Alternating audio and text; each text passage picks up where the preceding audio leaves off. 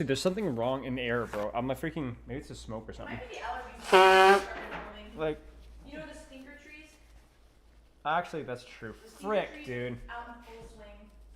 Need to like coke up on my antihistamines. They're all budding right Oh now. man, the last 2 days have been brutal. Hey, Cronus, Sarely. Prime, volume. Distance, pepper, what? I don't know. Hot Claire, hello. Hello. Hello, wait, YouTube chat. I'm getting you guys situated in my screen here so we can get cooking here. Hello, Brian. Hello, hello, everybody. Welcome. I got it! Okay, we can shrink Go that a little bit. offline. Hey, Shock. Go offline. Shut your mouth. I'm gonna get my Twitch pulled up so we can actually do like educated. I'm really trying to work on my ad timing so that people stop getting screwed by it at like really bad times. Because it's the best of both worlds. I might be able to squeeze like a tiny bit more ads than normal, but I also will like I won't like. I want to just never have an ad when I'm talking about something important. That I want to avoid that if possible. Zhao, hello. Will the stream actually be entertaining? Not if you're here. If you mean like in a morbid way, yeah, sure. Gecko, hello. Grandma, Atreus, Jar of Jam, thanks for the misery. Why are there no balance changes today? Was there even a patch today? I mean, they said mid-season. They just got a sub, obviously. Hey, Vrashi, thanks for the sub. Yeah, I think that I think that there's too much work going on. I expect, especially from reading the dev blog, I just expect that they have like a lot of things that are going to be coming in the mid-season in a couple of weeks, and there's no point doing like a mid-season like halfway, like they're just going to be full out. It's weird for us because we are used to having like pretty much being spoiled with patch timings, but I think this is one of the times when it's going to be like a big one. Wait, there is a patch for the replay viewer? Like, wait, I can't. Wait, was there a patch? Was there a patch now?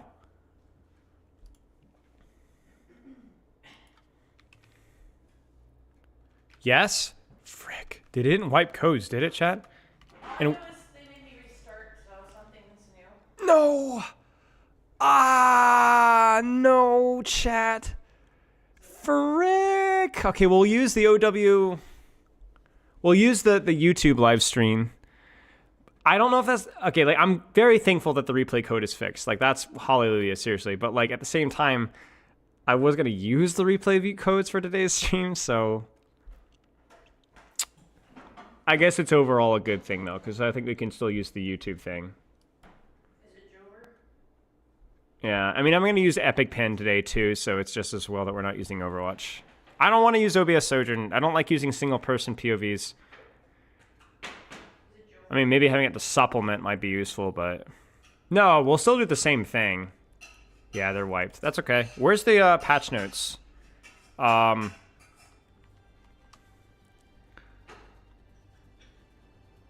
Epic Pen Overwatch method? Yes, but it's still cancer because Epic Pen has like multiple windows.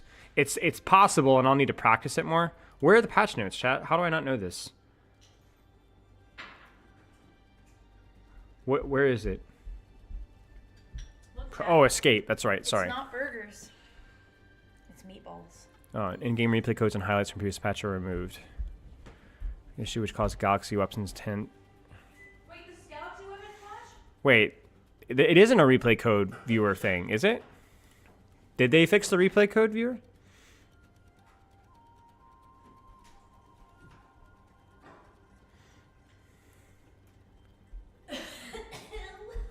Yeah, there's nothing here. So I don't know, maybe it is fixed, but if it is, it's undocumented.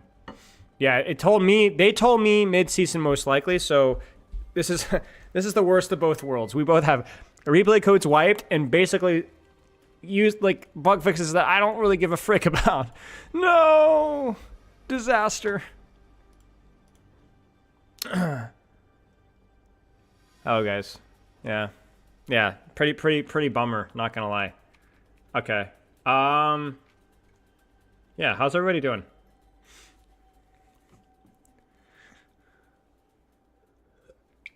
I mean, we're going to do the same thing. We're going to do the exact same thing. It'll be no problem, though. So we just need to go to the OWCS. You said OWCS Japan has all the ones. People were saying going nutso over Wei versus Zeta. Suravasa?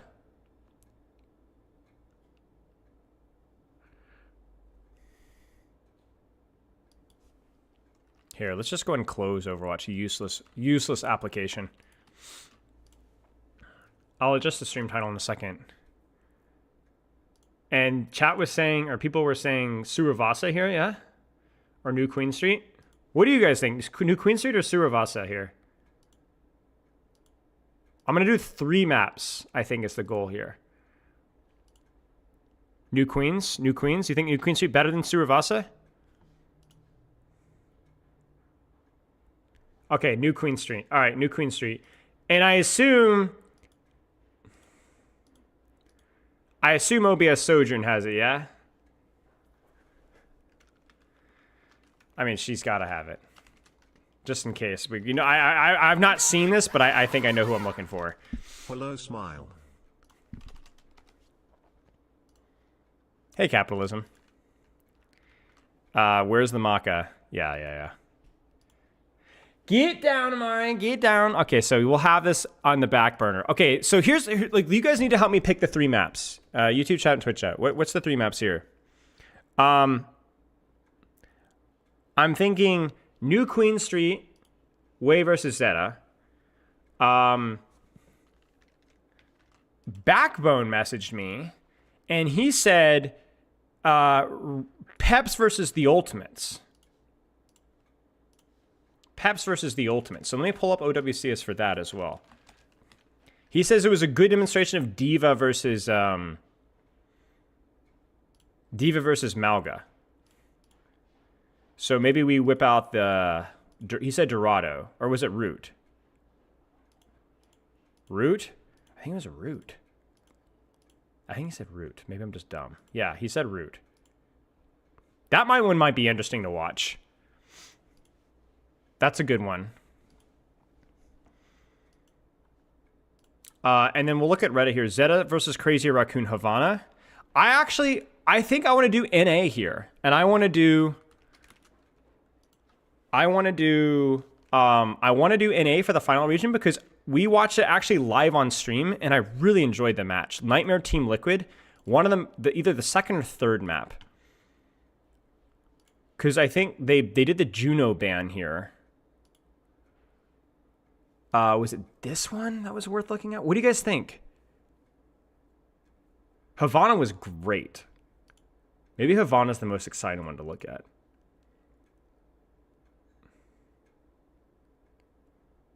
Frick, guys. Like, this is actually a really fun series to watch, I will say. I don't want to watch this one as much, I don't think. Although it was really close. What do you guys think? I think Suravasa, well, we already did Suravasa, so we should do Havana. That would be like a good like trifecta. Escort, well, 2 escorts, but like different, because there's also so much compositional variety here, and it's like actually what happens when people like balls up and actually ban Mauga. You know what I'm saying? Or Crazy Raccoon for jump. Yeah, I think this is the play. I think we get one of each region, which is not necessarily intentional. It's just a match I really enjoyed watching. I thought was really, like, there's a lot of compositional variety here. Well, I wanted you guys, like, I wanted to kind of, like, let this kind of be a conversation, especially considering you guys are here. D.Va won without a Brig ban. Oh. Did they... Yeah, shoot, you're right. Yeah, that would be, yeah, we definitely need to do these 2. Okay, I think I'm set. I think I'm set. I like this. This is sauce. We get a really good coverage of different comps, different situations, and we avoid Malgamirs. And that's all I really care about. So, yeah. So we get how to beat Mauga without even banning anything to do with Mauga.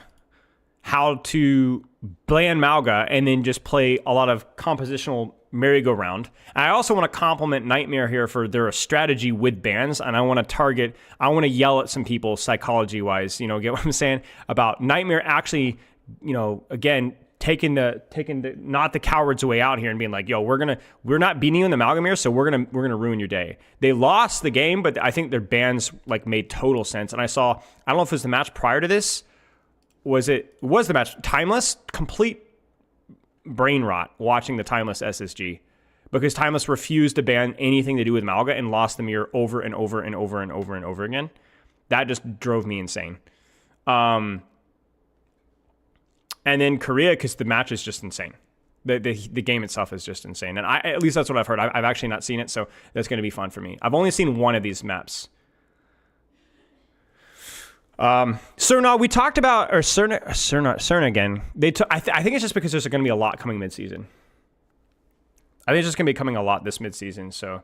Okay, let me get all this pulled up, and then we'll be ready to go here. And I want to be a little bit more. I wanted to try something different today. So I've been working. You guys remember the feedback forms? I've been working slowly through those. And I'm almost done. I'll be done this weekend. There was almost 1,900 feedback forms, and there's just a lot to read. So one of the feedback was to experiment more with maybe a different approach to pro analysis. And this is not going to be the full OC experience or the Tomathan experience. Those guys are way better than I am, right? They're just so much better than I am. Both of them, really. OC does a great job with breaking down the individual match stuff. Tomathan with the highlights. They're better editors than I am. It's fine. So, but I do want to try experimenting less with just a full match analysis. I'm not even going to do the grand finals. Maybe that's a mistake. I don't know. I'm going to try something different. And we're going to highlight some of the best maps because I think not only is it better potentially for content, which is whatever. I mean, they're really good. They're really good. It's not glazed. They're better than I am. But I also think that from even an educational standpoint, it might be better for us to just highlight specific things, concepts, essentially. And obviously there's going to be a lot of complexity with maybe a match like this, but maybe like a PEPS match, we can highlight a principle or a concept just based off of how it's executed. And I think that that's going to be the case with this one as well. So this isn't going to be like a scripted, spoken out, everything here, but this is going to be a slightly more concentrated focus. And I think like that's going to be the challenge here. So best maps from Pro Overwatch. We'll do that in the bottom. Yeah. Dumpy? Why do I stand up for 1 second and somebody says dumpy? Yeah. All right, so I'm going to have a little snack here. Just a little snack, and then we're going to get rolling. How's everybody doing? How's your week so far?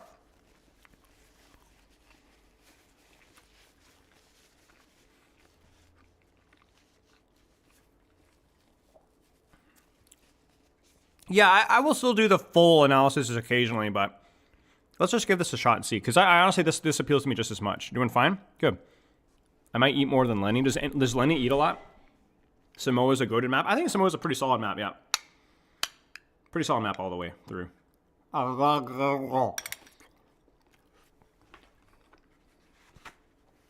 Fixed your sleep schedule. Nice job. Nice, Sarah Lee. Yeah, Sarah Lee, honestly, I trust your taste probably more than anybody else when it comes to good maps to look at. You've proven yourself.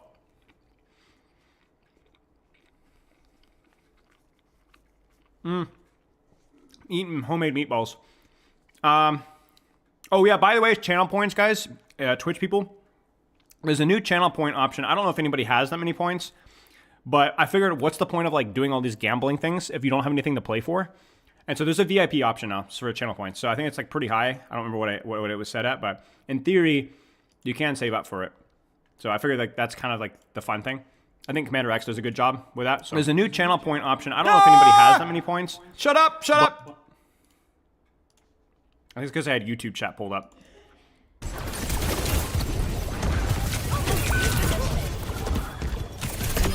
Nice. Sorry if there's any echo, y'all. Coin flip for VIP. I thought about it, but I didn't want to steal it. I might steal his idea. I don't know. This is a good clip, mate. Good clip. Good movement. Here, fire strike. Yeah. Solid fundamentals here, mate. Very nice job. Very nice job. Very nice job. Just hit master and ball. Thanks to your coaching videos. Actually, we help. Thanks, of course, mate. Cheers. Thanks for being here. How much difference does the rank reset make? I don't know. I think there's going to be a lot of volatility for everybody right now. Like, you might be high rank, you might be low rank, but I think the long-term trend for Diamond Plus players is probably you'll be slightly higher rank. That's my prediction. My expectation.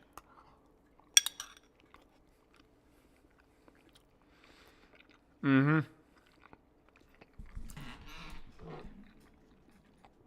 Yeah, go for it, cooked bread. If they're like super complicated questions, then I might not be able to answer in full because I do get a lot of questions every week, but I'll see if I can help a little bit.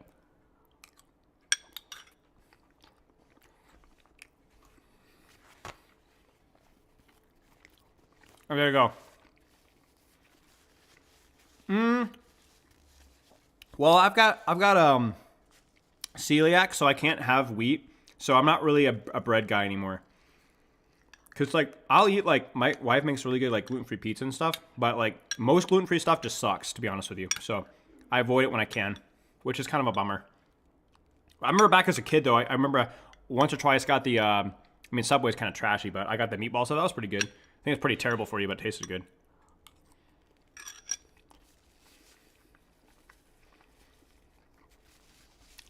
Match quality is donkey balls. Yeah, that's how it goes.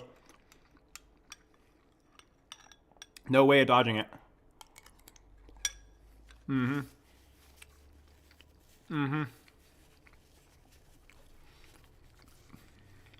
Mm-hmm.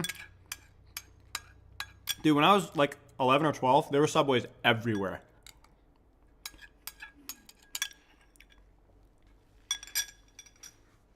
Yeah, gluten-free is rough. It's better than dairy-free, though. Dairy-free, I think, would suck.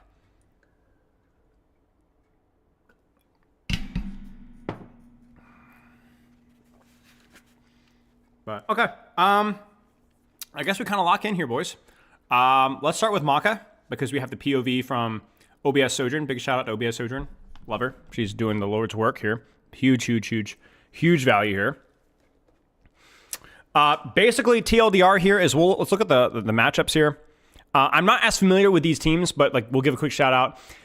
Who Are You has been around for forever. He's been like the quintessential Genji master. Lee Sumin, Maka, A. These guys apparently have been playing really well recently, to my knowledge. Whereas Zeta is, I mean, really, really stacked team. Definitely top 2 or 3 in Korea, at least in terms of roster right now. Finn's been around forever. He had a bit of a dip a couple of years ago, but I think he's been playing better recently. His first season was phenomenal. Violet's arguably the greatest support player of all time. Bernard, phenomenal player, has been playing phenomenally. One of the best tanks, I think, for the last 3 or 4 years. Flora, I think, is a bit underrated. I think he's had some bad teams that he was on, but he's still a mechanical freak. And Pelican is maybe the best flex DPS player over his generation of all time. Certainly up there with Proper. Maybe the best projectile DPS player of all time. So it's great to see this team, great to see this matchup. Now, spoiler alert here, Mauga has been seeing a lot of play, and that has been not due to Mauga's strength by himself. I think the character is relatively weak. Invo, thank you for the sub. But because we've seen a lot of synergy within a couple of characters that are still good enough to capitalize off of Cardiac's AoE damage reduction. So you can synergize in team play around Mauga's weaknesses. Usually that involves like a speed ring, that involves a flanker and a hit scan, and that involves a Brigitte able to stay around short, range, off angle, sometimes even playing around the Mauga, but still be able to pack DPS that are split and cover the Juno's weaknesses. So there's a lot of ways to ban around it. We'll talk more about that more in depth later. But on more congested maps especially, the push-pull, push with our ult, kite with our ult, speed ring, the playing around Cardiac's lifesteal and damage reduction, that's to the entire team, is really, really strong. And the other thing as well is that when the maps are more open, there's different interpretations of how to play around that. You can kind of see it right here with the Kiriko, where you're basically playing almost double DPS or double range support at the same time. So you have a Hazard who can kind of lifesteal and survive the Mauga dive, or maybe go for different targets.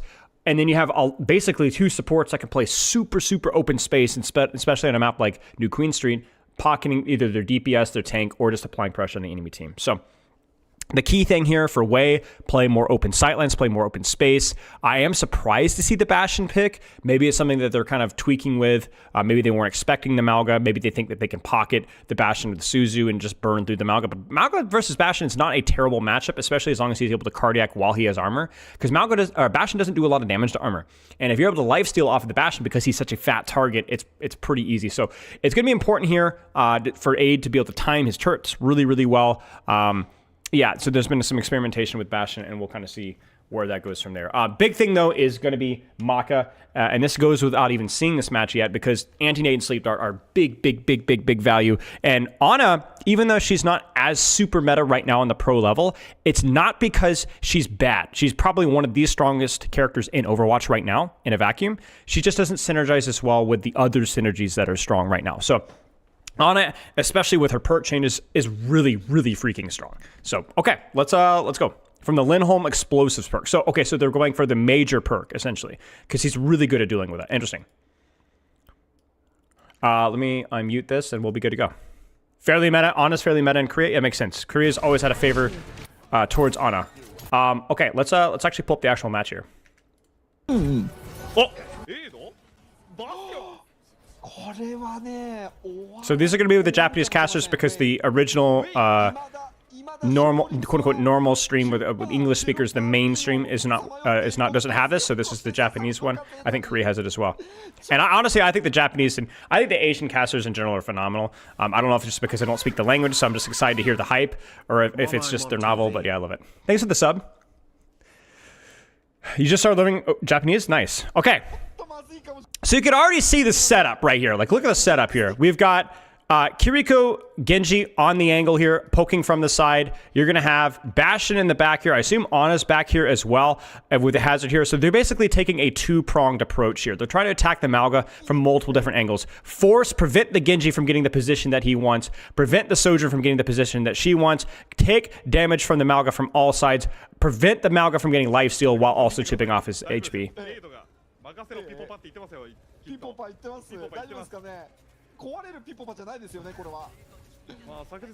You can see it's tricky for Bastion here with this Sojourn, right? There's so much pressure from range, even without the Ana. They're trying to steal the cart. They're trying to pressure the cart. Good Sojourn angle there, pressuring the Genji out. Jarjan, thank you for the gifted subs. I appreciate it. There's the turret form. There's the speed ring. Are they going to swing wide and pressure the hazard? They are. They're also going to go for the Bastion as well. Pelicans in deep. But again, the setup from Wei is just really freaking good. That Kiriko Genji on the angle, not giving up space. If you guys have seen me coach Kiriko, right? When you're playing, especially with an Ana Kiriko comp, you are playing the deep angles, the deep flanks, doing DPS, doing support. This is what you're likely to see Kiriko being played at a high level in ranked, and this is how it's being played here. Kiriko's allowed to go for deeper angles because her hazard's being pocketed by Ana. And this is it, right? They're able to isolate the Genji. They're able to take an angle with nade from main, and they're able to isolate the Genji off in the flank. Like, they just have better positions. And they're able to do that because the map is more open, right? The map is just more spread out.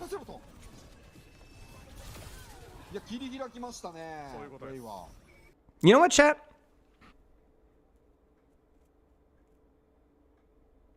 I'm almost thinking of audibling here. What if we just looked at the OBS Sojourn POV? What if we just broke that down? What do you guys think? Because I think with the Ana POV, we'll have really good vision of a lot of things, just based off the nature of how Ana positions. Let's try it. Let's try it. Let's try it. Okay.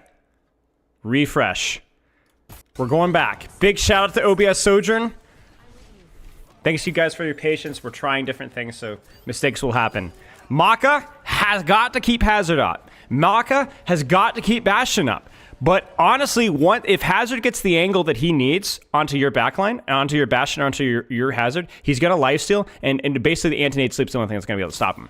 So let's see how Maka balances the offensive pressure versus keeping these two targets alive.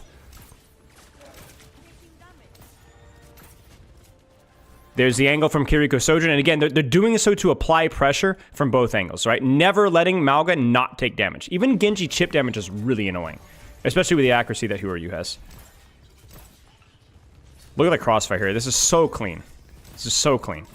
They pop turret. I think that's in result of their Genji getting pressured out. Good chip damage there.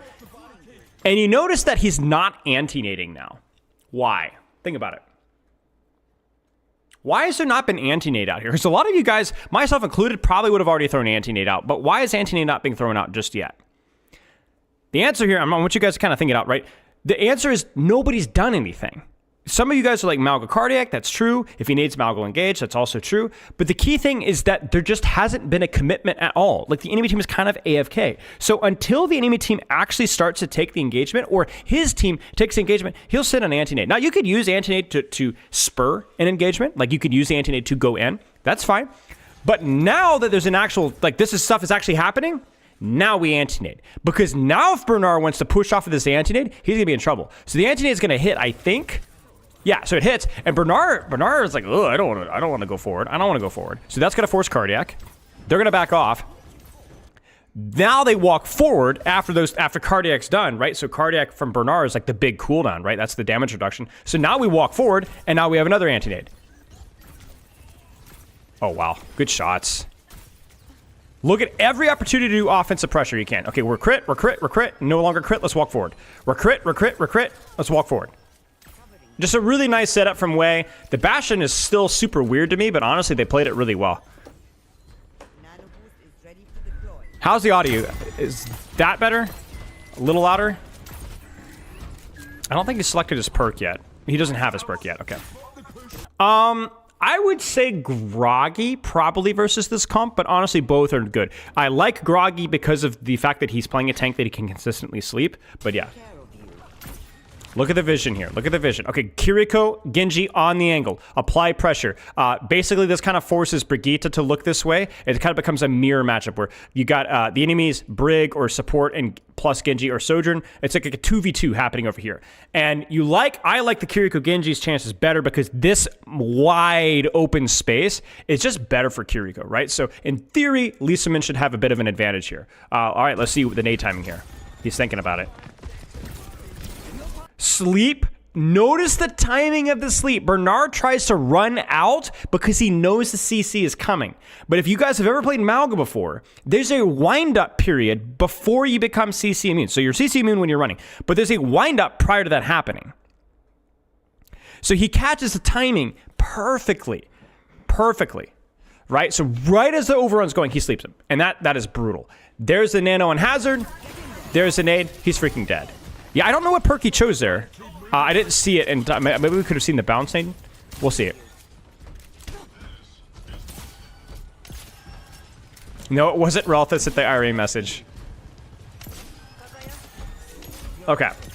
Huge flank, and he's going to do it again. He's going to do it again. Now, here's a question, chat. Why is this working? Why is this working? Like, why, okay, there's always risk to this, right? But why can this work? Look at the enemy composition. Genji's still a threat here, right? Genji's still a threat, right? Like, this guy could still hunt you down. Now, some of you guys will say, like, you know, Ana's overtuned, Ana's really strong. It's true. He took bounce nade, okay. The other reason is the map. Hey, Michael. Thank you for the 8 months. Hello, Larry. Like, the other reason is the map. Like, the angle here, there's still just enough distance here between himself and the enemy team to where he doesn't die instantly. And you notice how well this is timed as well, right? Like, if Genji wants to reach him, it's a bit of a stretch. If Orisa, look at where Orisa is. If Orisa wants to reach him, it's a bit of a stretch, right? It's scary. There's distance here, right? And like, this is why this composition can work so well versus what they're playing into, is because of the amount of space. Now, I am surprised to see Orisa swapped here. I think they're trying to find something that can have a bit more survivability versus the Ana pressure from multiple different angles. But I still will stand by, I think Orisa, even post perks, isn't really that strong. I think she's better with her perks, but I just don't think it's that good. I think if Bernard, I think D.Va would function just fine here. I think even Mirror Hazard would be difficult, I think, maybe versus the Bastion and Ana. But honestly, D.Va, if they could play it, would be fine. But I just don't think Orisa's the play. Yeah. Let's start here. Anti-nade misses, it's jumped out, but the angle has done this job. He hits the shots, he hits the nade on the Sojourn, and the damage is done. And again, notice the timing here, right? It's with Bastion ult, and it's at the same time of Hazard committing, so the value is there. So even if he dies, because, you know, he is playing a Grandma, Doesn't matter. The fight's won.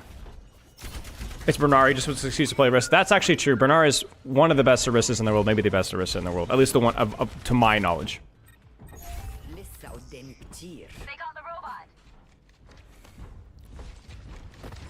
So there's risk for the angle. He dies for it, obviously. But the question is, what's the reward like? He's going to do it again. Again, there's just nothing here to punish him. Takes the angle deep. Kitsune, blade on main.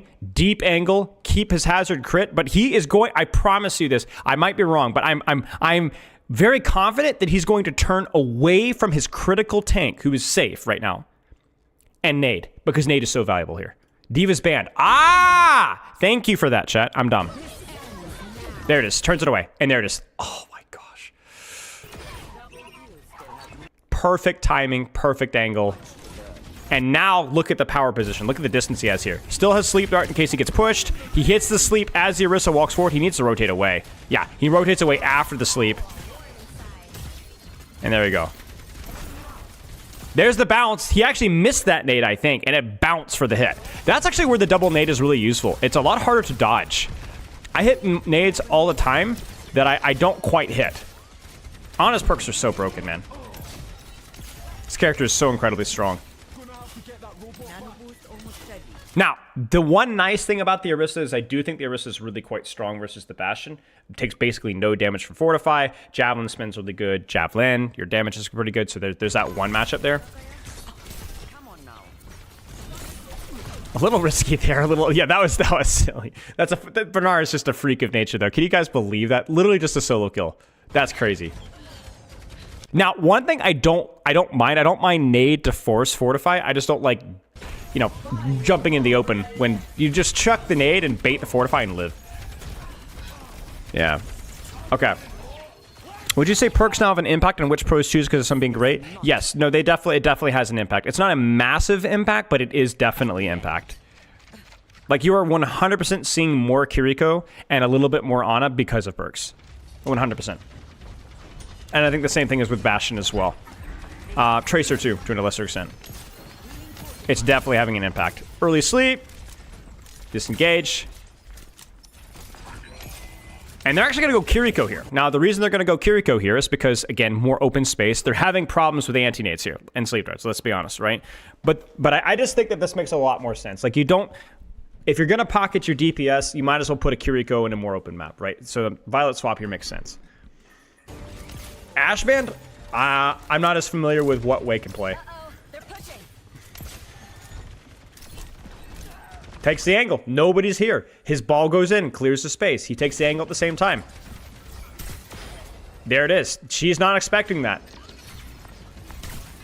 Like, this is okay, so there's a great thing that I like to say where opportunity is responsibility. If you are playing a character on a map where you have wide open sightlines and nobody's contesting an angle and nobody's contesting a flank, it's not just that you could take these kind of angles. You have to.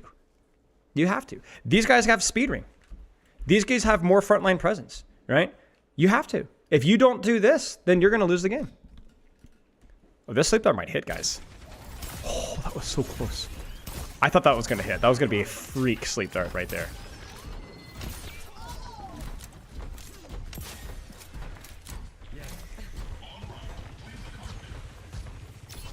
Here he goes again. And now, look, there's another reason why he's doing this now. And this is where perks get really saucy, right? Look at his perk charge here at the bottom left here. I don't know if you guys can see that. We've almost got the major perk. You know what major perk this guy's going to go for. You know. You know which one he's going to go for here. Here it comes. Anti-nade, shot, sleep dart, dump it all. Timed again with Bastion ult. Finn's dead.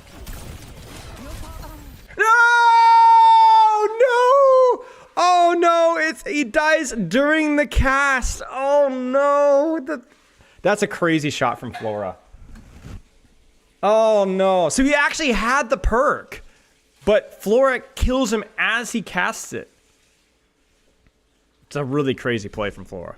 Holy crap. So yeah, the plan there was obviously to go for the self nano, and then this is just going to be a butchery. Onto their backline with a nano, ball, Ana, and a Genji. Yeah, what a hit. That's crazy. Bastion ult was good too. They might still win this fight, but obviously you're kind of working uphill, so we'll see. Yeah, the nano went off, but he didn't get the one off on himself. Weird latency thing there happened there. Spawn nade, he hits these, right? I actually don't know if he's calculated that at all. If that's anything like my nades, it probably just hit a roof.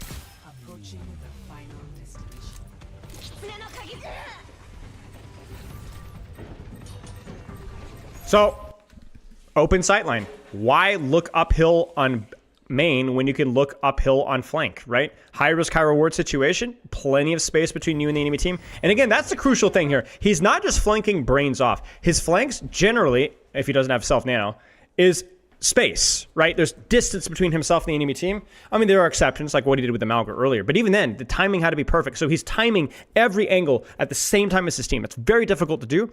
And he's always trying to prioritize his space. Good range management, right? So, like, he does it, even if they see him here, how do you punish this? Right? Juno can't, really. Genji can, but you're not within dash distance. So yeah, he will dash to you, but you're going to get at least a shot in. You're going to force deflect and dash probably before he even gets close to you, right? And that means that you have an advantage in the duel. And again, there's action happening elsewhere, so Pelican can't hunt you down. So this is kind of like where, you know, we could be like, oh, Maka was going kind of crazy, kind of feeling it a little bit today, for sure. But this is good. This is good strategic Overwatch. Yes, and this is absolutely viable in the meta links. Absolutely. Absolutely. Especially viable when you don't have a tank that you have to basically hard pocket, right? So if you're running a low resource tank or you already have a main healer on your tank, then you not only can take educated, good cover, good ranged angles, you should. You should. So how is this Genji supposed to punish this? Look at this. How is he supposed to punish this? Now it's no use nade there, so it's gotta be. I mean, look at the distance here.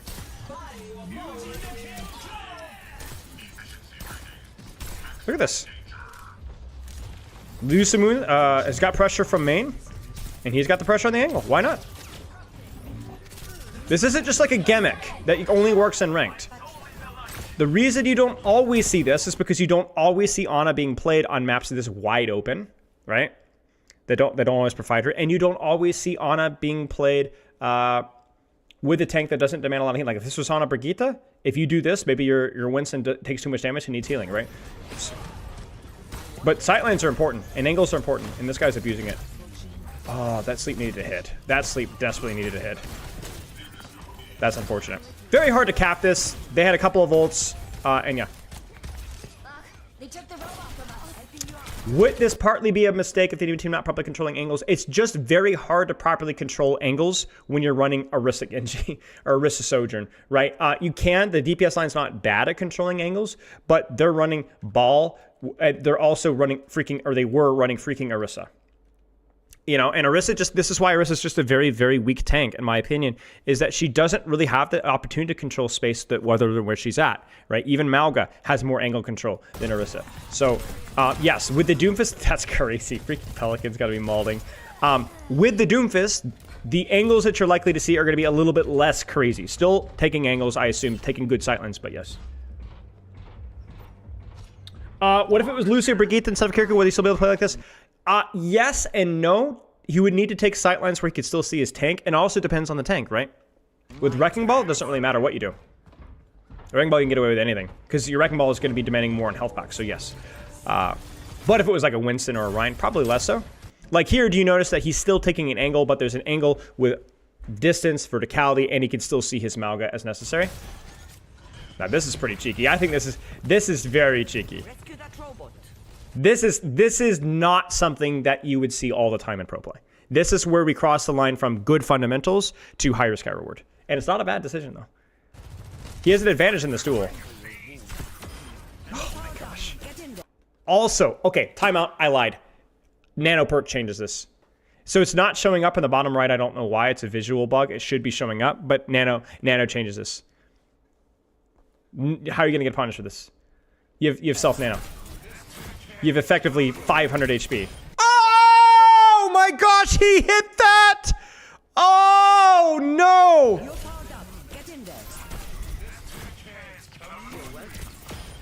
Oh my gosh, that's insane! That is insane. Put this man down.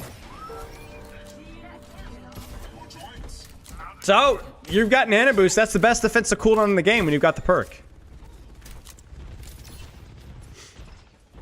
That is insane. And he's going to do it again. And again, I want to clarify here. This is probably... Okay, to be fair, this section of the map, like if we go back here, this section of the map is just very awkward. Like you're playing underneath high grounds here. You could get hard flanked around the far right, you know. You're looking uphill here. There just isn't really a good sight line for Ana to be here. You could do any sort of offensive pressure. It sucks. So I look at this, and again, I'm going to give him a pass because I just think the nature of this particular section of the map is really awkward and painful. So you might as well go for a higher risk, higher reward play. However, if there was a more conservative sightline that allowed for him to do damage, kind of like on first fight, you know, when he was kind of playing just this sightline here, then I think you would have seen it here. It could also be that he's just, like, is just feeling it, you know, and he's just going to keep going here. Calix, thank you for the raid. I didn't know you were streaming, mate. There's a couple other factors that influence these things. For example, he could think that, okay, we only have Kitsune Bastional, and we know that we're playing into Rally and Sojourner and Doomult. Maybe they even track Nano, I don't know. And they think, like, maybe we need to gamble here. Otherwise, we're not going to be able to do it, but yeah. Fundamentally, I think the most important thing is the fact that this is just a really bad section of the map. So going for higher risk, higher reward plays, as long as they're timed properly, is okay. Notice he waits. Yeah, Flora's not stupid. Flora's not stupid. Now, he needs to be careful here. And you can see this is where he gets caught with his pants down. He tried to time it well. You could argue it was even a little early there. But now it's just like, you just might as well make a try, because you're just going to, like...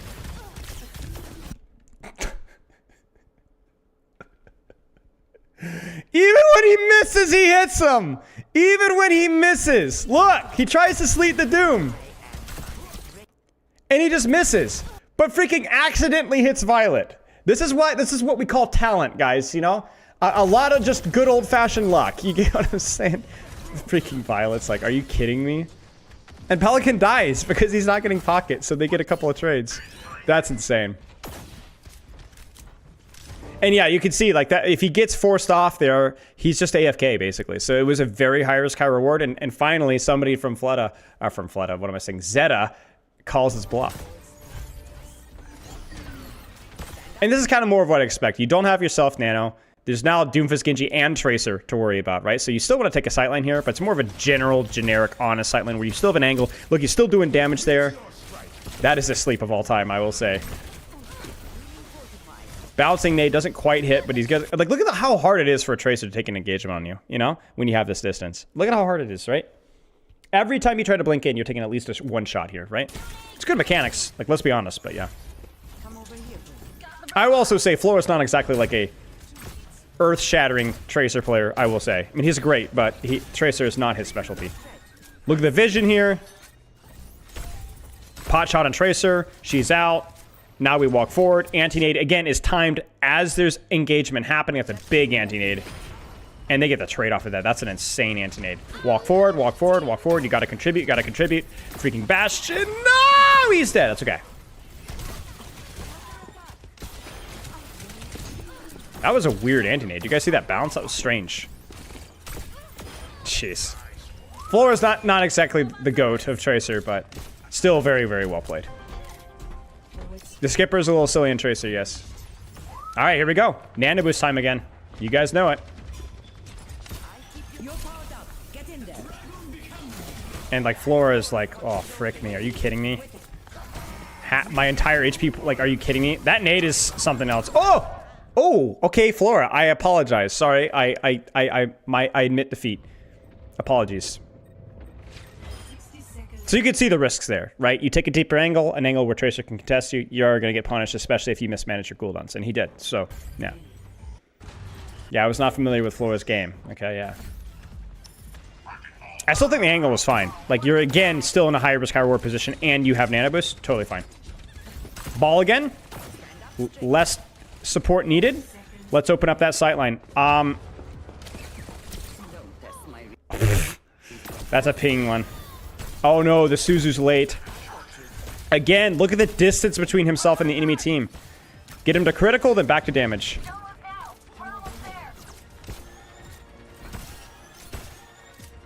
Yeah, the Nano did feel a little bit early, I agree. Trying to force Suzu. Forces TP. He still has Sleep Dart, so he's really hard to punish. Look at Bernard. Bernard is just a freak of nature. Look at this guy. He doesn't miss a thing. Look at this. Look at this. Ooh, he even predicts the strafe back. And he goes, oh, he does the EU strafe. You know what I'm saying? Don't actually strafe. Just stand still, you know? And I, like, oh.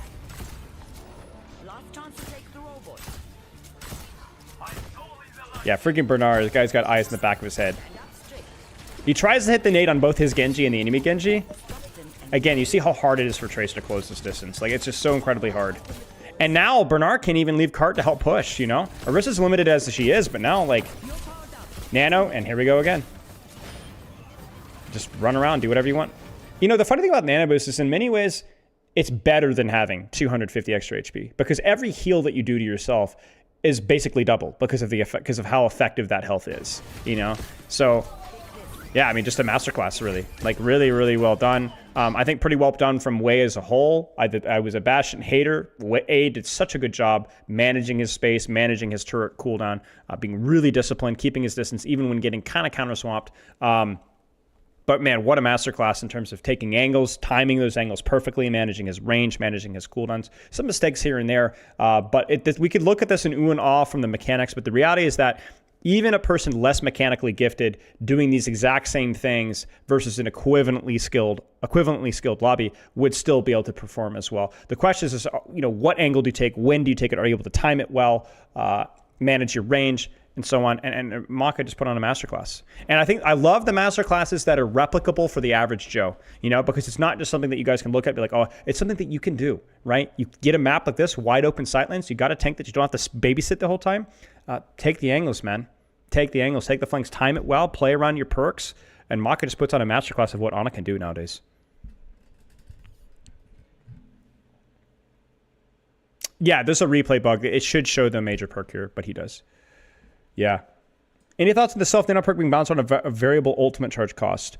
I think the simplest solution for the nano boost, which I suggested literally the day it was announced, was they just need to cut down the duration or the efficacy of the self-nano. I like the idea. I think it's just way too strong. It's literally basically I would say nano right now feels like maybe one of, if not the most strong ultimate in the game.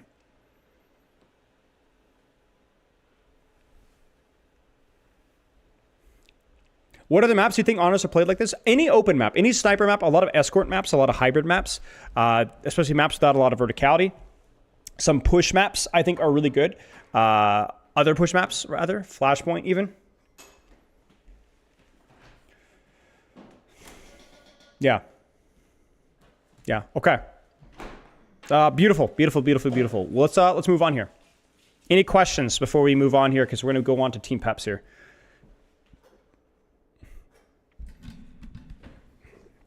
Yeah, there's a couple of different tweaks. I can see arguments. I prefer a weaker efficacy on the nano, but I don't know how you visually communicate that without being inconsistent. So I'm not sure. Why am I so stupid? Great question. I don't have an answer to that one. Genji been really popular in the current meta. I mean, Genji's pretty strong. Genji's relatively strong. Also, this is not a hard dive meta. This is more of like a hybrid dive with like brawlier style characters, and Genji's pretty much always been pretty strong with that. Genji's good with Mauga, he's good with Hazard, he's good with Orisa. Yeah. Genji just really feels bad in maps, hard, wide open dive maps. In fact, if you saw that particular point there played with like Sombra Tracer or Sojourn Tracer, Genji would be very bad versus that. Genji's also one of those characters that's been like relatively good, but pokes here, right? I think underrated by the non-pro community because most Genji mains are victims. Because the character requires a lot of effort, of course, but we always kind of overemphasize how bad the character is. I think Ramatra is quite strong. The problem with Ramatra is that he is, again, a victim of meta. So Ramatra is one of the stronger characters, I think, in a vacuum right now, but he has kind of bad matchups versus characters that are more popular in the meta at the highest level. Like Mauga is weaker than Ramatra in a vacuum, right? Love you. Drive safe. Thank you very much for the tea. However, Mauga's very good versus Ramatra in the mirror. Like, you just match up Mauga versus Ramatra is good. And right now, Mauga's very strong because of a combination of other factors. So that's why he's seeing play. Ramatra is also not super good versus Ana. Ana is very good in a vacuum. And we are seeing more Ana, so that's another factor as well. Not really, Calyx. We're kind of looking at specific maps and sometimes specific characters. Yeah, the AoE sustain of Mauga is not something that you're going to be seeing exploited most of the time outside the pro scene.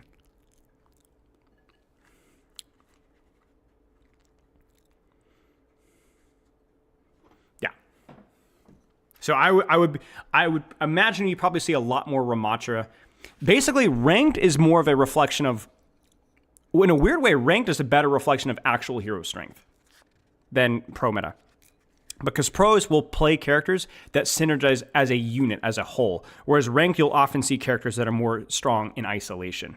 Because you're not always exploiting the synergies. You get what I'm saying?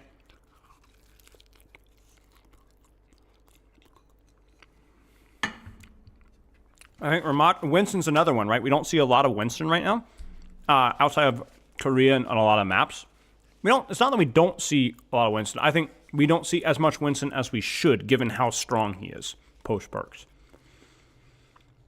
Because I think Winston's very good right now. I think Winston had some great perks.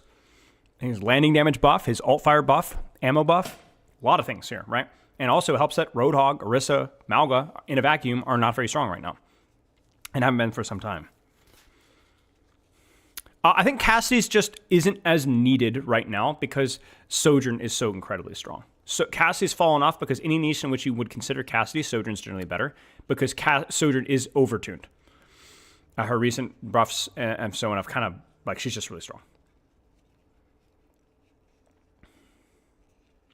Ram is your ranked Mauga counter, which is ironic because I think Mauga is actually a counter to Ram.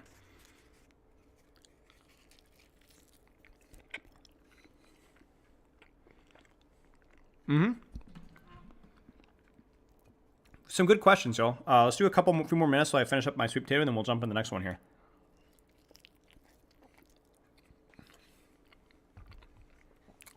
To my knowledge, chat, correct me if I'm wrong. Maybe this has changed. But I don't believe block stops lifesteal. So, as long as you respect Ramatra and his Omnic form with the shield and the poke, you can pretty much just perma-live off of Ramatra. Yeah, so when Ramatra goes into Nemesis form, you basically can instantly force block and then win the HP trade. So Mauga just basically turns his brain off and shoots Ramatra's block, and Ramatra can't do anything about it. That's it, but they don't. That's surprising to me, but hey, mate, if you're better, you know?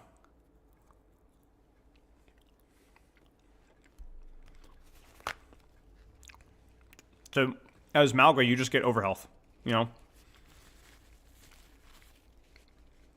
The only blocks that stop lifesteal are active shields, hazards block, and obviously like matrices and stuff. And the other one is Orisa's Fortify, which it used to not. Orisa used to get dumpstered by Mauga, but Orisa's Fortify now stops it. Yeah, Omnic is much better versus Mauga, but it's also very hard.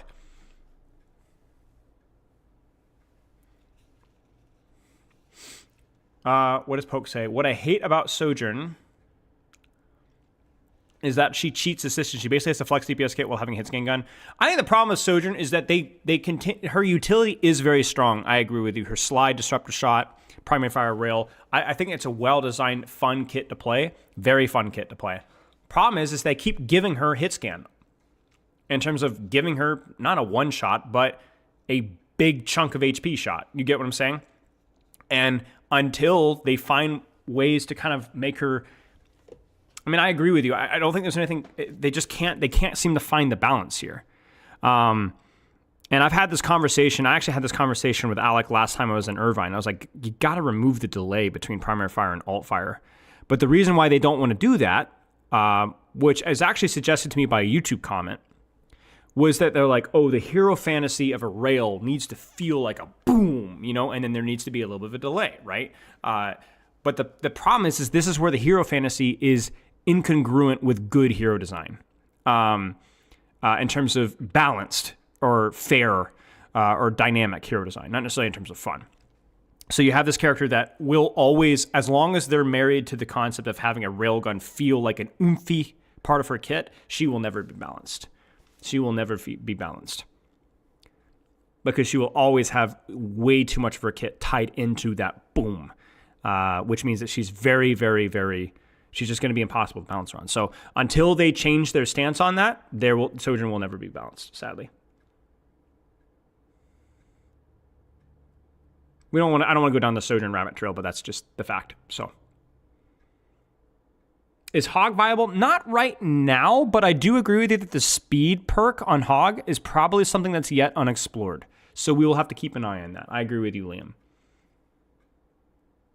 Not right now, Poke. I probably have too many things, but it's something that's worth talking about.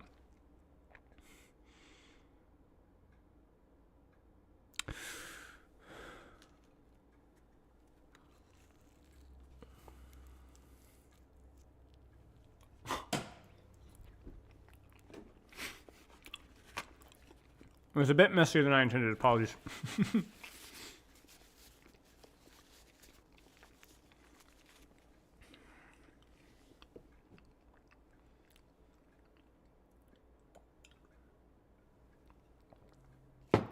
What's a comp that's untapped at the moment? No idea. I think there's just a couple of heroes that need to be explored more. If I were to think off the top of my head, I think Hog, something maybe is a little bit unexplored. Shoot, I could see Reaper. I could see May. Like, there's a couple of heroes that I don't think have been fully explored just because due to unfamiliarity that might have some things that they could even BAP, right? Just haven't been meta for a while, right? And so they're not likely to be played. But I think if people, it's the same thing with the Bastion or the, it's like people are like, or Torb, really. Torb is a great example. Like Torb hasn't been played in ages, right? And then people were like, oh, wow, Torb is really good. This was prior to perks, right? He's been power crap for a long time, right? And then you're like, oh my gosh, this character is busted, right? Same thing happened with Pharah, with the Pharah rework, right? Pro players are not the end-all be-all when it comes to what characters are good and what characters are bad. They will always prioritize the familiar, right? I think a lot of this Mauga stuff that we've been seeing and even the Orisa swaps a few months ago are a great example of that, where Orisa just is not a strong tank. She just isn't. And Mauga is very good synergistically, and I think makes a lot more sense than Orisa, but still I'm not convinced that Mauga meta, is the best comp right now. I'm just not convinced at all. It's just easy. It's familiar. Kiriko, I don't know. Kiriko, I think, is something that people were experimenting more with perks, so we'll have to wait and see. Okay, so let's take a look here. This is the Ultimates versus Team Peps. We're not going to go into the history of these teams as much. Obviously, the Ultimates got a crazy roster. Underperforming, Peps, not as crazy of a roster, especially when you have, you could probably count on your thumb how many characters that you know, people that you know from this. FD God, if you've been paying attention to contenders, you would know a couple, basically the rest of the roster, but they're not exactly huge names. Kin's been around for a long time. Zodio's been around for a long time. A lot of these guys have been around for a long time, but they're not. This has probably been their best season so far. And what we're going to see here is maybe not a masterclass, but Backbone actually recommended this to me, and he said this was a great example of how to out-comp Mauga with D.Va on a map that provides that level of verticality. Right now, we've been seeing a lot of Mauga, lifesteal, AoE, sustain, cardiac. Not necessarily everybody grouping up around Mauga all the time, but the ability to just get a lot of value out of the cardiac damage reduction and lifesteal. We kind of talked about it earlier, and cage fight, right? So basically, we're going to see how Peps is going to counter comp this. They have not banned the Mauga. They also didn't ban the Brigitte. Brigitte does a great job propping up Mauga because she could pocket the DPS that are split from Mauga with armor packs while also helping the Mauga itself. Who were thinking for the sub? Let's go. And the other tricky thing is if you want to play D.Va, Brigitte is a hard counter to D.Va. That's one of the Brigitte versus D.Va is one of the most underrated hard counters in all of Overwatch.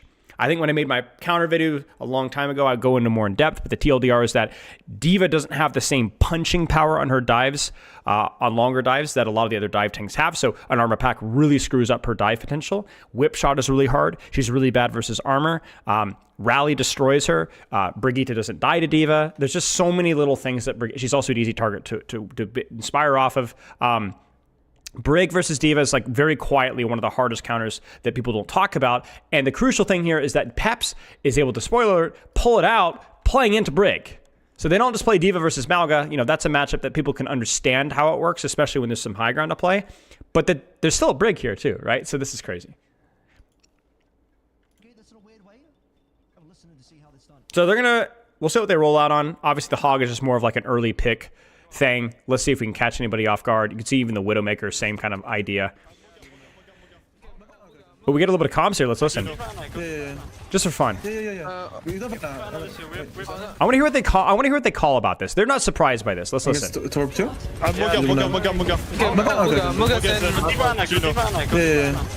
They know it. Okay, I'm shooting. So they knew. They were prepped for this. This is a prep strategy for them. They call it D.Va. Like, look for backline. I'm just going top. I'm going top. I'm booking hard the Sojourn. Yeah. He's on top. He's slamming out. They take angles around the Mauga, isolate him, force them back. They're able to poke out the Mauga because when you're running a backline this fragile, these guys can't really take aggressive angles here because they will get dove. So they then take the aggressive angle to scare these guys and then just shoot the tank. And this forces the Mauga out. Really good macro here. He's out now. He's out. Can you I'm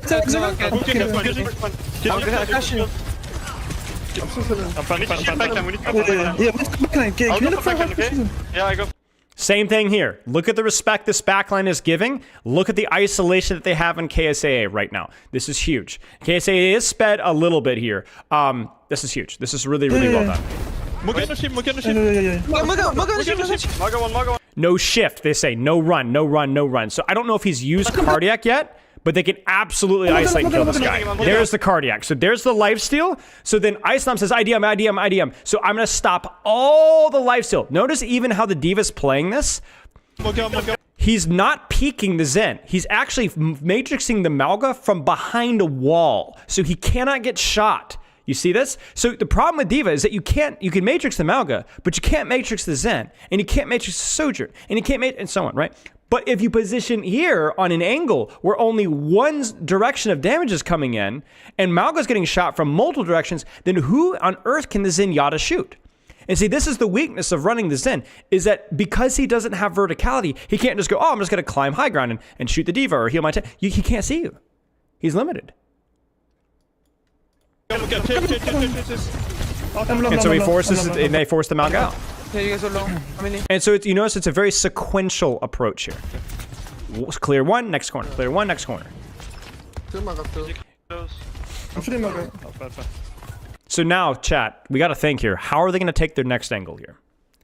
Because now, look at the sightlines that are being, like, there's a lot of sightlines here. So it's going to be very hard. My prediction is I wouldn't be surprised if we see the Sojourn, Zodiel, swing wide, aggressively poke the Mauga from an angle here, and try to do more damage than the enemies in can see. But you got to be really careful. You see, the way to counter Mauga, a lot of people look at countering Mauga as like this concept of my tank has to win the trade. But it's more than that. It's you as a DPS have to poke him out more than the enemy DPS are poking out your tank. And usually that involves an angle. Why do we skip the first map? The stream title will tell you. We're just looking at individual maps. We're not looking at series. We're looking at D.Va versus Mauga matchup here. And it's this specific map where that happened. Taking space on right. Yeah, do you hear that? Taking space on right. Did they call for an honor pick at the very start there, Avril? Or do my ears deceive? So we're going to mute the casters a little bit. I'm actually surprised that Zodiel didn't swing wider there. That's a nice pincer dive. Wow, they come in from multiple different angles, really exploiting Mauga's lack of mobility here. And then he's just going to zone backline now. Don't take any risks. Just live, while all the DPS from Peps take angles on him.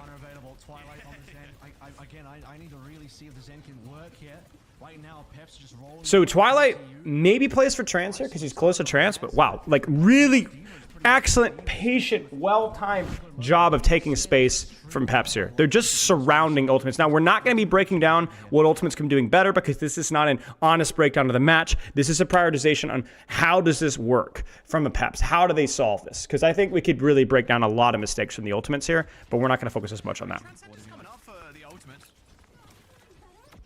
Speed ring out for the rotation. The disruptor shot from Sojourn is really annoying there. Again, look at how aggressive that D.Va's playing, but look at how she's aggressively, like you could barely see her right there. She's aggressively shooting the Mauga, but it's so hard for these guys to see D.Va. Look at her HP. They just don't have a sightline on her. So every time D.Va's shooting the Mauga, she's doing so from a position where she can't get shot. Now she gets a little sloppy there. You guys see the one mistake there. Got a little sloppy there, and she's gonna get DMAC for that. Kitsune's used, Beat's used, but they're able to connect on Twilight before he even pops Beat. So abusing that more fragile backline by closing the distance. A lot of ultimates are being used. Can FD God live? FD God can, and Ken gets the kill. Ooh. FD God, Sojourn.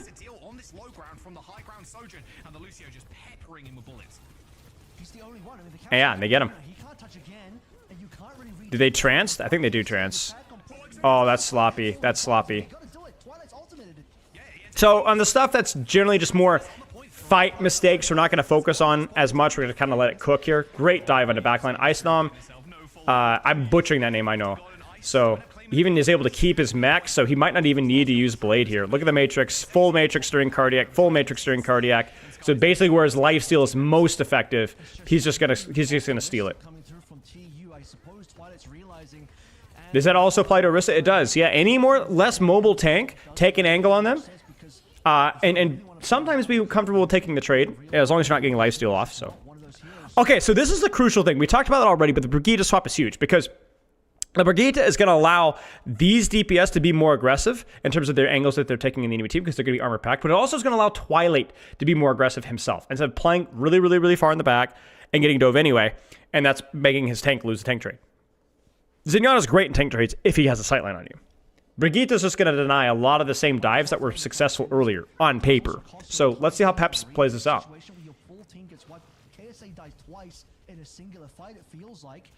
Yeah, this is tough. And the other thing here to note is that, yeah, Twilight is definitely not a Brigitte player. Twilight is a Zenyatta player, an Ana player, and so on. Early Sojourn ult. They're going to zone this out, isolate backline. Zone backline out, look at the front line. Zone backline out, look at the front line. D.Va goes in. They're actually able to kite it really well and disengage it, the ultimates are. Holding that high ground. Look at the spacing. Abusing the verticality here. Just drop on backline. Bam. Now, I'm going to be honest with you. That's a mechanical diff here. Twilight should not have been there. Twilight needed to rotate with the speed ring and should have done so way sooner. That is abusing your verticality because you have D.Va and dropping on them and boostering out. But that's also just Twilight being not a good Brigitte player.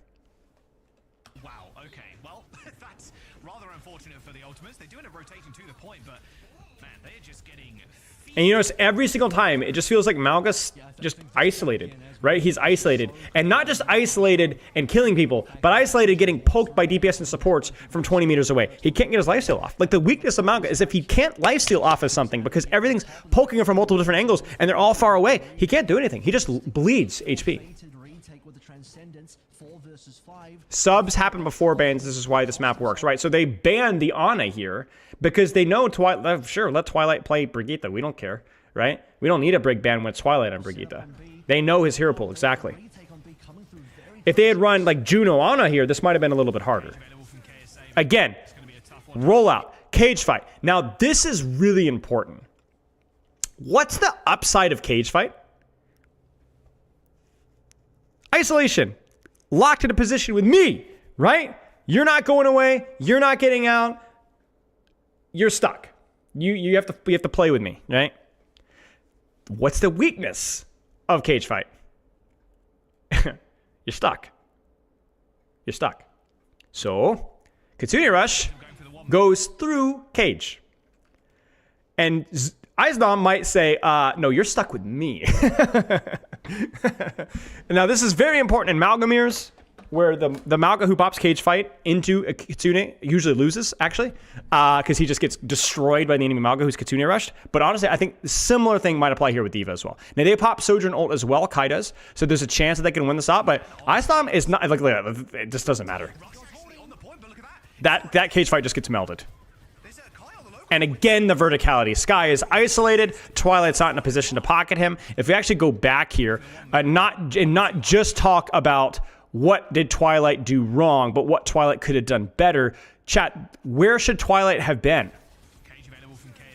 Look at the verticality that you're playing versus where does Twilight need to be? I honestly think he needed to rotate with his backline here. I understand what he did there, where he assists his angle on the right side. But if that's the case, then he needs to maintain, if you're playing Brig versus a dive comp, you need to assist this and not get caught up in this.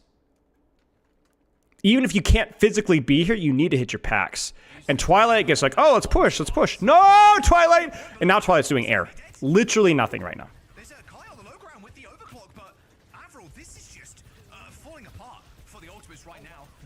The answer to playing versus these Mauga comps. Surround and use your mobility. Surround and look down. Surround and look down. High ground's great. Angles are great. Distance is great. Now it's going to be harder here. More congested, right?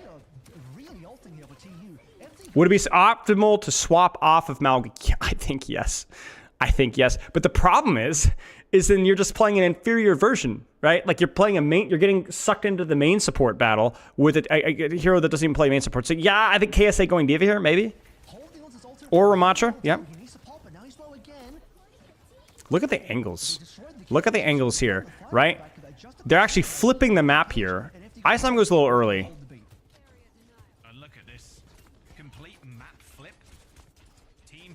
And actually, honest Genji skin, nice to see. Kevser's such a fraud. My kin's my goat, my friend.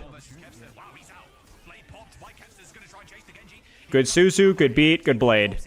And nope, Twilight smoke. Twilight just does not know what he's doing. I don't hate the idea of the rally there, but you need to play your life first when you pop rally. Not immediately just dying into blade. Again, mechanical error. Peps is doing all the right things. And because they're doing all the right space control things, every error from Twilight and KSA, and just the ultimates as a whole, is getting punished. Everyone. Because we could go, oh, Twilight doesn't know the perfect, yeah, but they're punishing every error. Every error. Look at the damage. Look at the damage. Using the verticality, right? Look at Ice Nom's position, right? Who could shoot the D.Va now? Literally only the Mauga. She's right here. She's hugging it here. Now, they're not allowing it. They're not allowing the... And so, damage from main, damage from underneath, damage from top. KSA is getting off angle 3 different angles. And where the frick are the ultimates? This looks like a piece of poop. They're all in one spot, right? So, what's the play here? I think Brigitte Sojourn on the right here, probably the play. Swing wide and shoot from this angle here. That's immediately the first thing I see here. But this is just much better setup from Peps and phenomenal discipline from Ice Nom here. He only goes in when he hears Cardiac, and now full matrix. All the cooldowns are forced. They have to pop Juno ult, doesn't matter, too late. All the cooldowns are used. FD God gets a little bit silly with it.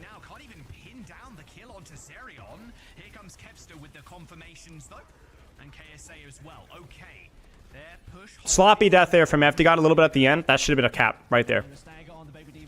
Both the TUs, Briggs, and with the rallies consistently. Interesting.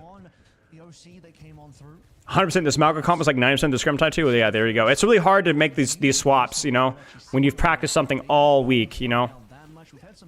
An early meta read, and you got to kind of trust the process here. We said this already, but I do think the Mauga comp is much better in these more congested. It's a lot harder to take angles with your DPS in a space like this. So Mauga, Brigitte, these kind of things are going to feel a lot better. This is the second map, Pebbles. We did the Maka Ana one earlier.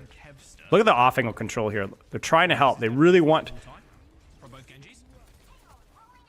I don't know who wins that one. The Brigitte, if she can hit her whips, is probably better than Lucio. He's able to isolate Ice Nom. What a nice shot here. Oh, look at that. They won the 2v2. See, this is, again, mechanical error. They won the 2v2, it looked like. But Twilight, instead of disengaging, gets caught and killed. It just can't happen. It just can't happen. No ultimate to use in there. FD God gets isolated. It's a good cage fight. It's a good cage fight. Wasn't Twilight a good player on Brig Flame Defiant? I think it was in a different meta. This kind of Brigitte is an actual honest Brigitte. It requires brains, not just not dying to Junker Queen. And honestly, I don't remember. I know Defiant were very good, but I don't remember Twilight being the reason why Defiant were very good. When Defiant were really good at the Brigitte Lucio comp, it was more due to the fact of how their DPS spacing was. They were the best team in the world for a while at that comp, at just the angles that their DPS take. I forget who was their Ashe at the time. Was it Hisu? Or, it was like the Ashe stuff they ran, right?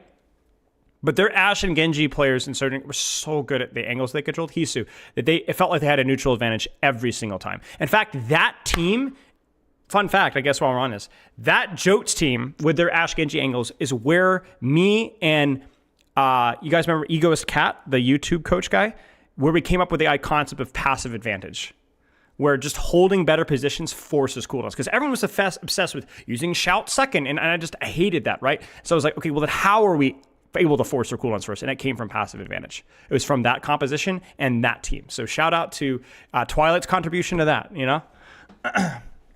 Yeah, they're going to swap off of D.Va here because this is just too flat. Not enough angles here. Yeah, they ran a lot of Ashe, yeah. I don't even think the Ashe was superior, but teams weren't good enough to take angles to punish it.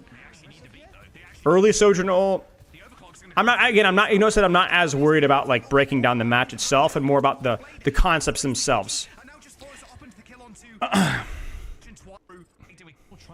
I really want today to be experimenting more with just learning different things. I'm so PTSD'd for the replay viewer bug, bro. I can't even skip forward on the keyboard on a YouTube VOD without going, oh no, it's gonna crash. Oh my days. All right. What do you guys think about the peps here? This is what they're running. This is their defense. What do you guys think? Why do you think that they're running Juno instead of Kiriko here? What do you guys think about the Torb swap versus the Genji? What do you guys think? What do you guys think about the approach versus the Mauga comp as a whole? What do you guys think? This is interesting.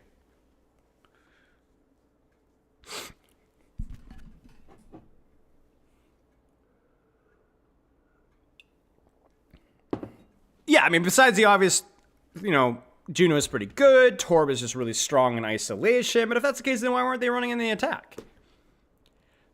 Here's my take. When you're on defense, you have the capability of setting up your optimal trade, right? Your optimal position. You could put Juno in a safe spot. You could take whatever Torb angle you want. Turret, everything's perfect, right? So it just, yeah, exactly. It's just on defense, you just have more time to get everything that you want. So you can go as greedy as you like. So we're going to see the exact same approach from ISO, especially because they start with the high ground here. But that's something that you generally want to do on defense. Imagine playing the Torbjorn on attack here. It's not that Torb can't function on attack, especially with this perk, so I think it's a lot better. But you would prefer the Genji just so that he could take more aggressive angles and poke out that Maka. And the same kind of things that we're talking about, surround and conquer, right? Well, surround and conquer, if you're running a Torb, takes a little bit longer, right? And that's the time that you can't afford on attack. Yeah, speed ring D.Va Torb, take angles around Mauga. Yeah, exactly. So this is fun. The Juno is definitely interesting. I wouldn't hate the Kiriko here for the same reasons. I don't know. Because you're running D.Va, you don't need to move as much. But yeah, this will be good. Let's see what the ultimates do. Play. Hello. So they're going to run the same stuff. And I think, again, on paper, this can still work. He's overloading, hammering the turret. That's hilarious. Look at the setup here. I think, okay, so chat, who is the Giga Chat here? Who is, going back to our earlier understanding, let's test your knowledge here. Who is the quote unquote carry with their angle versus the Mauga right now? Who is it? Who needs to be doing the lion's share of the pressure? No, not you. No. Yeah, it's the Sojourn. It's to D.Va to an extent, yeah, but it's the Sojourn. It's not because Zodiel's the greatest. It's because this character does a lot of damage on the big fat character, and so does this guy, to be honest with you guys. So this is what's needed for you to beat the Mauga here. Notice he's not standing in front of the Mauga. He's not standing on card. He's not sitting even on the floor. He's playing range, right? Pythagorean theorem here, right? And he's playing range, and he's just putting pressure. And if you're KSAA, where do you position to minimize the amount of damage that you're taking right now? Damage from here, damage from here, damage from here, and even damage from here if you peek this thing. There's nowhere to go. You know what I'm saying? Now, if we sat here and thought about it, maybe there's a world where you can speed ring, rotate, put pressure on backline here, so that you're only taking damage from this angle. You know, maybe I think it's probably too far, but you could speed ring top with overrun. But this is hard. Like you make them solve it. It's like a Sudoku puzzle live. You know, it's hard, right? It's very, very difficult, and this is what they need to do. And this relies not just off of the D.Va, who's, by the way, do you notice her positioning? She's taking 0 damage except from one angle that she can matrix. But it's also the DPS. Like, if you want to counter Mauga, guys, it's on your DPS and supports just as much as it is on your tank. Just as much. And I really like the setup from Peps. And there it is. You know that too, right? First priority, getting Zodiel out of there. And it works, right? Well done. Twilight going Kiriko is, I think, just more of a hero comfort thing where, like, they're going to try to support their angles in the same way that Brigitte could. But obviously, Kiriko is a lot squishier than Brigitte because she can be forced out easier. I think it's a hero comfort thing. You would play Brigitte here if you could play Brigitte. Although I will say that the Brigitte might feel a little worse versus the Torbjorn. It's a lot of damage. Oh, man, that hurts so bad. Like, it just losing that angle, you know? And again, look at the surround here. 3 angles. 1, 2, 3 rings of pressure. And it's just, they're just constant damage, man. Like, Sky is getting poked from different angles because he's focused on poking this, and they can't mark this, and they can't do that. Now, Icenom actually dies for that. That's a little sloppy. I think he might have used boosters to get the kill. He kind of gambled, which I understand. But the funny thing about this is that, like, yeah, you lost your D.Va, but you still have the space. You still have the high ground. You're not even that... Like, D.Va's mostly used just to kind of stop card, right? With Mauga, how do you punish the baby right now, besides pushing card? I wouldn't mind a wider swing from Zodiel off to the left. Again, look at the... Oh, just the pincer. Every push is a pincer. Every push is a pincer. Come on. Yeah, and KSA gets isolated again. Again, it's just like you're in a Coliseum. You're being surrounded. It's hard enough doing it with a tank without mobility. That's just beautiful. And this is where Torb is really useful because you can't even isolate him and kill him. He just overloads. Torb perk, D.Va armor, exactly. That's it. That's just it right there. D.Va to stop cart. 1, 2, 3 ring circus. Icenom has all the damage coming in from this angle. Can matrix all of it. Doesn't really lose much HP. Flies out. Speed ring. Look for an angle on backline. They catch Kai. Almost. They catch Kai. Kai is low. Torb angle from main. Kitsune, Juno, double support ult. And I'm going to be honest with you guys here. If Paps lives to the next ultimate, they're cooked. The ultimates are cooked, rather. Oh no, King gets picked. You can kind of see what ultimates are trying to do. They're trying to clump up and play around the Mauga without getting isolated too much. But the problem is that you have stuff like this. Mauga cannot help you with this, man. Mauga cannot help you with this. Zodiel is just the best. He cannot help you with that. And not to mention, Sojourn's going to basically permanently, if she's angled properly, she's going to permanently have more rail charge because she's shooting a Mauga and not a D.Va.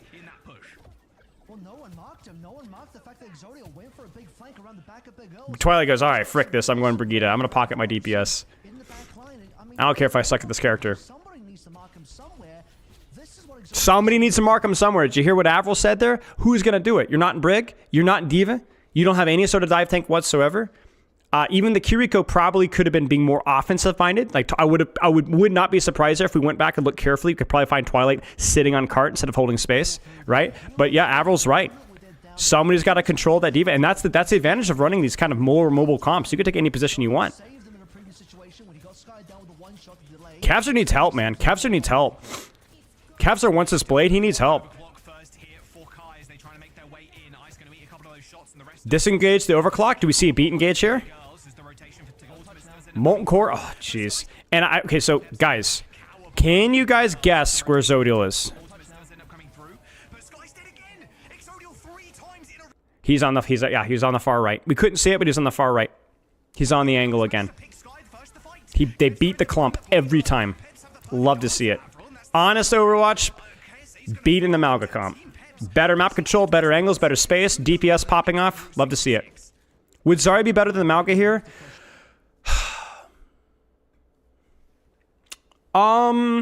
With the perk, I don't know. I know what you're saying with the alt fire buff. The ability to jump to high ground is pretty useful. The problem is that answers the verticality problem.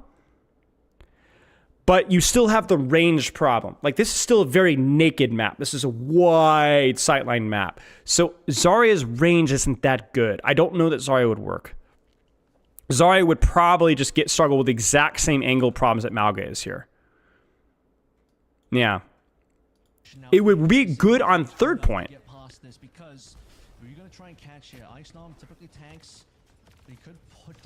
But yeah, I think Winston, D.Va, I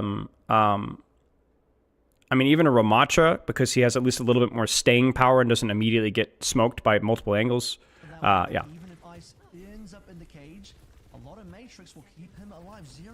All right, let's see what happens. It's going to be more of the same, y'all. Look at the pincer. Oh my gosh. There's an angle behind us, and then there's this, and there's this, and then there's this. You know, like, what is KSA supposed to do? He's going to press Q just to live. He's just going to press Q just to shield himself on point. Yeah, like, he just pops it early. Like, please help me. Please help me. Islam gets caught. There's no Kitsune to save him there. They break it quickly, though. Juno ult's used, and bomb. And again, like, count the people on the floor challenge for the ultimates. And Twilight gets isolated and killed again. That's just crazy. Absolute masterclass from Peps here. Absolute masterclass from everybody involved. Tank, DPS, supports, surround and conquer, and patience too. You notice that they don't just immediately take the angle and die. They poke and they prod and they poke and they prod and they wait for that opportunity. They force that cardiac, because you know, once that cardiac's down, right? They fold.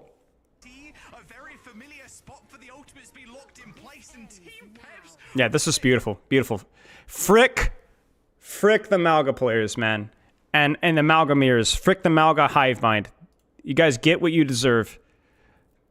Get what you deserve. Brain rot, cheat the system, doesn't play Overwatch like any other composition, and you get what you deserve. So, thank you for the sub. I appreciate it. Enjoy your new badge. You're very welcome. Nice job. Thank you for giving us hours of thoughtful content. Sparkling heart. Cheers, mate. I appreciate it. Congrats on your new badge, as I said. But yeah, complete outplay from Peps. Macro better. Angles better, planning better. The bands were good, just beautiful. You could use speed bubbles to match their angles, pocket your die DPS. Yeah, that's not a bad idea. Yeah. As a caster, it's your job to hype up whatever match that you're watching. And there are individual moments that I think a lot of casters fail to see because they don't understand the macro of Mauga comps. But I'm not a caster. And so I don't have the responsibility of hyping up a composition that's boring to watch. So frick Mauga meta, frick these lazy, uninspired, cowardly teams for falling into the same stupid trap of playing the same stupid comps, even when it's not even, I feel, optimal, because they're too scared of going into the unfamiliar. Frick you guys, take the L, see you next week.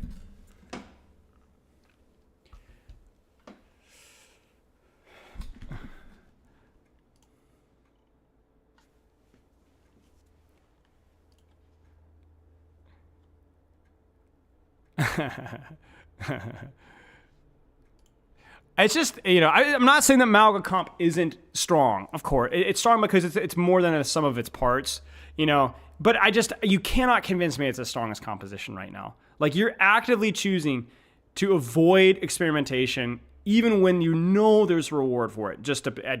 And I'm not even saying it's the ultimates here. I'm talking broadly, largely as a whole. And it pains me even more. I mean, this is a perfect timing here.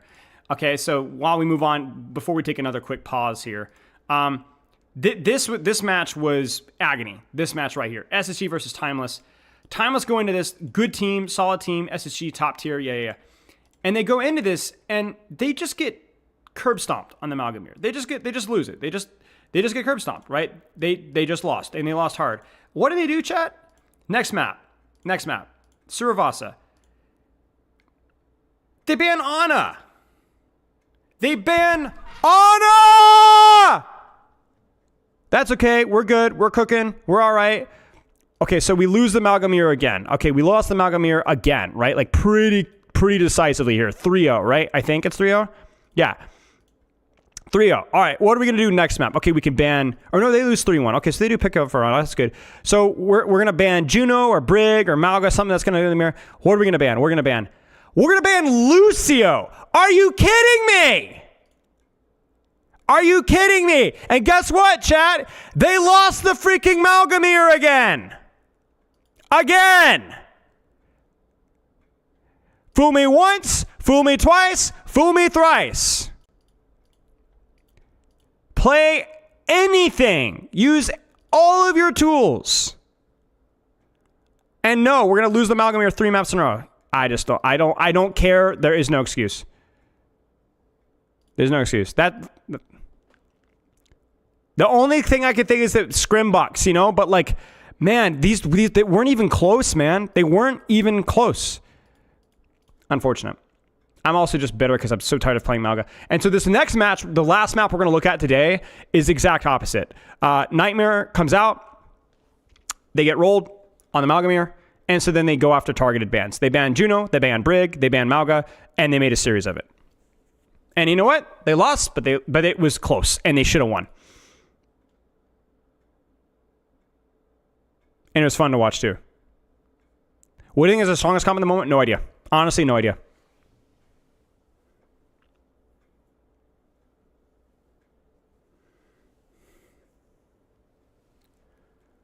Please, before we do the best, I want to know how to counter the D.Va comp. Anything counters the D.Va comp. Like, I think the D.Va comp has like a relatively good matchup versus the Mauga comp specifically. But I don't think Lucio and I don't think D.Va are individually very strong characters. So you could run the exact same comp and run Brigitte instead of the D.Va and probably be better. You could run Winston, probably be better. You could probably... there's a lot of things I think that you can run in that situation. I just think that like there are other characters that in isolation are stronger. So.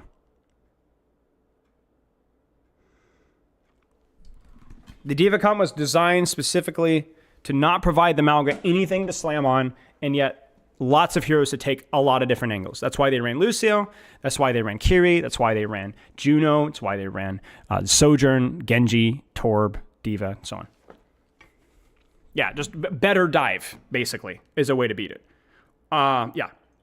And obviously, it's very map situational, too. Like, you could not possibly run the D.Va comp on a map like this. Like, even this comp would destroy the D.Va comp on a map like this. Thank you for the gifted sub, Mako. I appreciate it. I think Ball is also a stronger character on maps where he's strong. So, yeah. I think Sigma is much better in this map. I don't think this is that good of a Ball map, to be honest with you. I think it's okay on second and third, but I don't think first is that good. Okay, questions. We'll take a quick break before we get into the last map here, because I really enjoyed this map. I actually watched this one live. I don't remember every detail in this map, but it was so much fun to watch. It's so much fun to watch. This is like the best aspect of hero bans, where one team knows they're behind the 8-ball, that they can't perform on the comp that a lot of other teams are playing, so they do targeted bans around it, and then they have to outplay in basically a compositional musical chairs where both teams are stepping outside their comfort zone. They basically, Nightmare says, we're going to reset the baseline to 0, and we're just going to win off of basic team play, basic macro, and basic mechanics. There's no set plays for this kind of stuff. How do you gutter Mauga? It's actually not that hard. I don't think you need to even gut Mauga. I just think you need a couple more minor tweaks to Cardiac to make it less selfless, right? Or to make it provide less AoE sustain to your team. Or just more flexible with overhealth and stuff. I just don't think Mauga's strong right now. I don't think he's bad, terrible, but I just think this is more of a psychology thing. It's less of a hero thing. Mauga is just not that great right now. Spy Labs, yeah. And thank you for the second gifted sub, and I think that should be for the skin.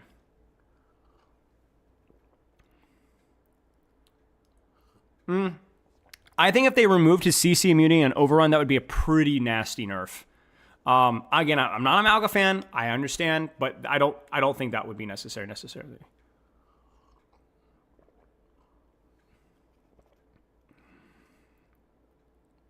Wouldn't that be up to countries? Yeah, exactly. Like that's why I'm doing my part, you know?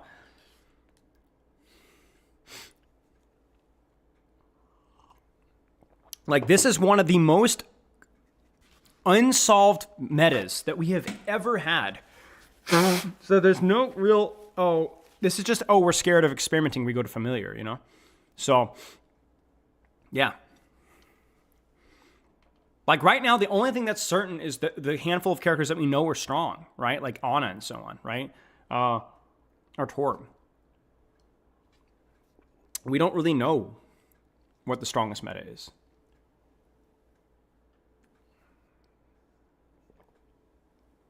Korea is playing a lot of Mauga because he's still strong within the niche that you play him. He's not a bad character. I'm just not convinced that he's the strongest character. And Korea is not immune from the hive mind either.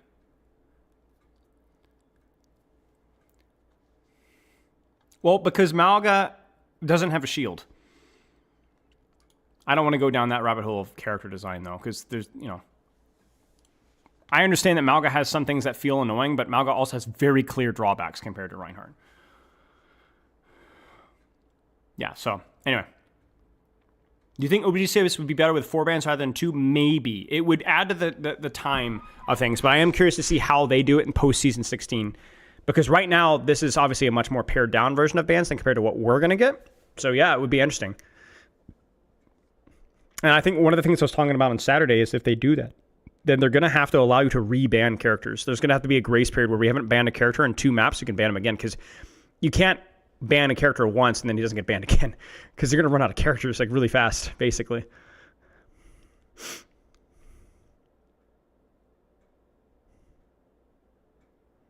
The second ban is better than most of the time. Thoughts? Yeah, it allows you to have the final words on things for sure. But I think that that's not 100% accurate because the first ban doesn't happen in a vacuum. The first ban is also your knee-jerk response to knowing the rosters first. And I think you also get map choice, if I remember correctly. So it's like, I guess on paper, yeah, but it's also ignoring the fact that you know the enemy roster and you know the map at the same time. Or you pick the map, rather. So yeah, it's still an advantage. So first ban also gets map choice. So it's like, it's still an advantage. It's just maybe not the first ban itself is an advantage. Exactly, Hoodlum. If you're less flexible, the ban to protect first ban is really valuable too.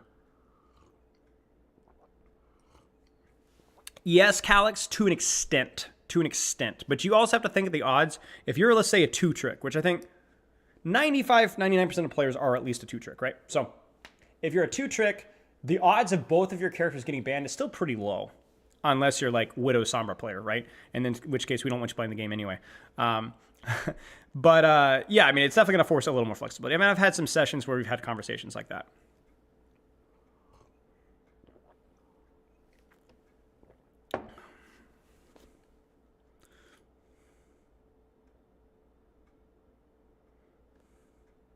Give Mauga a hook. Yes, Basilisk, people are. People are. I mean, we just looked at a game where somebody did, right? This isn't a... I mean, we're also about to look at another map where somebody realized that the Amalgamator wasn't going to go in their in favor. And because of bans, they're allowed to actually flex that a little bit, right? So the previous one was a strategy around beating Mauga without bans. This one is a strategy with bans about beating Mauga, basically.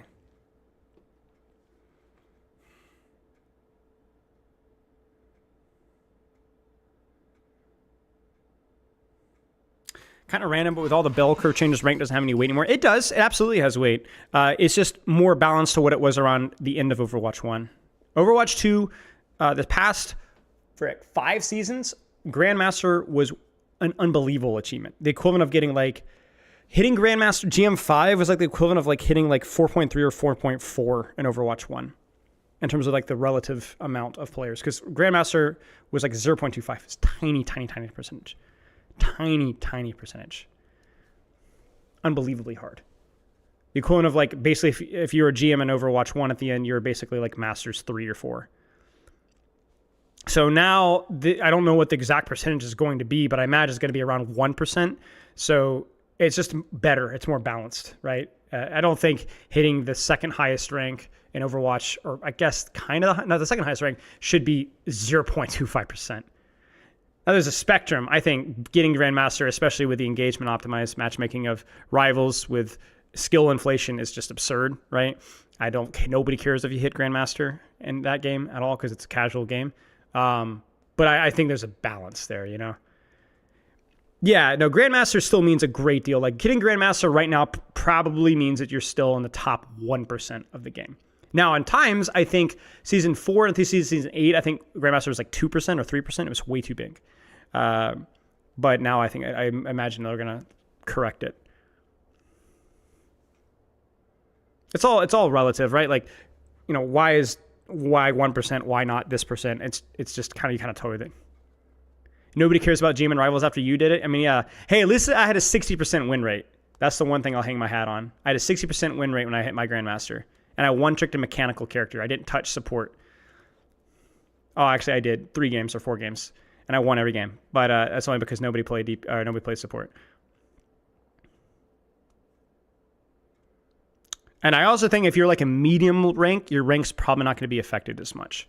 So if you're like a gold or plat player, you're not going to be like, oh, I don't belong in this rank, it's inflated. I think you're probably about the same.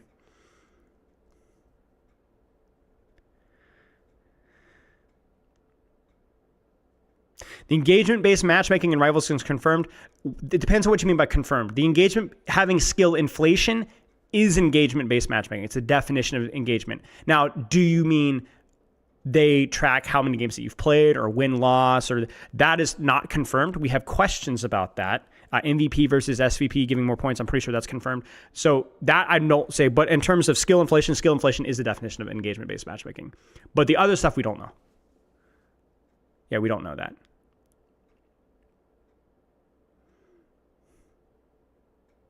How we need Bucky nerfs now? I mean, probably. But I don't care. I could not possibly care less what that game thinks about balance. They don't care.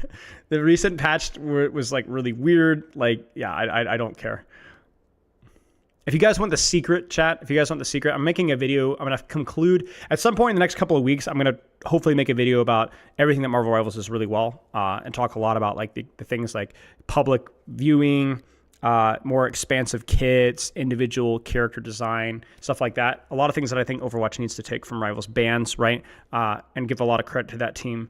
But personally, and I know we've talked about this recently, I am not planning right now on moving more into Rivals content. I gave it a good go because I enjoyed it. I wanted to solve the game, and I did. And it's really, really easy. And the balance design of the developers, maybe it's partly just NetEase's philosophy. I can't stomach it. I can't. So it's just awful. If it's your cup of tea, knock yourself out. It's just a casual game. It's fun. It's just not for me. Okay. I'm going to take a quick tinkle break and then we'll finish the last one here.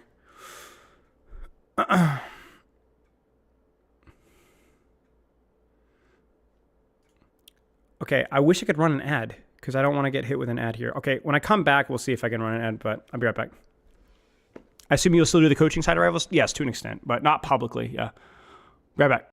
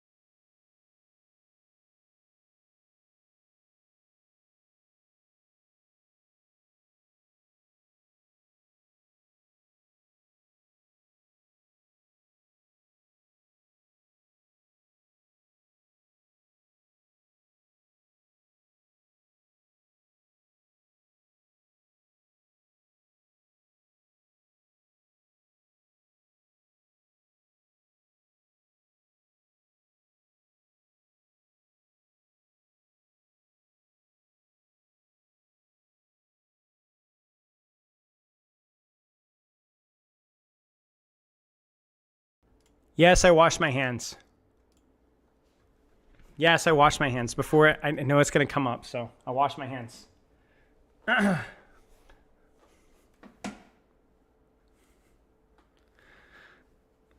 Yes, I washed my hands. Yes, I did. It was a quick tinkle.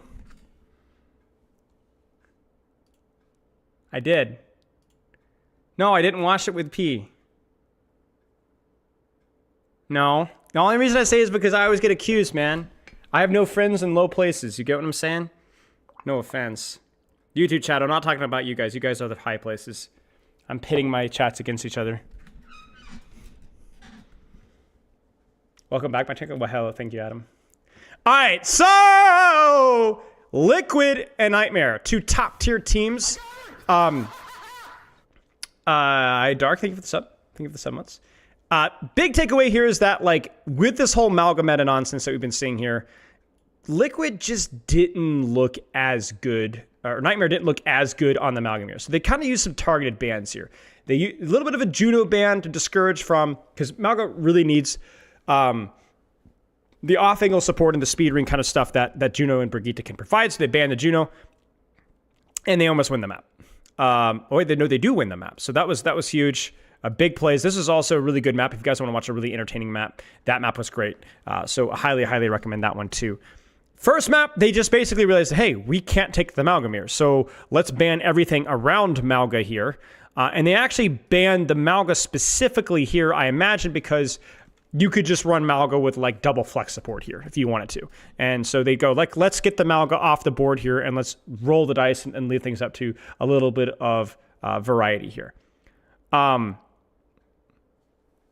So now we've got a Mauga ban, and Liquid says, okay, we'll ban your Genji. The Genji ban's a little bit interesting. I think it's just to kind of shore up their hero pool, because I think Zero is a really, really good Genji. And they're like, okay, we'll have an advantage with the DPS picks as long as you don't have to deal with Zero on Genji. So basically here, we have complete chaos, because nobody knows what anybody's going to play here. We could have Sigma, we could have Wrecking Ball at points, we could have Winston, we could have D.Va. These are tanks that are primarily more main tank, traditional main tank characters. In other words, not the D.Va, not the Zarya as much. But these are both relatively flexible players and good tanks, good teams. So this is going to be more of a match review than some of the previous matches that we've seen here. And yeah, 10 unique characters. You've got freaking Bap Zen, which is really good in this map because of the long sight lanes. You've got Sojourn, who's really good on the longer sight lane maps, especially when there's not as much of a threat of a hard sniper mirror. You have Torbjorn, which to me feels more like we want to discourage you guys from playing dive here because we know you guys want to play dive. We know what you guys want to play dive. And the Sigma, because he's basically, these are good heroes on the map. These are good heroes versus the dive comp, right?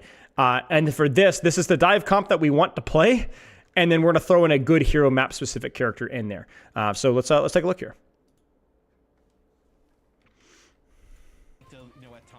I think the Widow's fine. I think the Widow's really good at controlling this long sight line here, forcing Sigma Shield, allowing her team to rotate for free. Yeah. But the crucial thing for Liquid is that they have the capability of playing Bap Zen even with a Lucio player. Like, Vega is a really, really good support player, even though he's primarily Lucio Brigitte, so he can flex on the Zenyatta and so on.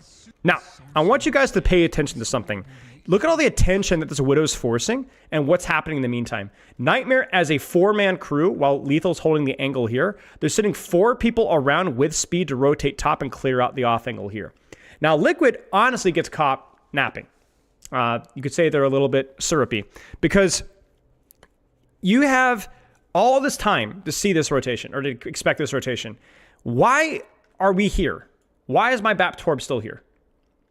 Because you have so many people here from Liquid that can't contribute, and Nightmare is able to isolate 4 people, or 2 people, excuse me, with 4. This is a huge mistake from Liquid. They needed to ski this rotation coming and back off, at least to the edge of the high ground here and then drop off. And this is kind of the value of the Widowmaker. It's a lot of noise. It's a lot of pressure from main. It's a lot of distraction, and they're just able to isolate and kill the Torb. It's just a really, really sloppy scouting and rotation from Liquid. And honestly, huge credit to Nightmare for taking that rotation. And that's using your compositional advantages there. Your speed boost and so on. Beautiful, beautiful, beautiful job. Team Liquid, which is a pretty good ban because Zero is very good on the Genji, and then also Kuffa trying to hold top, they clear him out, force him off with a minimal resource investment, which is really big. Winston Bubble's very important. And again, look at the angle control here. Winston on left, Widow far left, everybody else kind of holding tight. And You got to close the distance here. Like, you got to close the distance if your Nightmare's comp. Like, your Lucio's useless, your Tracer's useless, your Winston's useless. Even Ana, it's not that good here if you can't close the distance for this composition. And this is super creative. Look at the angles here. 1, Winston, Ana, Tracer coming on from the same side, going for the backline here. But check this out from Infected. Misses sleep, eats the nade. Insanity. Insanity. Honestly, unfortunate miss at the sleep dart, but what a response by Infected. Because that would have been brutal. They just would have killed it there. Insane play from Infected. And it's a good play from Nightmare in terms of the strategy. That was the correct play to try for there. You have to find a way to close the distance, but just a mechanical misplay. Nice headset doesn't come with a wig. Shut your mouth. That's one of the plays, though, right? Like Do you think it's hard to get a gold tank player to reach Diamond Overwatch 2? It can be. That's a big step up. Where, if that actually goes the other way, right, and you get that sleep onto Infected, and then you get the bio. Hey, don't be disrespectful, Ultraviolet. My guy's probably the best flex support. Honestly, Ultraviolet may be top 2 support in NA ever. Ever. Been on chronically underperforming teams, but I think Ultraviolet has been in the top of his league for years. And they're going to try it again. They're going to go with the Sojourn now because maybe the novelty of the Widowmaker has worn off. I still think the value of holding the angle of the Widow is there, but maybe Lethal's going to rotate with the team. And you notice how much more heads up Liquid are. Look at the setup here. Sigma anchoring cart, Zen, Sojourn on the farther angle, which makes sense, and Bap Torbjorn on the closer angle. So you've got a 3-pronged approach with the more short range, more brawlier characters stacked up, and the pokier characters further away from the Winston. Really, really heads up rotation there from Liquid. It's just really nice setup. And then they rotate away from the Winston, but only the Zen rotates away from the Winston. The Sojourn stays because we don't want to give up the entire angle because then the Winston's going to take the side of the map and flank behind and dive us again. So we want the Sojourn to stop the Winston from taking that angle. We want Kaffa to jump this far. This is a long way to dive. A long way to dive. And you see how uncomfortable that is, right? Nade, okay, that's a huge isolation on Infected, right? But like this is really well done from Nightmare and really well done from Liquid. Now, chat, what is Infected's job right now while his backline is getting dove? What's his job?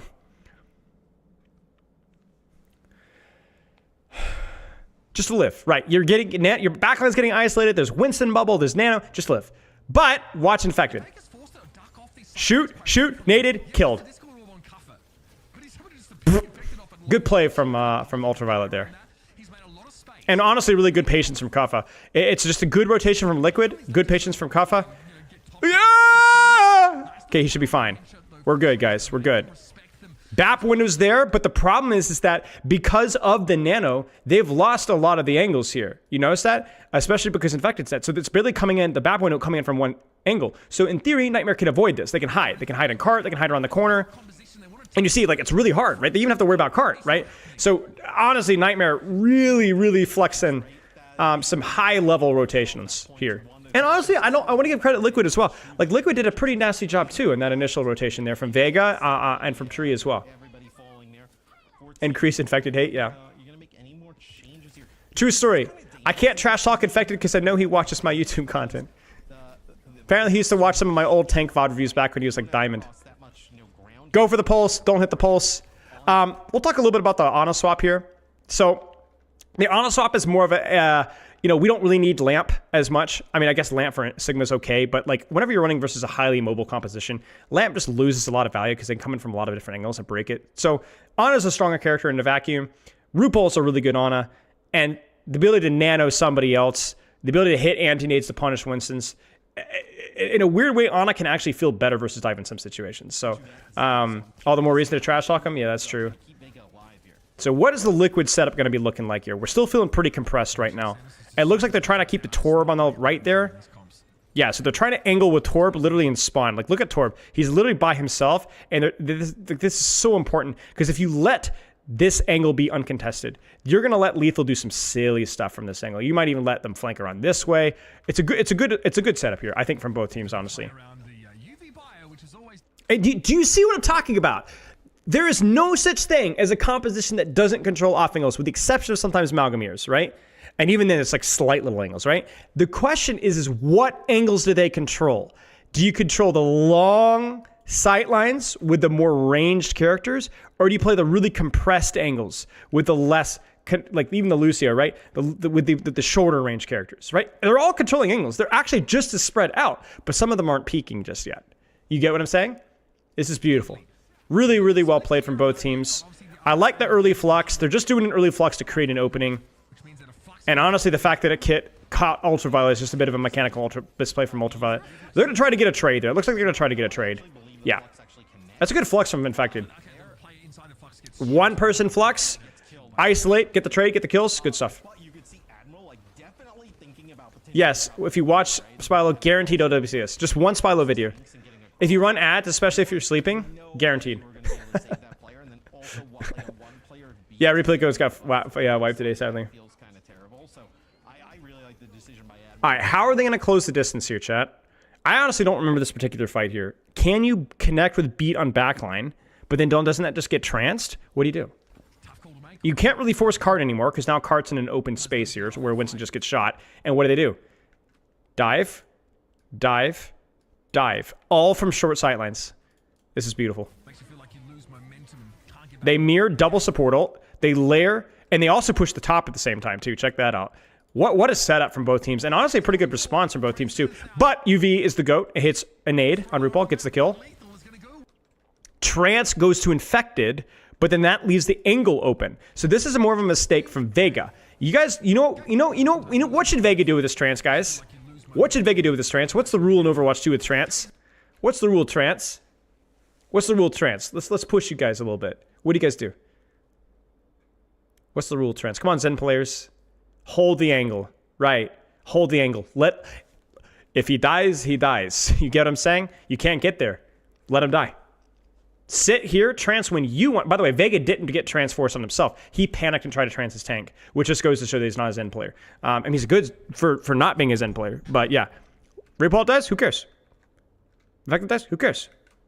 We got the angle. We got my Torb. We got Torbolt. We got an active Sojourner. I trance when I want to.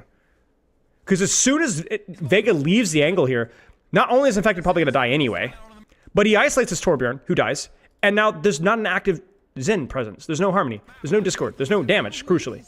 And look at the setup here. Look at the Coliseum here. So the Torbolt actually catches lethal, which is hilarious, but that is unbelievable in terms of fortunate for Liquid. And I still don't know if it's going to matter. What a sleep there. Nice little combo there with the alt fire and the landing damage. Yeah.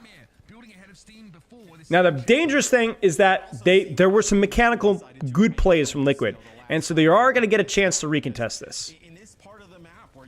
Notice as well that they don't have Sojourn on cart. Sojourn hold high ground. Ana hold high ground. Don't get baited into the middle. Honestly, even Lucio being here, I don't like all that much. I think Admiral would be better served kind of holding the space here. It feels a little bit safer. Win the fight first. Don't worry about point. Let your Tracer or Winston hold point. There's the nano. There's the defensive nano. Lucio doesn't quite hit the shot on Lucio. The nade hits. Cuff of Primals. Pulse hits. Sleep hits. Shot hits. And honestly, really good attempt there from Liquid, all things considered. But Nightmare's able to clean it up. Now, this is where things get awkward. Because there have been ways for them to close the distance with Lucio. There have been ways for them to close the distance with Tracer. But if you guys have played this map a bunch, you know how it goes. It's so hard to close the distance in this back half of this point. And Liquid knows it. They stay on the greedy comp. They stay on the greedy comp, right? They're going to stay double squishy, Sojourn, whatever. And they're going to go D.Va, mostly just to kind of sit on cart. So they want to have a little bit of mobility here. But they don't need to go dive. They just need to stay, use Discord, and shoot frontline. The way to play the back half this third point is to do a solid line of crack and do whatever comes to mind first, because anything is better than nothing. It's not, it's ugly. It's easier than it used to be, but it's still ugly. And they know it. Like, look at Nightmare. They're trying to put their Lucio Tracer on the flank, trying to do something silly. You might as well, because Lucio doesn't do much otherwise. But the problem is that Lucio will get isolated, and he will get killed.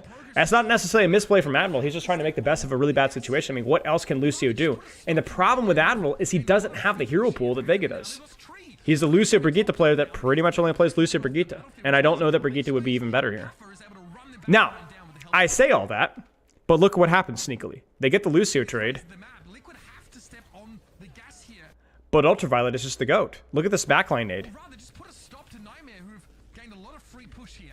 And now they've And so he gets his one. Knife's gonna be topped up now. Vega gets caught off guard. RuPaul get caught off guard. And they die too. I don't know why Ana Zen were there. I'm not honestly sure. But it might have been disengaging from the nade. But Ultraviolet haters in shambles right now. D.Va into the mix with the defense matrix. Like, you see, as soon as Cuppa gets on to Vega, Questron, thank you for the raid! We're breaking down the non-Malgamir honest Overwatch. Big fan? Thank you very much. Same, honestly. I sit and stare at the mirror for hours, and it just never gets old. Posture check, thank you.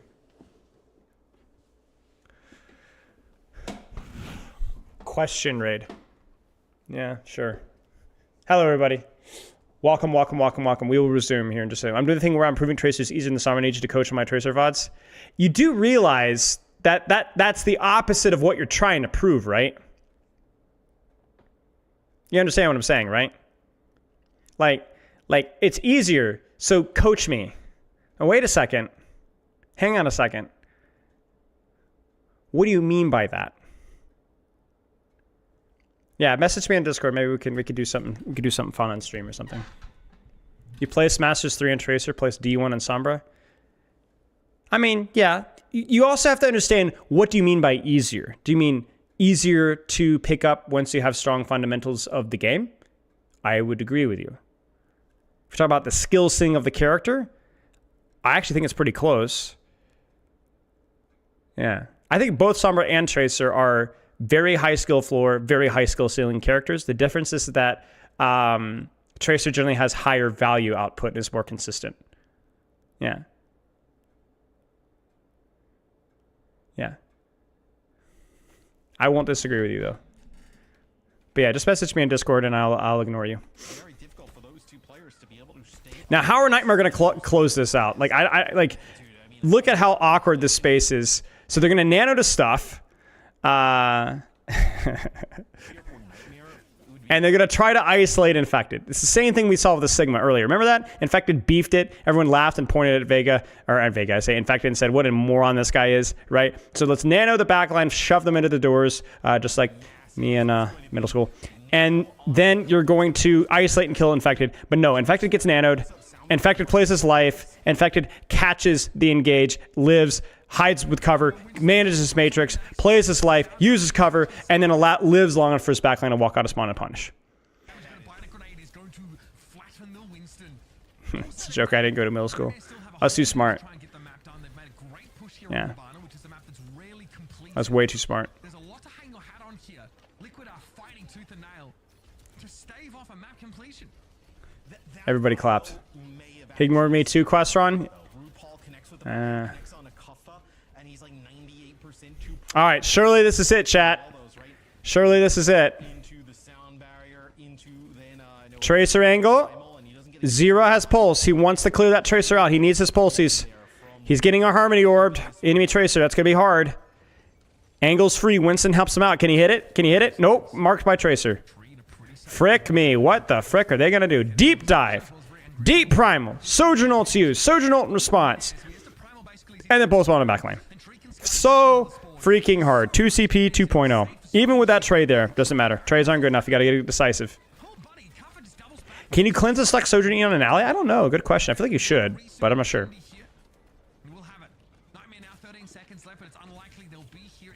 See, so what's up, Cybershark? Cheers, mate. Have a good nice of your sleep, I say. Have a good rest of your nice rest of your good sleep.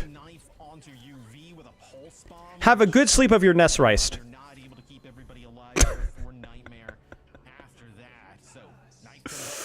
I mean, TLDR, Nightmare tries a lot of different things to set up. I think one thing that Nightmare could have tried to do is do some funny backline rotations. So bait speed through here, bait here, and then double back and catch somebody off guard. You could get dumpstered on with nades and Discord and spam through these chokes, to be fair, but I do think you have to try to do something silly with your backline to be able to break this choke with the Ana Lucio, otherwise it's really hard. Warren, thank you for the sub. Have a nice rice in your last sleep, yes. But yeah, really, really well played by Liquid. Good night, Cybershark. Sleep well, mate. I think double nano is one of the few ults because it is, or perks because it's just so freaking strong. It's good. I think double headshot is good too, but double nano is just, you're going to be building a lot of nanos, and double nano is just the strongest ultimate in the game. Like, it's not just, oh, it's a good little quality of life buff for your ultimate, like the Winston Primal one, right? It just makes it almost twice as good. And also, the headshot is only a 1.5 multiplier. It's not a full-on 2. Directly on top of the Zen. Now, I remember calling this out. I said I wanted to see Hanzo here because I think Nightmare is going to respond with a similar spam comp, more of a sniper comp, right? With Sigma, you know, the Anazen, the Tracer to kind of control the short angle, the Widow to control the long angle, and Liquid's going to mirror, right? And the Venture, I think, is more of a first point stuff where you play for that high ground because Venture's really good at controlling that space over there. And Tree's going to play Sojourn because, I don't know, maybe they're expecting... I don't know why Tree picks Sojourn here. I mean, I know he swaps, but I don't really know the plan. Maybe it's a similar concept where you can utilize the verticality. It's just hard to build rail versus a Sigma. And they'll go Baptizan due to comfort, and I think Baptizan's pretty good versus... Like, Ana provides that utility versus dive, Bap damage, shield break, so on better versus the Sigma mirror. But yeah.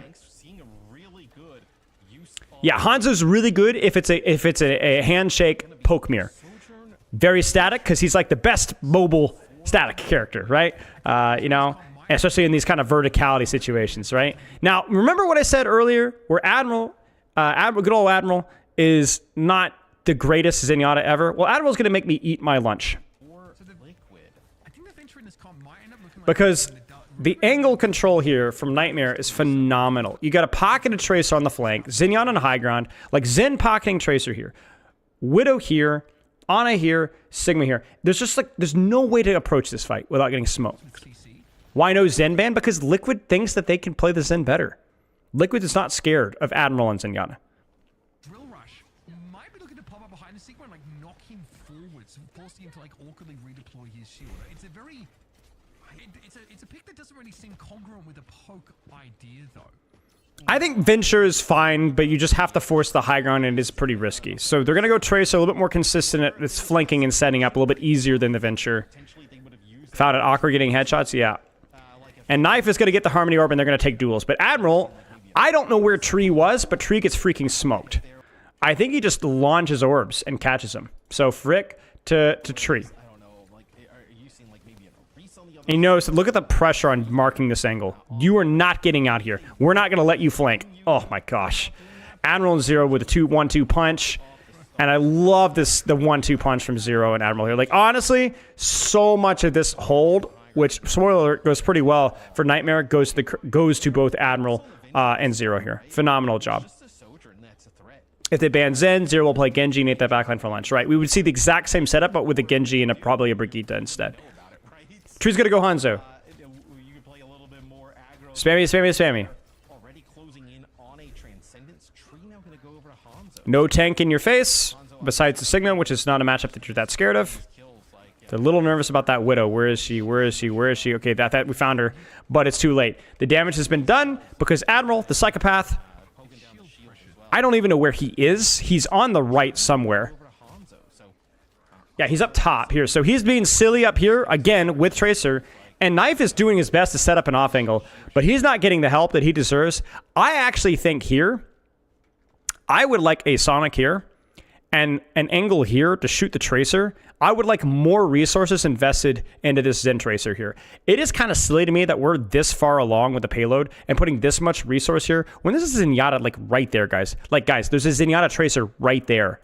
They're right there. Like, we could just keep our Sigma here and shield and just like dump Sonic and Storm from this angle here and Tracer Zen and maybe Bap can pocket or we can get our Tracer to here and Bap can pocket her. Like, get him out, right? Like, come on. Like you're kidding me. Like, they're right there. She's right there. He's right there. Wake up. Like, Lethal doesn't have a very lethal angle here. You get what I'm saying? And this Ana's on high too. Like, this is just crazy to me. And honestly, credit again. I like, it's bad and good, you know. Like, they're okay. Now we're dealing with the problem, but you know, you have the EU strafe there, but it's too late now. We're down too many. It's too late. Why the Hanzo pick? Kind of like we said earlier, it's just very, very, very, very static poke comps. Not something you see in Overwatch very often anymore, but when you do, Hanzo's fine. Oh, yeah. Trance, but again, no space is controlled. And the angles are just insane. This is going to be both support ults here gone from Team Liquid. This is, I mean, it's so interesting. Why does the tree just go Widow to break the Zen hold on top? I mean, you could. I don't know if Tree would want to take the mirror versus Lethal. I think Tree's a very good Widow, but Lethal's probably, that's one of his stronger characters. Tree probably has a slight advantage on Hanzo. Hanzo's a little bit more consistent. But your question about why doesn't Tree fill in the blank versus the Zenyatta top, I mean, he could do the same thing on Hanzo. The exact same thing. I agree with you. But you could do the same thing with Hanzo here. Clear the angle. You have to clear the angle here. Again, we're compressed. No angle control. And Tracer plus Zen angle plus on height. We have to deal with that threat. And you know Liquid's like losing their minds. Guys, can we please clear that angle out? Please. No, Sojourn and Widow are not more consistent on Hanzo when everything's standing still. Lethal gets a little silly with it. A little bit of an unexpected angle for a peak hero there. They actually go Kiriko. I forgot about this. So they're going to go Kiriko to make that rotation easier. And Admiral just says no. Now, it's worth pointing out here. Like, Kuffa gets kind of smoked. Kuffa gets Hanzo angled himself. I'm not sure what happened there. That's a huge misplay from Kuffa. That should never happen. He didn't even get CC'd, naded, no nothing. So I'm not sure what happened there. Lamp and Suzu's used. Isolation on Sojourn. If I'm coaching Zero here, what's the mistake here, chat? What's the mistake? I think it's a really good clip here. Oh, Kuffa was rocked. Okay, my bad. I think if I'm coaching Tracer here, I'm saying just hold your angle, goes. Hold your angle. Don't cheat, right? Exactly. Just hold your angle. The reason he gets headshot is because he has to use all of his blinks to get to the Hanzo. He should have gotten the clip when they didn't need to touch just yet. It's okay. You had trance. You're okay. So that mistake right there is why Liquid wins. Could have easily kept the angle on the back line, no problem. And then a couple of really nice mechanical plays from, Tree. Nice pulse bomb there. So, unfortunate. Nightmare really should have full held this. Quite huge there.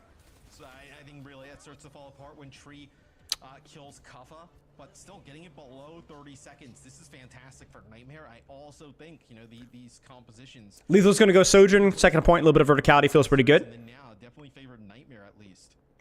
What did Zero do wrong there? You hold the angle. You don't blink to point. He died to Hanzo because he had no blinks. He just forced Suzu, Lamp, everyone's low. You have 2 blinks and a recall and full health. Hold the angle. Cheating is good when you have a reason for it. There was no reason for it there. You were not worried about cap. You had at least another 15 meters to go. You also had a trance to stall point instead. No reason for it. Okay. Hold your angle. I may still come out with the same look here. There's a transcendence that, you don't have to worry about. Angle there. Sojourn. Tracer probably a Zenyatta underneath as well. Yeah, so Zenyatta up top, actually angling from there, pocketing out. Early flux on the Sojourn, or Sigma. Forces Lamp. Forces high ground off. Drops the Sigma. Guaranteed high ground. Nice little pincer push here from both angles. Flux is used in response. And they just drop him right into the dragon, which is hilarious right there. He needed to land on height so he could use his kinetic grasp and live. But he lands on the floor. That's unfortunate.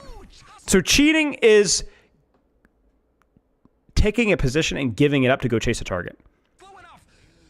And that's exactly what he did. Not a healing output. You're slamming, you're pulling a Sigma up top who's getting actively shot by a Hanzo, and then you drop him into a dragon. He's gonna freaking die. There's nothing you could do. The only thing Kuffa could do, and I think he was trying to do, is land up top here, and he just misjudged it. So just micro errors, right? But you can't, and honestly, this is still fine. Like, you still have your trance, your nano up top here. You still have some map control. You're okay, right? We've seen this before. You lose a man, but they're on the floor. You're okay. So this is not the end of the world here.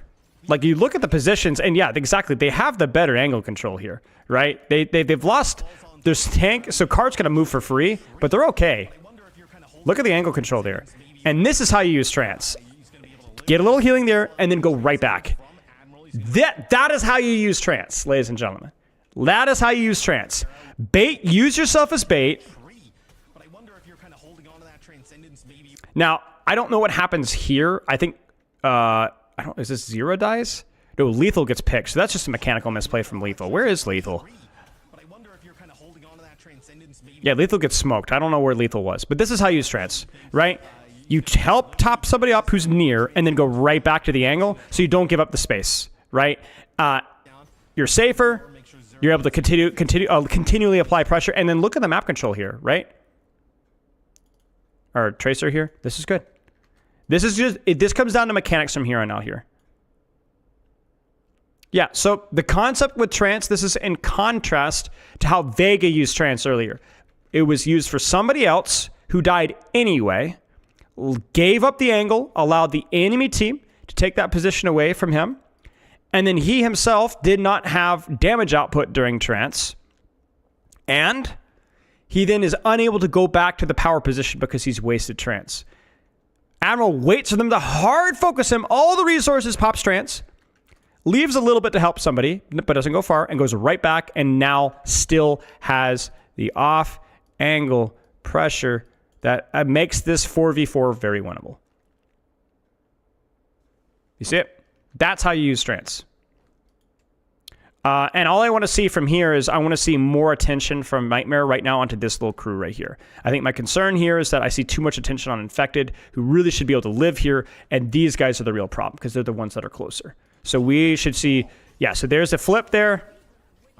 They actually use the nano onto the Zenyatta, which is a phenomenal nano, and they're able to kill the BAP. The problem is that Admiral just gets a little saucy with it and gets traded. In addition to that, Zero gets caught with his pants down, goes too far, also dies with it. And then Kaffa in the meantime, Ultraviolet in the meantime, are unable to get trades elsewhere. So this comes down to good macro from Nightmare. They just didn't win the 1v1s. The macro wasn't there. There wasn't there. So credit goes to Liquid. Really, really, really being able to clutch that one out was beautiful. So credit goes to Liquid for clutching that one out, because I think Nightmare gave them fits. They did a good job. Does he read YouTube chat? Absolutely. Why does a tree just go, would it break the Xenon hold? Oh, we already answered that one. Yes, but we don't message that much. It depends. Yeah, replay bug is not going to be fixed till mid-season. Cover goes back Sigma. Obviously, they went for ball just for the touch. Very narrow point. Animal's going to go Lucio here, which is interesting, right? Now, I looked at this, and I think this is Nightmare trying to shove the spawn doors tight. Lucio's really bad in this point. We already talked about it. And Animal's been doing well in Zen, so why go Lucio? Well, part of it, I think, is to get back here quickly and to try to take 2 fights. And I think married off of that is if you could take a fight right outside spawn doors, Lucio's pretty good. You're pretty good once you're really, really close, right? The problem here is what happens here, which is they take angles, they poke angles. I don't know where Lethal is. I don't know where Ultraviolet is. They're going to go for a push here. They get Infected low. They trade rocks. Infected's going to die.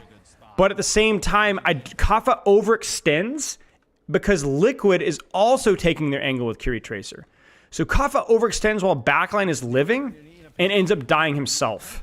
And all he needs to do is live so they can clear this out. And they needed to get everybody, even if they just ignored this, honestly, and sped or something. I don't really honestly know, but they needed to get to this spawn door and shove it tight.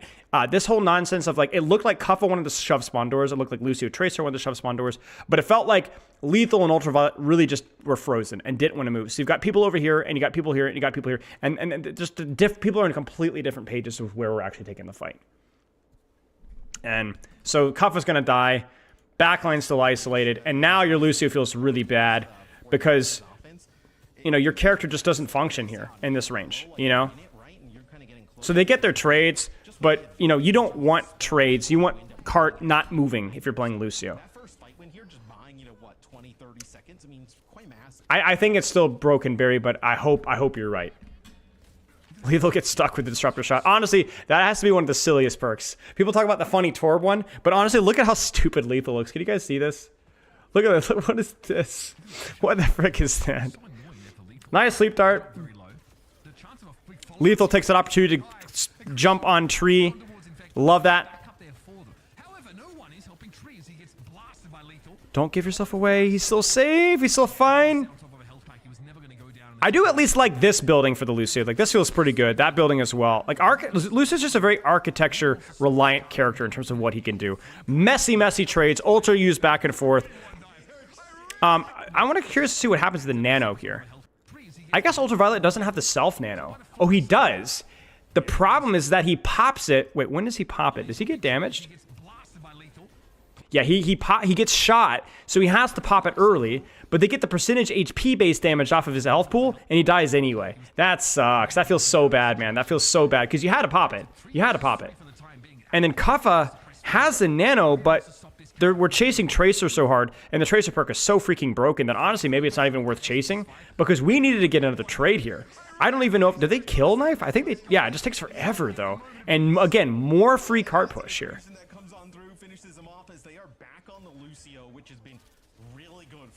Tracer angle. Where's Admiral going to play? Basically in last fight territory here. Double support ult. Lucio beat. Sojourn ult. Are they going to open with Sojourn ult? There's the Kiri Tracer angle, dueling just the Tracer. They're going to clear that Tracer out. Lucio's kind of migrating, hovering around point. There's the Nano. Doesn't have the self-Nano just yet. Maybe he has the headshot perk. No, he doesn't even have the perk yet. So he's going to Nano. Sigma's forced out. Flux is used to catch, but he gets rocked out of the Flux. Kuffa gets rocked out of the Flux, and that allows Tree to go wild. So Tree goes wild, gets the trade on Admiral with Beat, gets Accretion, but it doesn't matter. The follow-up there from there isn't there from Kuffa anyway. Lethal is able to get the trade on Knife, which is huge. But then they layer Kitsune on top of that. And it's too late. It's too late. It's too late. And Liquid pulls it out. So here's my takeaway from this map here.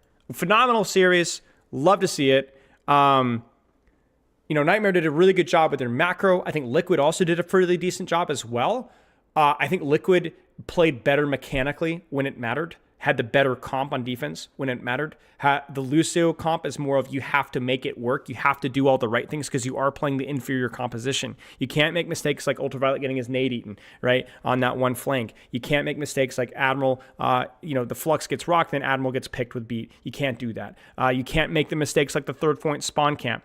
You can't make mistakes like you swap the ball, you nano the Zen dies anyway, right? You can't make mistakes like you have a first point hold and then Kuffa just freaking dies, right? Or Tracer goes back, Zero goes back. So a lot of like individual mistakes that really added up, which was really unfortunate, but honestly, a really good series. I think Kuffa had a really, really tough map, which sucks. But I think this is kind of like, I want to highlight this map because this is what happens when hero bans are used effectively, right? When you target a strong hero, when you target a strong meta, and you're able to kind of open things up to interpretation. They don't always play out perfectly and beautifully like this. This is also just a great, well-played series from both of these teams, you know, not just the bands carrying this, but makes it so much more fun to watch. And it really allows a lot of creativity, a lot of expression, right? Which I think is great. Like I understand the value of structured Overwatch, right? But to me, to imply that the execution of these comps doesn't have strong structure, not that people would say that, but it's not as clean level macro. I think that's just a really myopic and simple way of looking at the game. If you break down what happened here and why Admiral was able to pop off on Zenyatta, why UV was able to land the cooldowns that he was, you know, why was Vega and Tree and Knife able to make the plays that they were. A lot of it isn't just they hit the shots necessarily. A lot of it they took good angles. Their macro was good. So looking at macro from like this ultimate counters that ultimate because we've been playing this composition for 7 months is a very silly way of looking at things. This was a very high level macro execution in a lot of aspects, even though this matchup mirror is probably not something that they've played that much. You know, these guys demonstrated a lot of really high level principles in a lobby where people were playing 10 different characters. Yeah. So that to me, this is the macro that I love to see, where people are able to take the basic principles in Overwatch and interpret them with Hanzo, with Tracer, with Sigma, and find a lot of success because it's just not only an excellent thing to break down from a coaching perspective, it's also just a lot of fun to watch.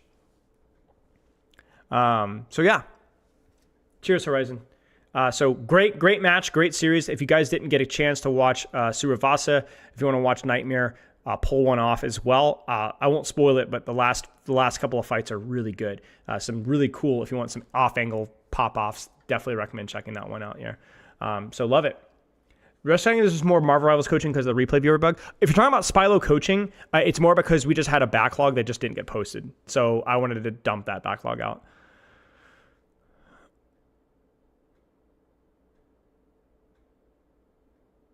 I think the ban system's fine. I think the ban system's fine in ranked, as long as it's done excellent. Okay, any questions, y'all? Fun series. The last bit on Esperanza? I don't remember the last bit of Esperanza. Why don't I remember? I watched this series, I'm pretty sure.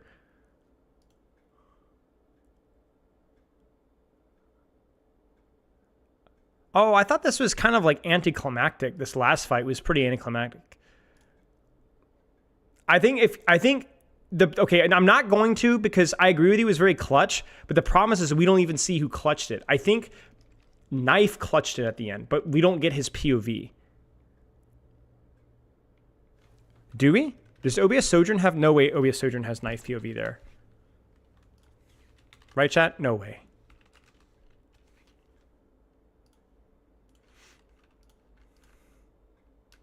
Because I think Knife did everything that last little bit.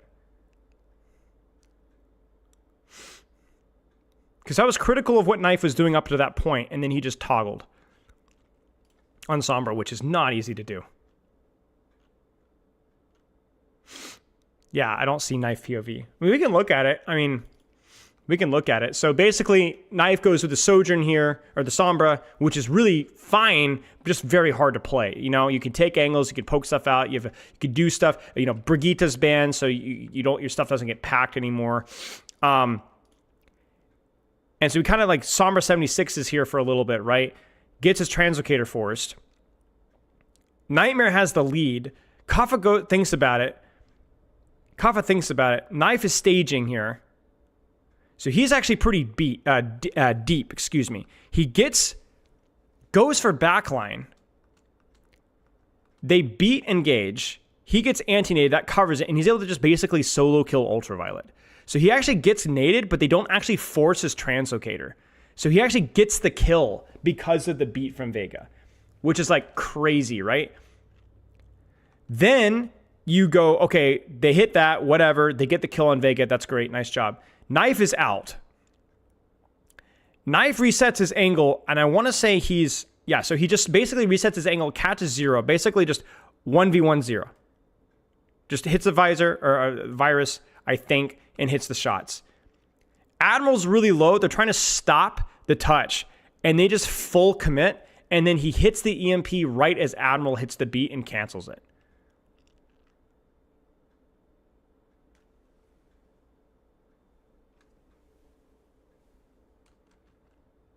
Yeah.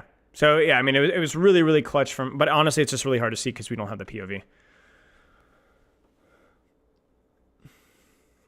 Kava could have totally rooted that. Yeah, I mean, maybe. I think the root was fine. He got his one. Getting one kill there with root versus this comp is, like, good enough, honestly. You've got freaking Cardiac, Overrun, Translocator, Slide, Suzu. I mean, there's so many solutions to the root. So if you just catching Vega there was like that's huge.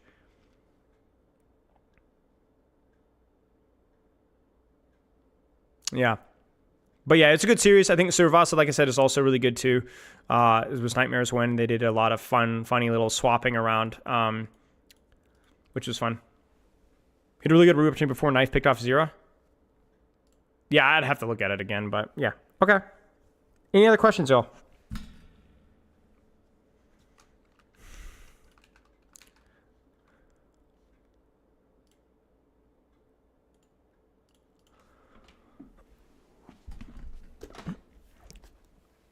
I'm curious what Spot thinks about the tank bouncing for 5v5. 40% damage reduction? What do you mean? What do you mean 40% damage reduction? I think tank bouncing for 5v5 is mostly fine. I think the headshot passive is probably unnecessary, but yeah, I don't know. I might do perk rework thing today. What do you guys think?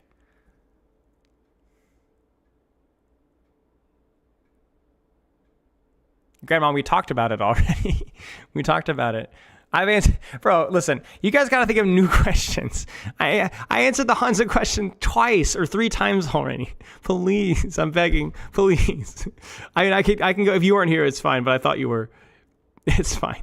It's fine. Please. Thank you, Warren. I appreciate it. You weren't here? Okay, basically TLDR is that like hard static composition mirrors Hanzo's really good. No threat of dive, no, just basically sit there and shoot at each other. Hanzo's really good, especially when there's some sort of high ground that you can abuse. Very compositional, situational. We might do some perk stuff today, though, yeah. Yeah, of course, Adam. Dark, thank you for the gifted sub. I appreciate it. Why no Doomfist is pro play? Too hard. I don't think Doomfist is strong enough either. I don't think he's bad. I think he's solid, but he's hard to play and isn't exactly OP.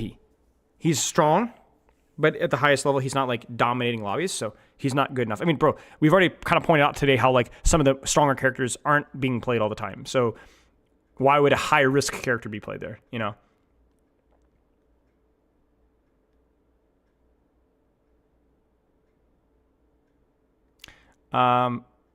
How should they position knowing about EMP, or did they not know? I mean, they probably knew, but it's harder to track an ultimate that's built mid-fight. You know what I'm saying? Like, he didn't have it at the start of the fight. He got to build it mid-fight in the same way that Beat does, and then that there's just a lot more room for error in that way. Mako, I'm sorry. I'm not getting every question here. What was your question? Still want to know why teams don't run Ana and Mauga mirrors as King, even Zeta, who's like don't run it at all. Because probably Ana Kiriko, right? Like Kiriko is a lot better post perks, and people on more open maps. We see Mauga Ana Kiriko. I mean, maybe Sarah is better to answer that one question, because Sarah has been watching a lot of the pro stuff, and I have not been catching as much. But I would imagine that Ana Kiriko is like not halfway decent. You know what I'm saying? So you can run on a Kiriko and basically just be fine, you know? So any flat map, more open map, Ana Juno is just harder. Yeah. I also don't know that Ana is a hard counter to Mauga either. Like, it's not like you're completely incapable of doing anything, because Cardiac is still like a massive amount of damage reduction, right? You still have overrun. I think Mauga is a little bit less countered by coordinated high-level Mauga play than like a Roadhog. The problem with Mauga in ranked play is that you always have a solution for a problem if your team can help you play around it, right? Like overrun, CC immune, damage reduction, cardiac, damage reduction, overhealth that even goes over your anti-heal. You have a cage fight that keeps you alive, you know? You have a lot of options to play around your weaknesses, you know? And I think that's why he's able to find value. And it's also a familiar thing. So it's a good question. I don't think there's a very clear answer.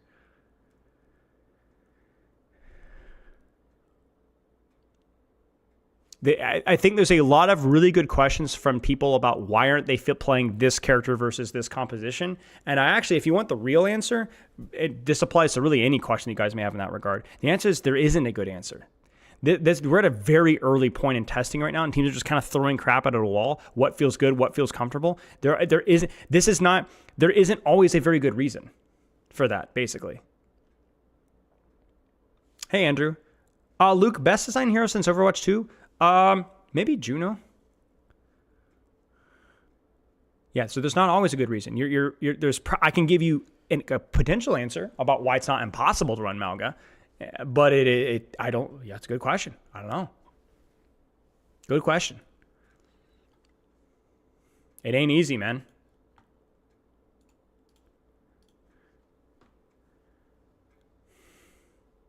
Junker Queen is really solid. Yep, Junker Queen is really solid.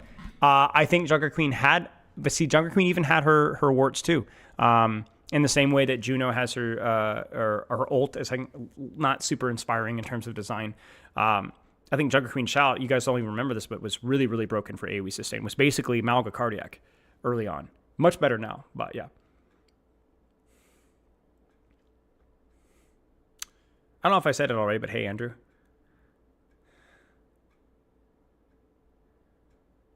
Yeah.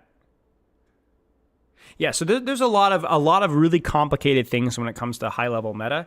Preference, comfort, recency bias, character strength.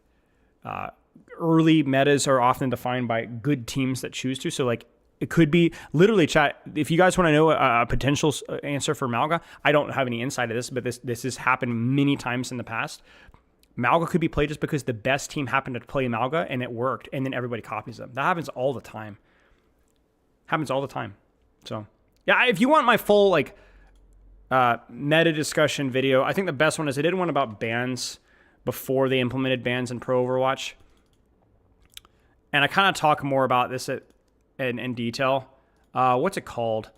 The hero bans rant, I think. And basically kind of go, I think it's that one. I think. Chat, maybe I can't remember.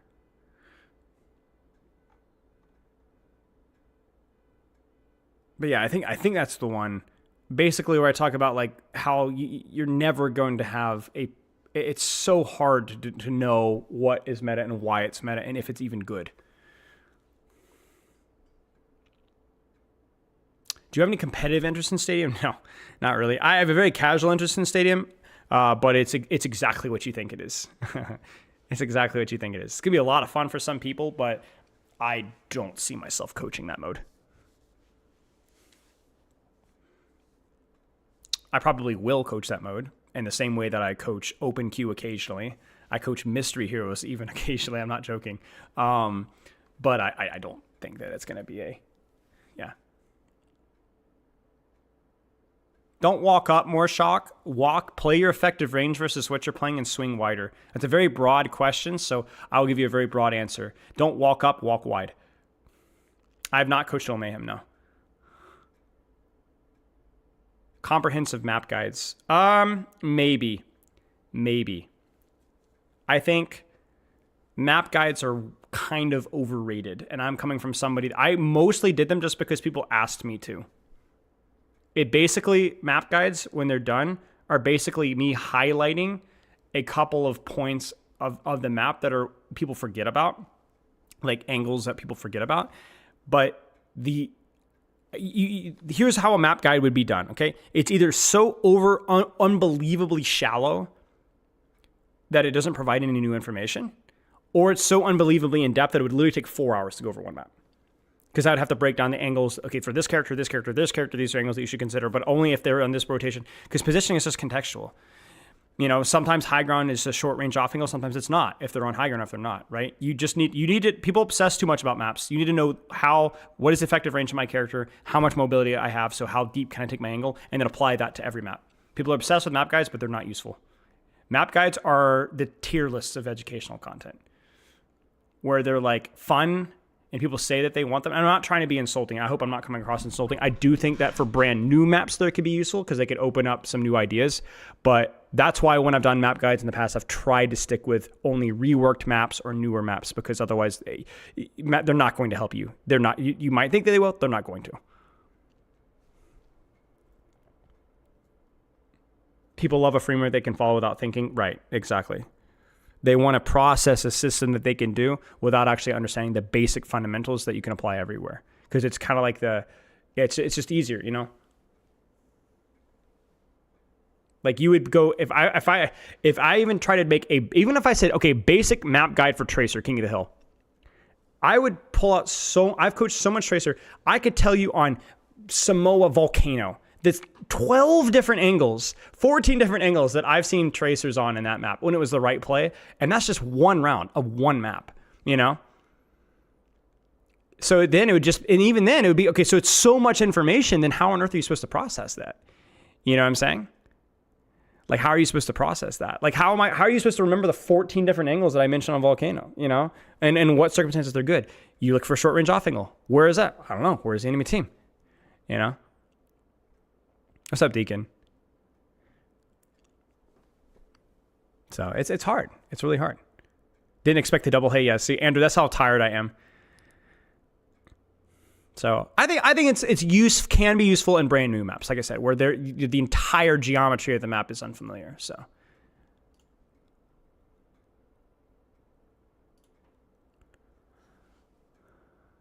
yeah, so it's useful. I think The real map guides are for mechanical characters with rollouts, which is ironic because they're actually not super helpful, but they're guaranteed value. Like if I'm a Wrecking Ball player, knowing a couple of really cool rollouts based off of geometry that otherwise might not be immediately available, good. Knowing tracer blink way to get verticality that otherwise I wouldn't know about, that's good. Still niche, but you can consistently applicable. Do I believe new rank players can improve by watching pro play? If yes, in what way? You could think more creatively about your positioning, but I don't know how super useful it is. Yeah, nade spots, stuff like that. So I would say you can. You can, if you look really carefully at how they, but I would fixate on really one aspect of their positioning and focus on asking, why do they rotate there? Why do they use their nade there? Why do they use their angle there? Why do they blink like that? And just fixate on one thing, you know?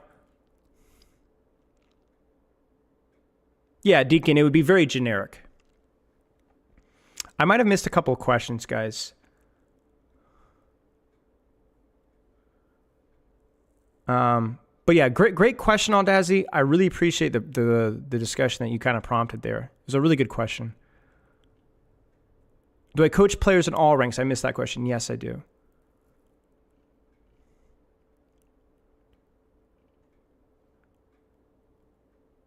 Favorite map from the day? I wasn't expecting as much mechanical fireworks from Maka, so probably New Queen Street. Just from a selfish, fun standpoint, it just was really fun to watch. But from it was fun to dunk on the Mauga, I'm not gonna lie, on Route 66, because there was some sweet satisfaction out of seeing that just get turbo stomped. Havana was fun, but I'd already seen it, so. The biggest fraud in OWCS? Bro, I don't watch enough OWCS to tell you. Best design map in the game? Man, if I had a dime for every time I've asked that question, because I actually don't know the answer, man. It's a good question, but I don't know. I've never been able to answer that question. I can tell you the bad outliers, when and where, but I actually don't know. Will you ever make a guide about win conditions? No, not likely. Win conditions are one of those old terms that I don't like very much. Okay, so you want to do, okay, really quick then. We'll take a quick look before we do some perk stuff. We'll look at maps, and I'll try to give you my immediate gut instinct grade, which will definitely be deflated because I'm a negative Nancy with maps. It's weird. I'm actually more positive about hero designs than I am about map designs. So I don't tell you. Okay, so let's Antarctic Peninsula. C minus, B minus. Oh, yeah, that's a terrible color to use here. Let's try this. Maybe this will be better. B minus, B minus, C, B minus, B, I think. For me, maps are it's just about avoiding bad things. Remind me about win conditions in a little bit. Remind me about win conditions. Lijiang is okay, but freaking Gardens is just a horrible point to retake. Oh, we want to do a tier list maker? All right, we'll do a tier list maker for maps. Frick, this is gonna be hard. Because I'm not, okay, I want you guys to be very clear. I am way, way, way, way, way less confident about this than I am about hero design. This is just knee-jerk, so I'm not an authority on map design here, okay? I'm looking for avoiding egregious pain points with this map. So let me just speed run. Let me just speed run for a little bit.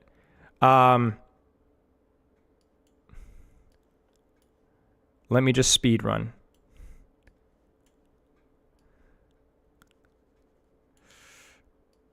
Oh, frick. I hate to be that guy, but yeah. I'm going to add another tier, actually.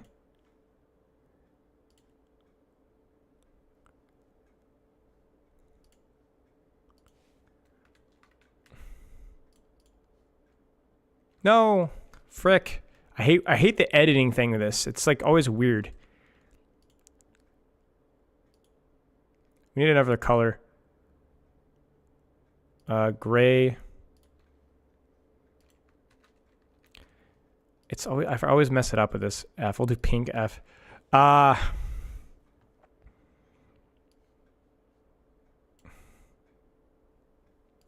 there's a lot of like mid maps.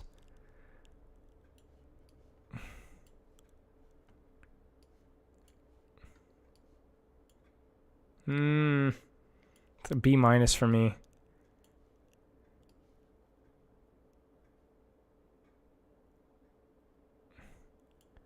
I'm not elaborating on these. Here's what I'm gonna do. I'm gonna throw it up there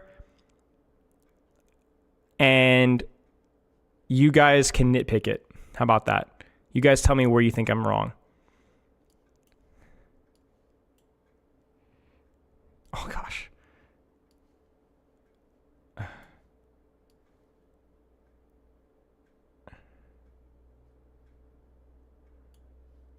That one's tricky. I might even tier them within the tier list, actually.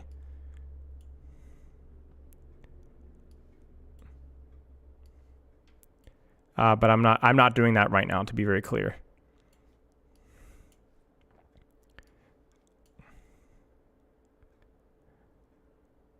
Okay. This is going to be spicy, but I think both Clash maps are B tier. Minus the game mode is horrible, but the map itself, besides the final point, is pretty okay. Okay. Knee-jerk responses only. Thoughts. What do you guys think?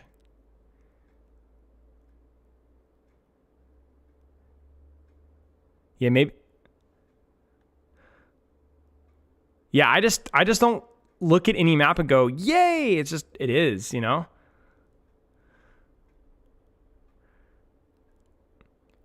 The problem is a lot of you guys are going to be biased versus your hero picks. I think I have my own biases, of course, but I'm probably less biased than most of you guys because I play and coach like everything. So some of you guys are like, oh, you know, a lot of you guys are going to hate Flashpoint, and you need to take a really careful look at your hero pool. You know what I'm saying? No, Clash, both the neutral and the other things are okay. Clash is okay. I don't know, maybe not B tier. Maybe B tier is a little too high. But I would say at worst C tier.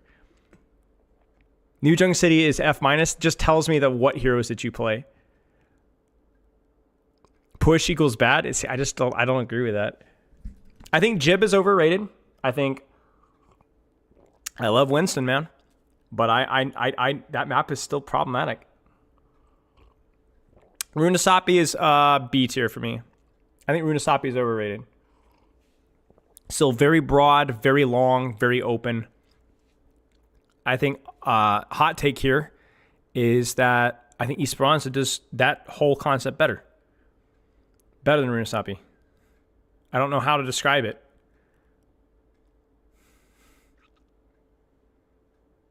What tank do you pick on New Junk City? Anything, really. Anything. Sigma's not great, but beyond that, it's fine. Winston's not great either. I think King's Row is overrated because third point is atrocious.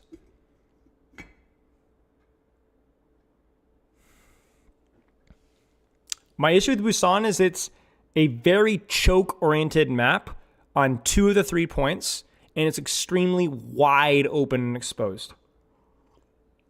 Which I don't hate because it's Koth. That's kind of rare on Koth maps, so it's not terrible. But there really isn't a fun point for Busan for me. Yeah, Runasapi is yeah, where is Runasapi? Frick me, where is Runasapi? I don't know where Runasapi is here, but Runasapi would be B tier for me. Ilios is fine. I find Ruins to be too narrow. I don't have a lot of problems with Ilios. It's close to an A tier for me. No S tier map. I told you guys, I'm a grumpy grumper when it comes to map design. But I'm also not, I don't really have a lot of, yeah, I don't know. And I think you could probably argue, honestly, I might even put Blizzard World B. It's got one of the better third points for hybrid. I think it's a lot less cringy than a lot of the other hybrid third points. But second point can be pretty brutal, I will say. Is my A tier ordered? Not really, actually. Maybe East Bronze is higher. I don't know. Maybe that. It really depends on what I'm playing that day. Why is Iconvaldi the same tier as Power ISO? Second point. It's horrible. It's horrible. It's not quite, I would say it's above Powder ISO. Like if we were to order it, like C+, C-, it's definitely near the top, and Powder ISO is near the bottom. But yeah.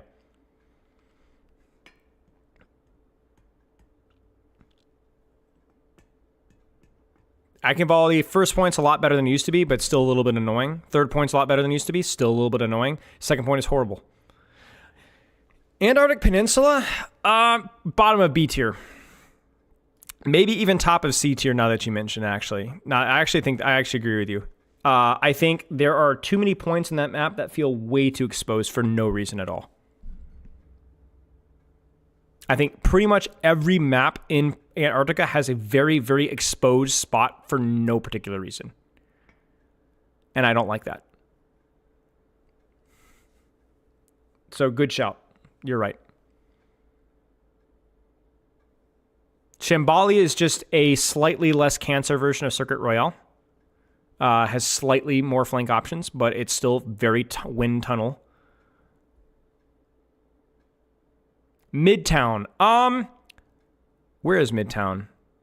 I think Midtown is okay. Okay, so let's put it this way. For sniper maps, third point Midtown is one of the better ones, where there's at least enough space and positions and opportunity and accessibility to high ground so you don't feel completely incapable of doing anything about it. First point is one of the better chokes in the game in terms of offering the attackers options. So it's still a choke, but there's more options than there are a lot of other maps. So yeah, maybe C tier, and it doesn't have as much incapable of taking high ground positions like an Eichenwald. So I would say Midtown is at worst high C tier. Yeah, actually, Rialto's tough. I don't know. Probably bottom of B tier. Has similar problems. Which of the reworked maps has improved the most? That's probably one I could probably feel more confident answering. I think Colosseo has gotten a lot better. Let's see here.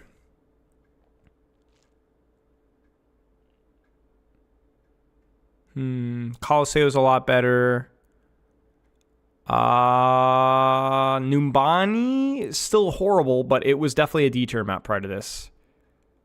Probably Colosseo, maybe Numbani.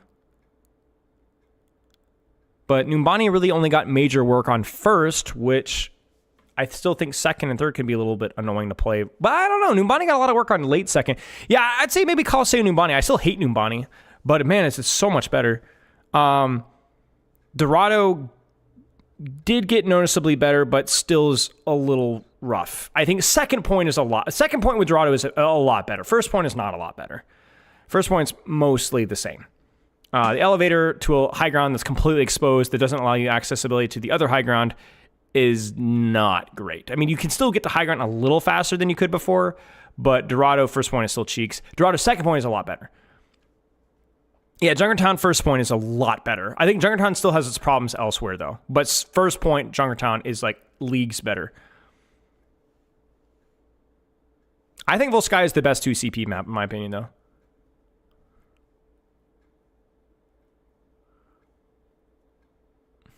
So, yeah.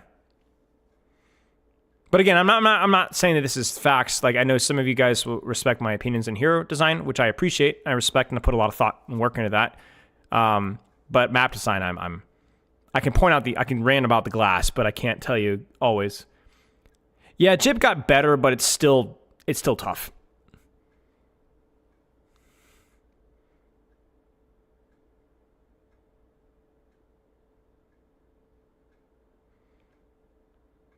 I don't know, Grandma. I don't know if you could fix 2CP because the concept of the game mode is you have to give defenders an overwhelming advantage because there's only 2 fights to win, which is just a really rough concept. We'll put your map opinion into this. What would push the push maps to? I don't know. I don't know. If you're asking me what would push some of these A tier maps to S or whatever, I know for some of them I don't. Like King's Row needs a more open second point, more space to move around and take high grounds and so on in second point. There's a lot of space that's wasted in King's Row. And a more accessible, open, same thing with third point, right? You have basically a monopoly on high ground and then you're kind of stuck, right? And there's also a serious viable lack of flank routes on third point. Like, I want you guys to picture King's Row third. You attack King's Row third. You need that little room to the left, right, with the little mini health pack before it takes the turn to the left. Imagine if that connected around to the back high ground on the very, very far left, right? And there was just more flank routes or even a staircase, you know, on the right side or something. There's just a lot of space that feels kind of hostile and hard. And I find similar problems in second point. I think if you do those changes, maybe it's S tier. I think the rule with maps should be that the maps provide strong enough emphasis for you to swap characters, but they don't force it. It's the same rule with hard countering. You should always have soft counters in games. I think it just introduces flavor and makes the game fun. But you should really avoid hard counters in gaming. And I think the same thing goes with maps as well.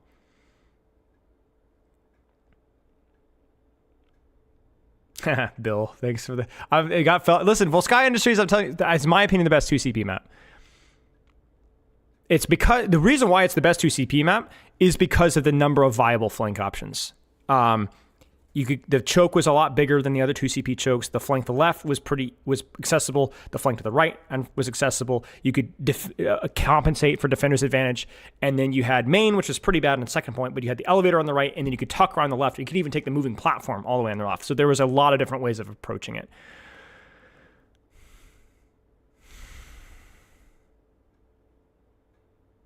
Why are all my maps? Sorry, Blizz Ballfart. I'm sorry about that. 2CP was an old game mode in Overwatch 1. Is it possible to fix Circuit Royale? Yeah. Maybe. I don't know. It feels like it has a lot of the... I don't know. Maybe with a bulldozer.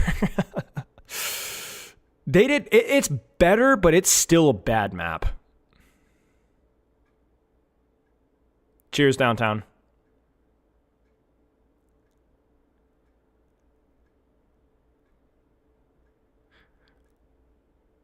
Connecting flank rooms, yeah, that would help. Yeah. There's just a lot of... Yeah. But I don't know. I think like... I think... Here's my thoughts, okay? You want my thoughts, chat? I think the goal should be, can we get a couple of maps into S tier if I'm a map designer, you know? Like just, they really have very minor bumps, but that everything is viable if you can play it right. Right? A couple maps in S tier, it's not reasonable to get. And then can we get rid of the C- and D tier? Like, can I just draw a line and say no map is worse than Hollywood? You know what I'm saying? Or Route 66 or Junkertown, right?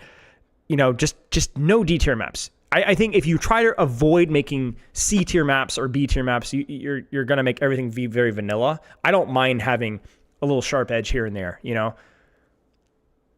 But just no Circuit Rail just still needs work. You know what I'm saying? Paradiso is still a nightmare. Numbani still is a nightmare. It's better. It's a lot better. But yeah. I think just a little more work there. Because the reason why is I do think it's fun to occasionally feel the defender's advantage. You pay for it when you're on attack, but it is fun occasionally to have a defender's advantage a little bit, you know? Not everything has to be completely smooth in flavor. Because it's fun to sit as an on high ground occasionally, you know? It just shouldn't be completely unattackable, you know?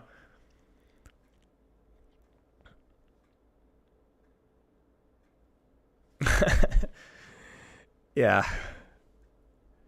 Yeah, some asymmetry here and there is nice. You know, it can't be so much that like you feel legitimately helpless.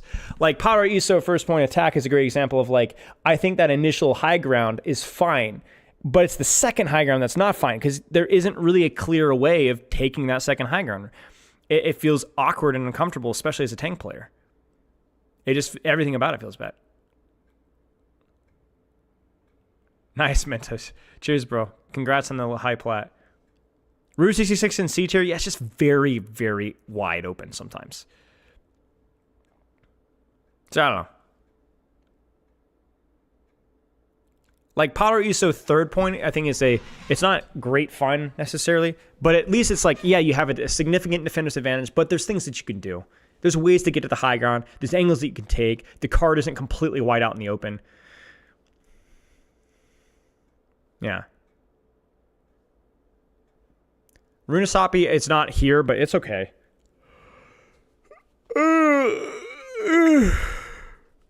Suravas is fine. I think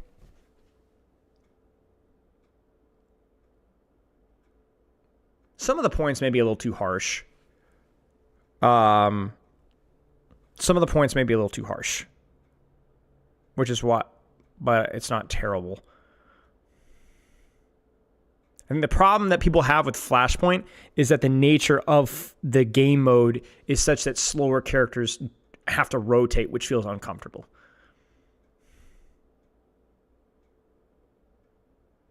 Which points do I dislike in Suravasa? Honestly, I think first point is a little too open. I think there's the underutilized side. You guys know the side that all the pros rotate to, the wide open side. I think that that's not utilized enough because it's not friendly enough to newer players, you know? It's not as accessible. I think there could even be another staircase that goes on to objective here.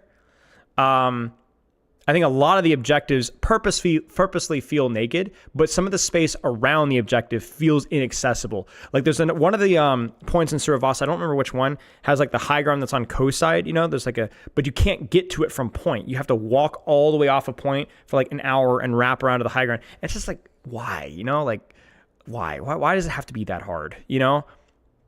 That's Golden Temple. Yeah, it just feels unreasonably difficult to do that, you know?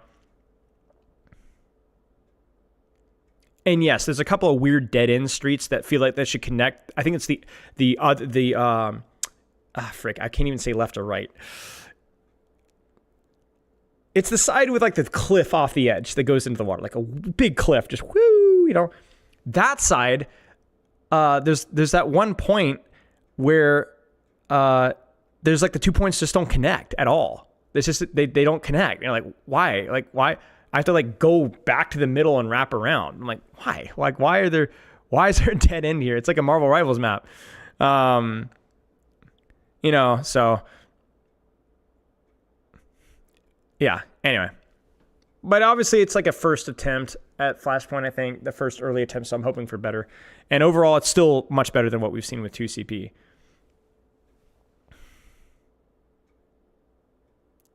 I mean, let's not lie. Like you can have any opinion you want about Rivals hero design and game design. There's a lot of good things to say about Rivals, but one not good thing to say about Rivals, I feel like objectively, is the map design.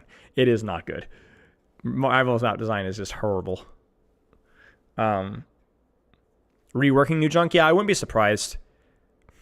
I think first fight New Junk is actually pretty good. I think New Junk first point's pretty good compared to Suravasa. You pretty much any angle you want is okay. The one wide open angle where the high ground is like a million, like right above point, I think that one's a little awkward. What's the one with like the rotator? Not the rotator, but there's like that circular point on New Junk City. You know what I'm saying? Little circle thing in the middle of a point. It goes straight up and there's like a little overhang. It's not enclosed. It's not enclosed. It's on the non-enclosed side. It's on the non-enclosed side. I think that point's pretty good too. That one you have some choices, you know. But then the other side, if we go to the enclosed side, I think the enclosed ones are a little okay. They're not terrible. I don't know. Bomb flats? Yeah, maybe that's it. I don't want destructible environments in Overwatch.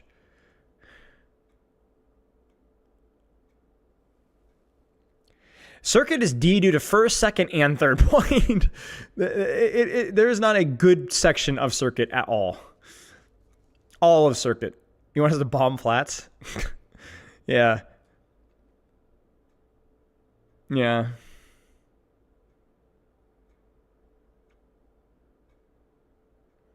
They must have I feel like I've asked this question before at one of the... you know what, chat? I think I did ask this question before at the first summit. If I can remember.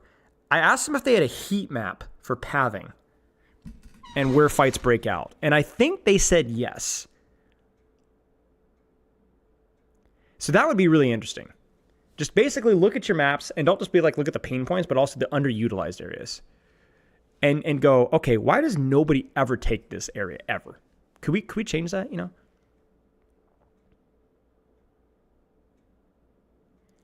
Because I think there's a lot of space that's kind of wasted, you know, and you would have to think about why.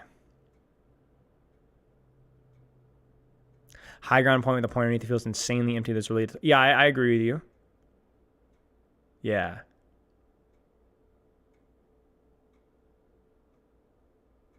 Yeah, it's a really a throwback to old. It's much better than it used to be, but old Overwatch 1 maps where they really didn't know where people would fight because the game hadn't been solved yet and they didn't understand first-person shooter fundamentals all the way through. So they just like throw random rooms with random health packs and like maybe people will fight here. I don't know, you know. And then as the game gets solved and people get more comfortable with it, they realize that like nobody ever goes in there, right?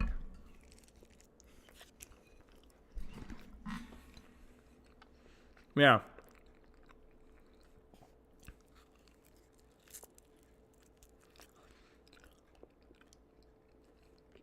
Old Numbani first point, baby. Complete ghost town. Literally think about that. A quarter of your map nobody uses. A quarter. 1/4 of your map nobody uses. Nobody.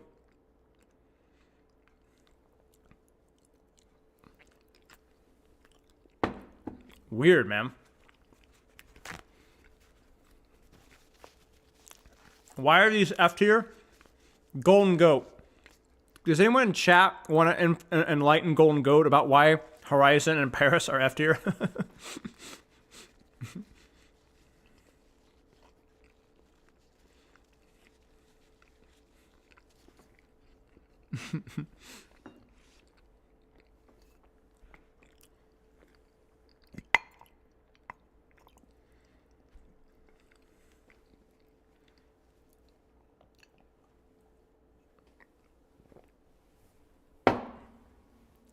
Just wide open spaces and nasty chokes.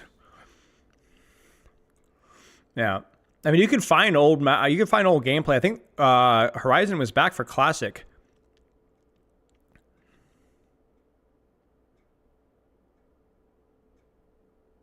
You guys want to hear a funny story? You guys want to hear a funny story about Aaron Keller and me?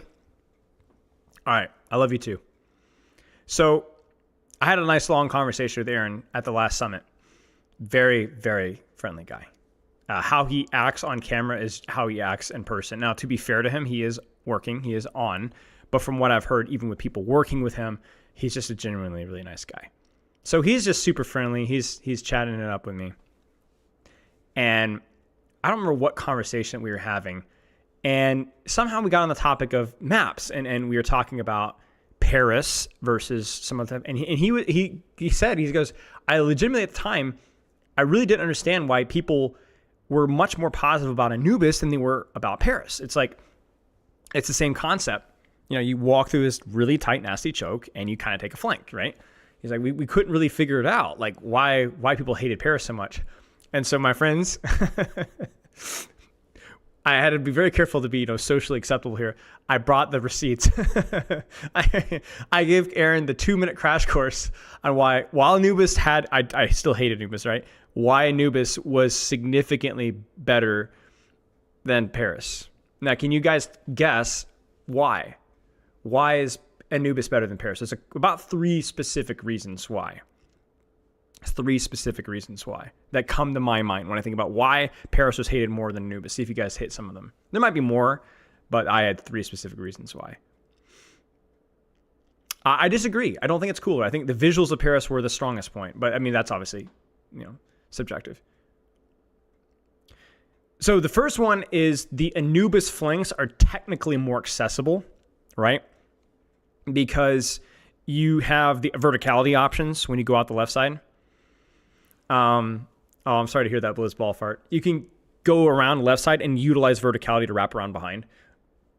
And the same thing happens on the right. So you technically do have 2 flanks, but whereas Paris, you're kind of committed to those angles and you're stuck, you actually can, and Anubis, utilize verticality and open up different approaches. If you go hard left, Genji can wrap around right. If you go hard right, you can go up the high ground and wrap around behind. And Paris, that was a lot harder. So you could get, even on that first initial Paris choke going through the left, many of you guys don't even know what I'm talking about, you're kind of still stuck in a choke again. So that was better for Anubis. The second reason is that if you lost that first initial choke with Paris, you still had another back high ground to fall back to and yet another defender's advantage to go to. So you actually had like multiple layers of defender's advantage if you wanted to. Whereas Anubis, once you get past that first choke, actually you have the map control advantage. So if you broke that first initial choke with Anubis and got that high ground, you actually often had an attacker's advantage or defender's advantage. 2 CP, yeah. So you actually could break the choke on Anubis and you had a significant chance of winning the fight. With Paris, you break the choke and you might still be operating at a map control disadvantage.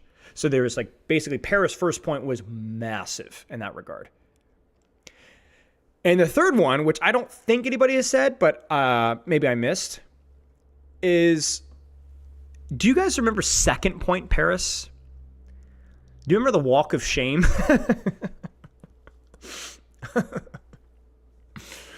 So you can actually argue about which one was worse, Paris second point or, Anubis second point in terms of chokes. And it's really hard to say. Anubis was much chokier, but there was a lot more cover. Paris was pretty wide open, but that's kind of bad and good at the same time. But if you lost on Paris, your walk back was, I don't know how much longer than Anubis, but it was several seconds longer, 5, 6, 7, 8, 9, 10 seconds longer back. So you just took it forever, man. Just took you forever. Yeah. So it just felt really bad. Yeah, exactly. Dark Souls 1, exactly. So yeah, it was a fun conversation. Yeah, that's another great example of wasted map space. Like, first point on, okay, I wonder if I can pull it up.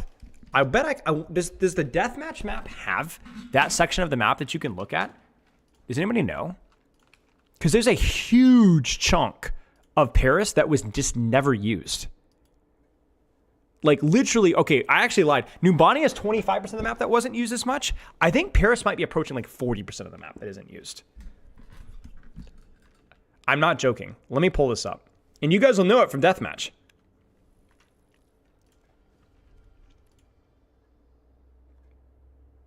Gosh, it's such a throwback, man, because 2CP, you guys want the sauce. Like, coaches work so hard on 2CP because it was so important to have set rotations because it was so, you made one mistake, you start over again. So I used to do this kind of stuff all the time on solving rotations, and you'd always have to come up with a new one because people solved it.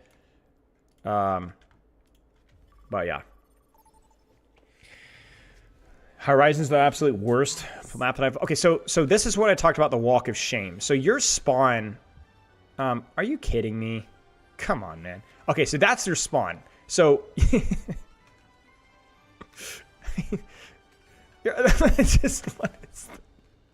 But we talk about map sections that are never used. I almost never saw fights here. Oh, start game? Oh, you're... Wait, really? Wait, what? No, stop.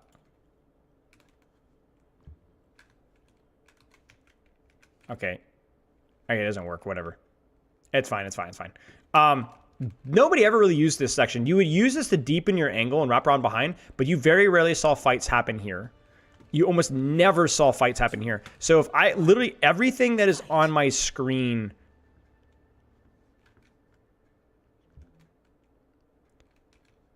basically everything that's on my screen right now was not utilized at all. None of this. Which is just crazy to me. And you talk about capping this point, man. Dude. What? Oh my gosh. Yikes. They might have done some work on this map, too. I don't remember if they did or not, but I can't remember.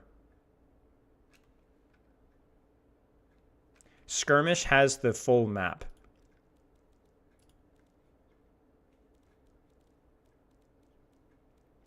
how do you skirmish? How?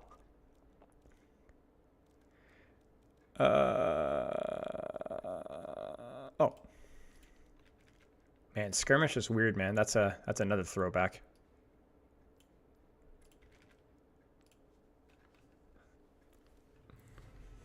Thank you guys. Hey! All right. So, yeah. So basically you had this peak, so goodness knows why this was here.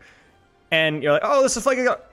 Bomb, bomb, bomb. You know, so this is just as bad as Anubis. But then, by the way, they also did work on this. I'm fairly certain, but I don't remember. But look at the back high ground. Like, you still had defender's advantage, like, all the way through the rest of the map here. And you're like, all right, we got out of the choke, guys. We're at your... Ah! You know, and this was with 66 too, so it was just horrendous. It's far to spam from, right? I mean,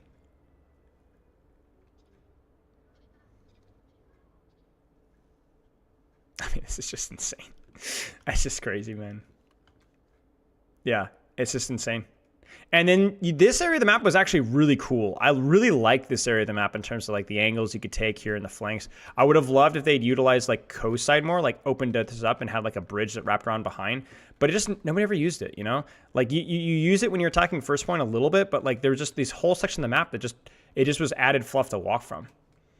Yeah, it's a beautiful map. It's a beautiful map, but it's a hard flunk. But yeah. Yeah, I mean, this is just... I mean, look, this is the choke, guys. There is no other way to go... Not even a single window to go through this choke. This is the choke. I just... Imagine playing into double shield here with, like, Junkrat, hit scan on a... You know what I'm saying? Like, this is it. This is what you guys had to do. But the good news... The good news is that you could go in through here. You see what I'm saying? Check that out like that. And you could fly as far out, do that. First capture point was here. This is the first capture point right here. And you kind of see what I'm saying, like where defenders, you had so many opportunities to regroup. Yeah. I mean, imagine, I want you guys to just picture a May wall here. How do people break this? Tears, blood, sweat. Speed, defense, attack May, Tracer with a double pocket getting through here, like, and she dies in the Sim TP. Yeah, yeah, it was just terrible. You guys want the full experience here? Here's a full experience here. Where am I? Oh, this is so cute. You know what I'm saying? Okay, hang on. Wait, I need to be in attack here.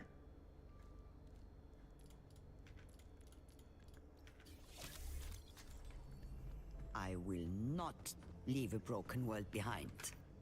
Okay. Bum bum ba-dum bum ba-dum bum bum bum bum bum bum bum bum bum bum bum bum bum bum bum bum. Ah! Okay, right, that's bad. But then you want the real experience here. I died. Frick. 3, 2, 1.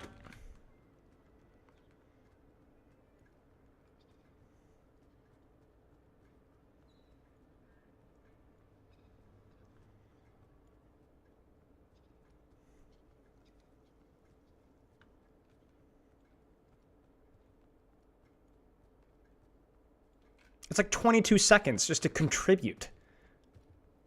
Like, just to contribute. You know? I mean, that's easily 3 or 4 seconds, 5 seconds more than any other 2 CP at that point. Volsky was also pretty long, but again, it's just like, it was just the cherry on top at that point, you know? So, unrelated to this, but I actually had a suggestion. I wonder if they'll ever implement it, in which case I'll get full credit. I think Rack actually suggested it to me. Rack Attack. It is a speed boost from spawn for defenders during setup phase. So, you know, like like you know, I can fall, getting set up. Oh no, I forgot to pick my hero. I got to run back. You get a speed boost, but only in setup phase. Because we were trying to think of ways to like cut down on hero select time with hero bans and stuff. But yeah, show Horizon. Oh gosh, okay. Horizon Pooper Colony. Hello? Did I not just select none? Oh, I forget that it doesn't.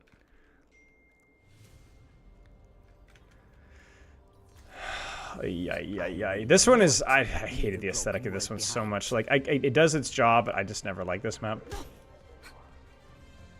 Would that allow you to take certain spots you couldn't otherwise? No. I'm not sure. Maybe you don't understand what I'm saying, but like during setup phase, before the game's even started, if you pick your character late, you're able to get back to the point or where you wanted to go faster. Ugh. And by the way, this map didn't even have these things on the launch. This stuff didn't exist. Half these things didn't exist. This map got a full, like, pretty comprehensive rework. That's Poke's concern? I don't understand what you're talking about. How I don't understand. Watching occasional, very rarely, but occasional pro fights happen on here was pretty funny. Yeah, Shanghai Dragons, that's the classic. Is Winston a good tank to climb with? If you like him, sure is. If you like him. This is also the map where Metro banned me from his Twitch chat for telling him he was a moron for throwing a game. Well, I didn't even know who he was. That's the deep 2018 Spilo lore. I always thought this was kind of cool. I think there used to be like, maybe I have because I have a graphics down, but there used to be like little vegetation, like things you could, potatoes or something, I think. I don't remember. And this was a lot worse. This is way more naked. It's much better now, but yeah. Classic, man. Like, look at this.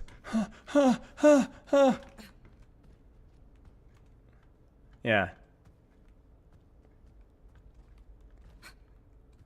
Yeah, I think Queen's probably hard to play because of all the Torb. I think Torb alone makes your life miserable. Torb Zarya can be rough for Queen. Oh yeah, the moving platform. You're right. Wait, is that gone? Yo, there used to have like a platform that would go back and forth here. Very, very, very tall. You could do kind of funny things with that. You're right. Where did it go? True.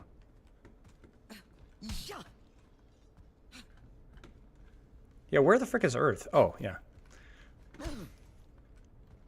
Yeah, you do that with Winston, Junkrat. You do Doomfist staging as well.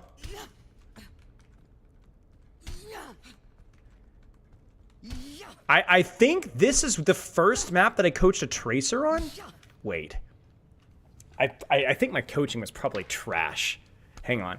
I need to find this. Hang on. I wonder if I can... find it. I have this vague memory. Was it Quantum Toast? Scion, I think the guy's name was. No way.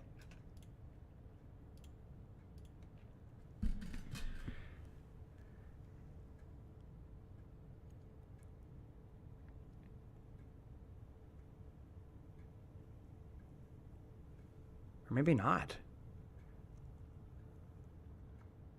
Oh, no, I found it. Look.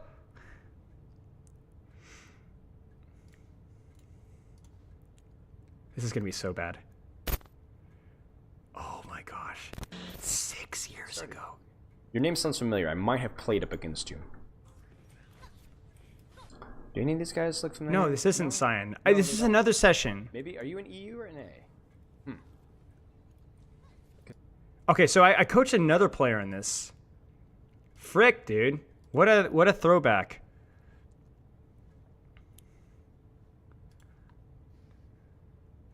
Oh gosh, I don't even want to listen to my coaching. It was probably horrible. Oh,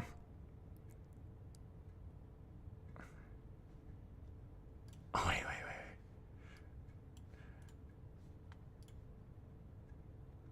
7 years ago. 7 years ago. Oh, remind me about win condition as soon as this is done.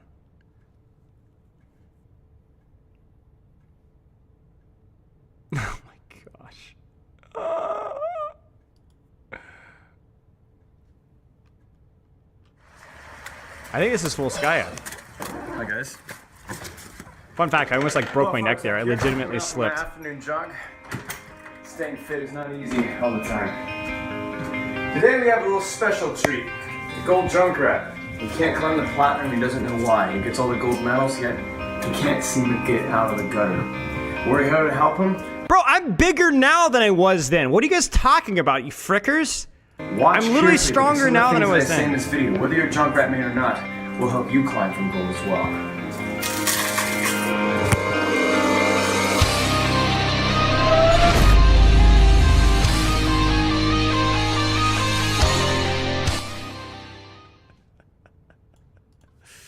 So this is Sarthobi's vomit. You guys remember Mayhem? Or whatever that stupid thing was?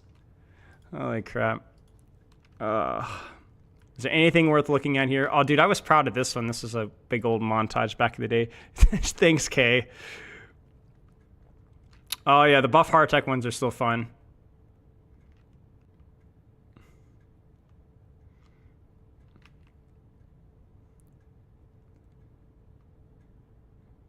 There's a lot of the old reviews. You guys remember Temporal, John Galt, Mineral? It's the first coaching. Myth busting, Moira healing. What about Limp Softac? Yeah. I'm still working on the audio mixing thing. It's still a work in progress. We watch the composition talk about how much. Wait, which compositional one? Oh, composite. Oh, this is old Hammer Time. I think this is me yelling about it. I was a lot meaner with Hammer Time back in the day.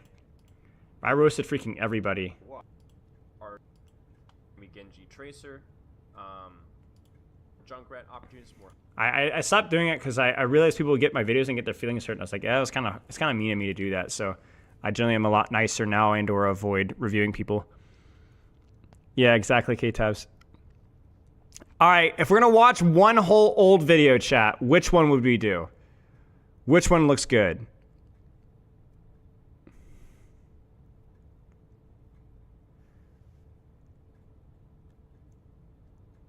Buff hardtack? It's just a joke.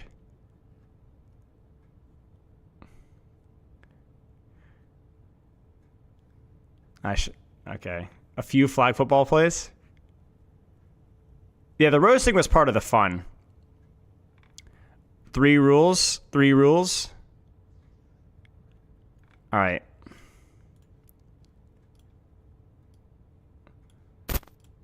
Gosh.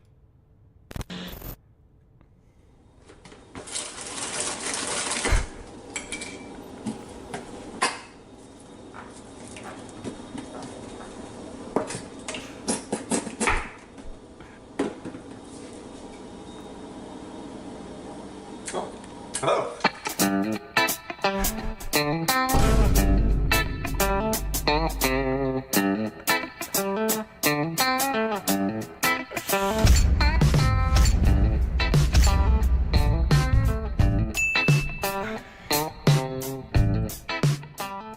I didn't see you there.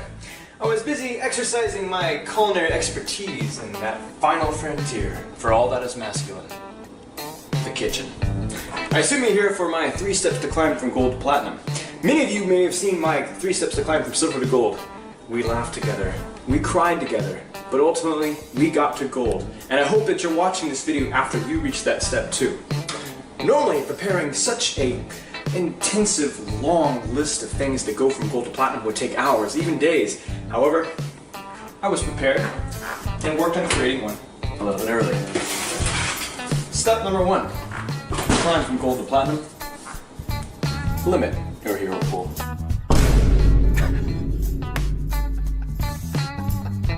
Now, when I mean limiting your hero pool, I'm saying that once you go into the competitive mode, you need to have a game plan of heroes that you wish to improve on. Far too many players do what I like to call flexing. And when I mean flexing, I don't mean that they're just going to help the team out, but as in they're just going to play whatever role the team asks. That's not how you improve at Overwatch. In fact, in Overwatch, if you're interested in climbing, you need to be mastering 3, 4, or at most 5 heroes in the game and working on improving your prowess at those heroes. Now, I'm not saying become a DPS main, become a tank main, become a sword support main, nothing like that. I fill a lot of roles. However, if you're constantly trying to play a dozen heroes and expanding your hero pool far beyond your capabilities, then all you're going to be doing is performing mediocre consistently every game. So, starting right now, 3 heroes, 4 heroes, or 5 heroes. Limit your hero pool, work on improving at those heroes so that when you get into the competitive scene, you have strong performances at those heroes. That's what I did, that's what you should do. I'll see you in the next clip.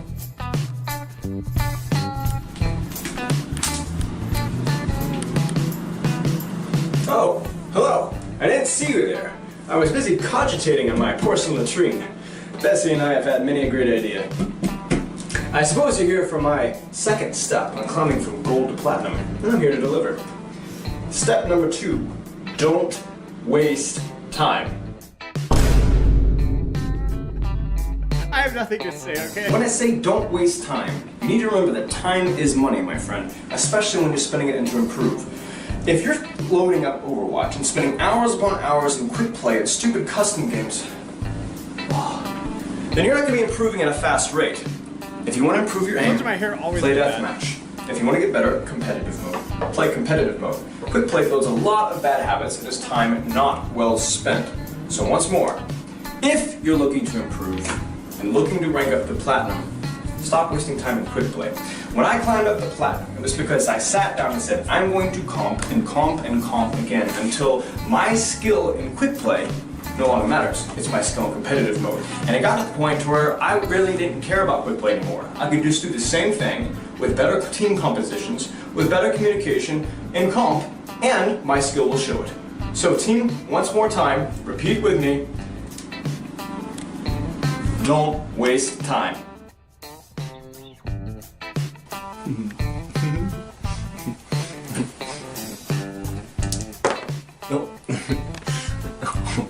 Hello, I didn't see you there. I was busy engaging in recreational mental gymnastics with my imaginary friend, Fuzzy Woo Woo.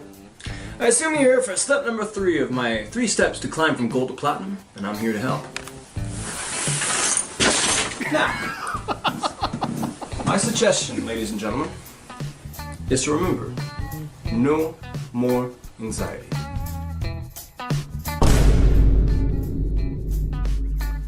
Now, when I mean no more anxiety, I'm not telling you to just stop being anxious. It's that easy. There's ways of fixing this. You need to remember, in competitive mode, rank is just a number.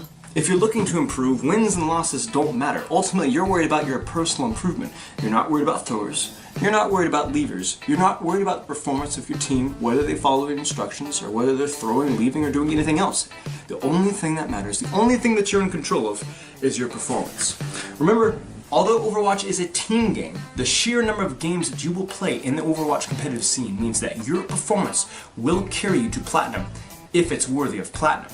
So when I say no more anxiety, I'm telling you that ultimately stop worrying about winning or losing. Worry about doing your best and enjoying the process. Have fun in the game, and the rank will come regardless. And I know that sounds simple enough and like, it can't be that easy, but in actuality it really is. That's what I did. I was very anxious and nervous about comp. I had performance anxiety to the max. But then I realized, I don't care if I get platinum. I don't care if I have gold.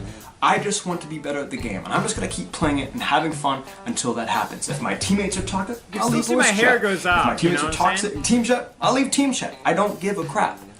But I will get better at the game, and I will keep playing until comp just isn't really that scary anymore. Buff Heart Attack Reimagined and that's the key win? for you to get from You gold guys to seen the platinum. most recent Buff Heart Attack video? Ladies and gentlemen, thank you for watching my video on 3 steps to climb from gold to platinum. Remember, I followed these steps. These are the very same steps that I actually used to climb from gold to platinum. So this isn't some high SR player just telling you useless advice that won't actually help you get there. I've been through that road. I know what will get there. And if you follow the advice I gave in this video, you will get there. Sure, this is so funny. Spylo being so ineffective at the beginning of his career. If you like, please leave a like, subscribe, follow me on Twitch, and join our team on Discord if you're interested in receiving coaching yourself. Once more, thank you guys so much, and have a good one. Oh my gosh. Yeah, there you go, boys. I think my mom saw this video. Yeah, here, look. My mom goes, never trust a man wearing Little Mermaid pants. Thanks, Mom. Who do you think was recording it? Who else? Not my mom.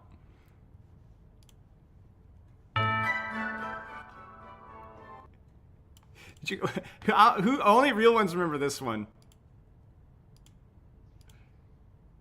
Do you guys remember? Who was here for the? Is any of you still here? Who was here?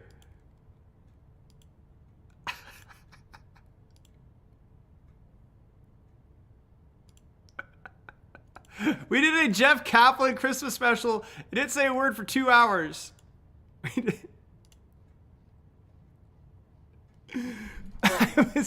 was content gold. Nobody cared.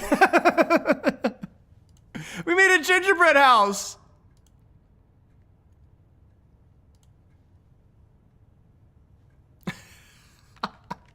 I'm done, man. We've done. We've unearthed all the crap. It's gone.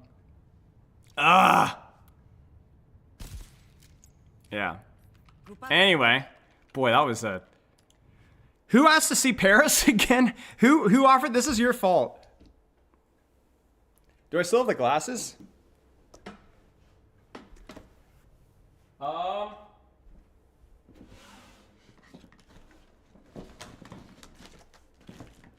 Do I still have the glasses? Hang on. Give me just a second.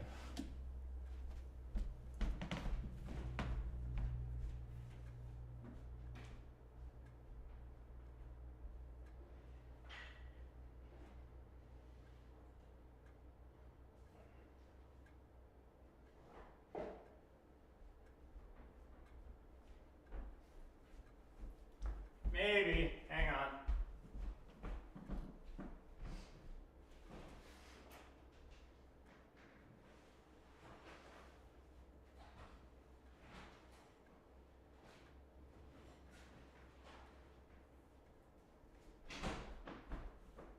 Wait. Hang on. Bro! Can you guys see this? I can't see my camera.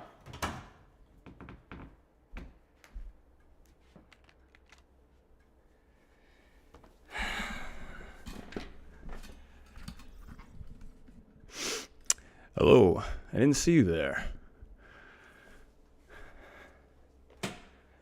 The glasses never left, my friends. I was busy milking my cattle on the back, chopping wood, pulling my chest hair out and picking my teeth with them.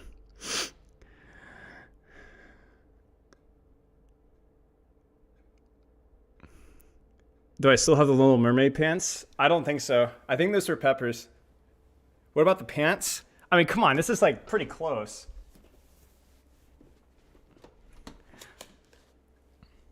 Yeah. Buff is back. Buff never left. Buff is a constant inspiration to all of us at all times. Win conditions. Do you guys want the Buff Hardtech answer to win conditions? All right, so here's the answer. So the problem with win conditions is they're a lazy catch-all educational phrase that doesn't actually mean anything. When you say win condition, you're implying by the definition of the word that a condition is required for you to win the game. But the only win condition that's applicable to Overwatch is you applying pressure in the absolute efficient way possible for your character. And that's just the fundamentals of your character. And people say win condition, they often mean the fact of how does this composition beat this composition? What is this composition playing for? But that's just a really lazy and simple, both simple and overcomplicated way of looking at a matchup. If I'm playing an Ana dive versus a Bap Zen comp, you could say that the win condition is using anti-nade, but that's just saying that Ana needs to use her abilities to win the matchup. It doesn't make any sense. In reality, the way compositions function at both the ranked level and the competitive level is simply using the kits, using the unique and creative abilities that the characters have to their utmost potential. Bubble, Ana-nade, Discord, Tracer Angle, Sojourn Damage, Disruptor Shot, all of those are just win conditions in of themselves. And so if you want to talk about macro win conditions, The simplest way to look at it is what is the way that we take space? How do we position ourselves? And if you focus on that instead of win conditions, you're actually not putting the cart in front of the horse. You're putting the horse in front of the cart in the order that it's supposed to be. The problem with win conditions is if you say things like, it is my job, it's our win con for me to land an anti-nade, if you prioritize the anti-nade over the position that enables the anti-nade, you will maybe get the anti-nade but probably die in the process. If you focus on the position first and just taking the angle that your character is best at, the win condition happens naturally without being forced. Win cons are a really simplified way of looking at the basics of the micro and an overly complicated way of looking at the macro. And that's the reason why I don't like them. It's not that win conditions, when communicated properly, are wrong. It's that when people mean when they say win conditions is something that is just a really lazy, outdated, and archaic way of looking at Overwatch. That's all. When you say win condition, what do you mean? How do we win the match? Take your position and do your job. Hit your shots. Hit your cooldowns. There's no such thing as a win condition for a composition. What's more important when you're playing... sorry. What's more important when you're playing Ana dive versus Bap Zen? Ana hitting an anti? Winston hitting a good dive? Tracer having a good angle? The answer is yes, all of them. All of them are crucially important. Trying to narrow it down to any one thing is just a zoomer's way of understanding matchups without actually understanding the basics of how the compositions are supposed to work. It's lazy, it's uninspired, and it's bad macro.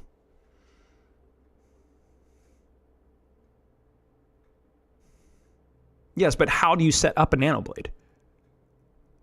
How do you make sure that your nanoblade succeeds? When you say win condition, if you're saying what is our ultimate plan, those are different things. The ultimate plan's fine. It's good to have an ultimate plan. The ultimate plan can dictate how you position. But an ultimate plan is a significantly more clear identity than WinCon. WinCon is just word salad. To say, what's our plan? What's our ultimate plan? What do you want to do? I think people take WinCon and they try to like fit it in a box. Like spam beats brawl, brawl beats... No, just what do we need to do?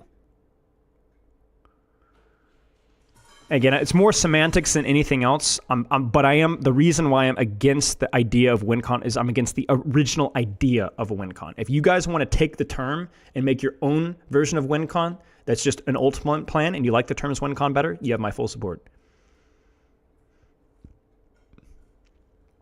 If by WinCon you mean what's our plan? How do we position? Yeah, sure.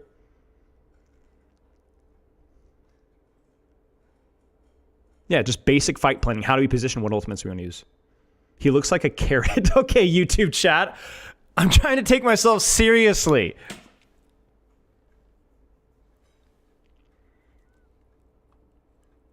WinCon would be something if your composition only had one thing that it can do. Like somebody in my chat says, Magic the Gathering. Like you have a deck that is centered on one thing it's supposed to do. But there's no such thing in Overwatch. There's no such thing. Even if you have like a full, like the most WinCon thing that I can think of is like grouping up around Mauga Cardiac or Nanoblade, or right? But even then, that's an incredibly simplified version of how that composition would work. Every comp needs to do multiple different things and can contribute in multiple different ways.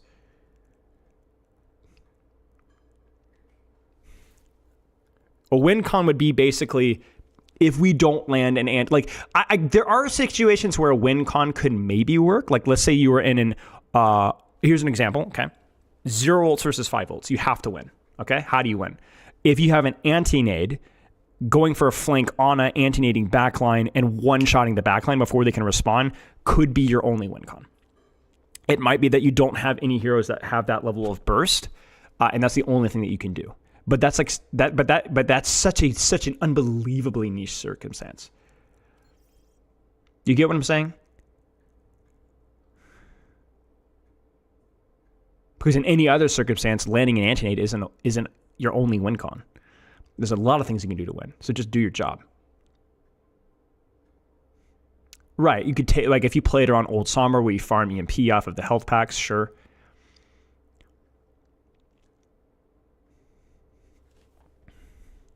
It's the same way that I have kind of reclaimed the tempo term.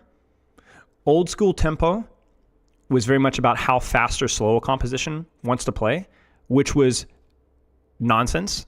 It doesn't make... Basically, when people said a composition needs to play fast, what they really meant is they said that a composition cannot stand in open space very long. That's what they really meant. It didn't mean anything about slow or fast tempo. But people still said it like that. Coaches said it like that. Educational content creators said it like that. I'm probably sure I said it like that. And I remember there's one day... Do you guys remember Natter? Do you guys remember Natter? That coach Natter? I was having a debate with him in his Twitch chat. I was watching him coach Ball, Sigma, or Zen on Volskaya Industry first point defense. And he was talking about how the defending team needed to play it slow because they were running spam comp, right? And I realized that I was watching and I was like, wait a second, why? Why could you not just like hard dive with Ball in front of your Discord and just blow people up because you're playing long distance Overwatch, you know? And we had this like little debate, and I realized that like, wait, it's not tempo, it's range. It's effective range. It's not tempo, it's effective range. Now you can argue that Zenyatta can play slow because he doesn't have cooldowns to rely off of, so that he doesn't need a burst of value. He could just consistent pressure, so long engagements. But what tempo really means is timing.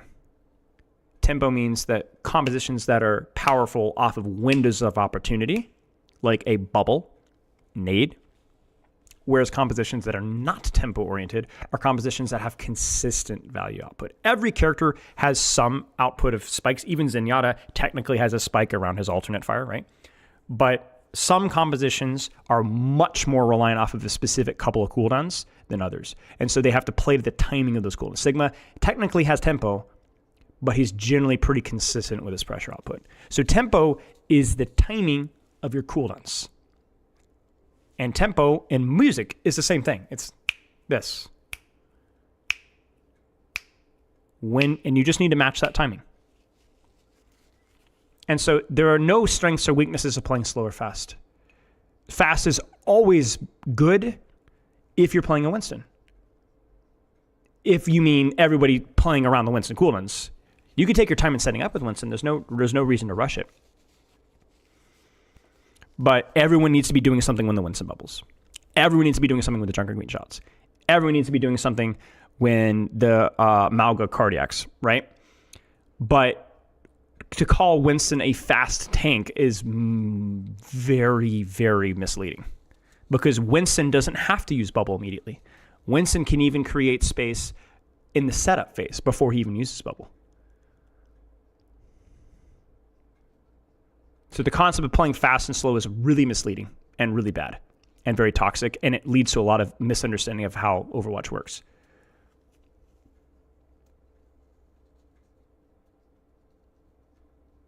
I'm not a music expert, but by tempo I mean simply the timing of things, you know? Fast tempo would be this.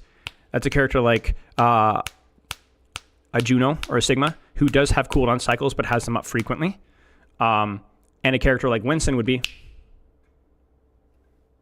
because he has long delays between his spikes and efficacy. Doomfist is... In fact, Doomfist is... that is one of the big strengths of Doomfist, is that his tempo is very fast. Not because he goes in quickly, no. But because when he doesn't have cooldowns, he'll have them back very soon. He's constantly in. Roadhog is generally consistent tempo, but underrated in how tempo reliant he is because he isn't very good without hook. Tracer, generally pretty fast tempo too. Yeah, Recoil's a long cooldown, but Tracer can generally squeeze out a lot of uptime.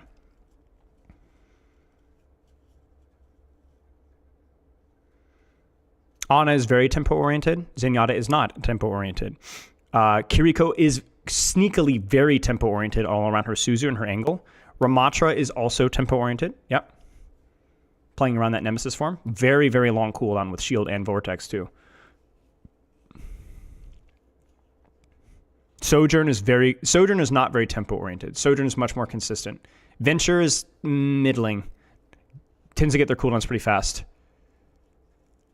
And the reason why that matters is it makes timing very important, right? So like as Sojourn, it's easier to have better timing with your engages because it's not as important for you to get that burst moment as much outside of maybe your rail or whatever, right? But a character like Sombra, very tempo oriented, especially if you're going for a flank, because if you don't have your virus, if you're not in position, if you get cleared out, your timing could be completely off. Like you could be all in or all out. Like Sombra is often very all in or all out depending on the situation. Winston is very tempo oriented. Junker Queen, very tempo oriented.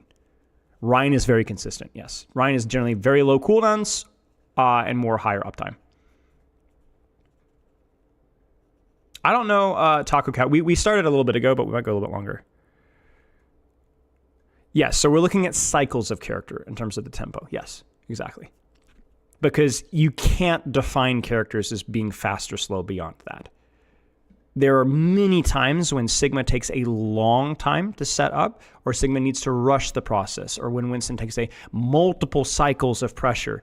If you guys watched Christopher's work with Commander X on Dive, Christopher describes Dive as being a very slow composition because it requires multiple dive cycles to actually break the brawl, right? You got to force the lamp, then you got to force this, you got to force that, and then you get the kill, right? But so it's multiple cycles, right? It takes a long time. But then you could also say, in some situations, Dive is very fast when it has the setup because it just goes bam all at once and everything dies. But then how did you get to that point? How much time did it take you to set up? You know, Dive is a lot harder to set up than a lot of other comps.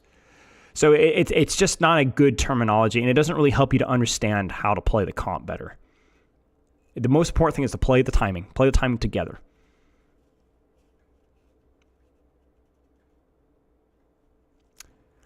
The way that I look at Ana Brigitte versus Kirilusu is more about the space. Ana Brigitte is more open space dive. Kiriko is more compressed space dive. Kiriko can play very patiently, very slowly if they're able to squeeze you out of chokes, because Lucy is a much better choke, much better character in smaller areas, and Ana needs a little more space. Yeah. Somebody in chat goes, I feel like I blacked out for 10 minutes. Yeah, I don't know what got us here, guys. Where are we? Who am I? What happened?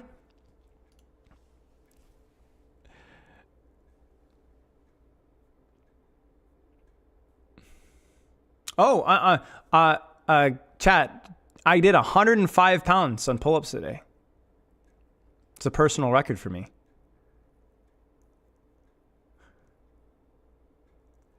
For single reps, for like 6 or 7 sets, but single reps.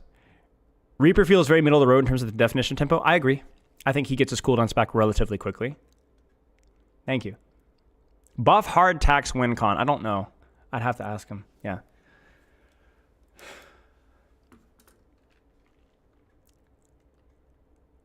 No.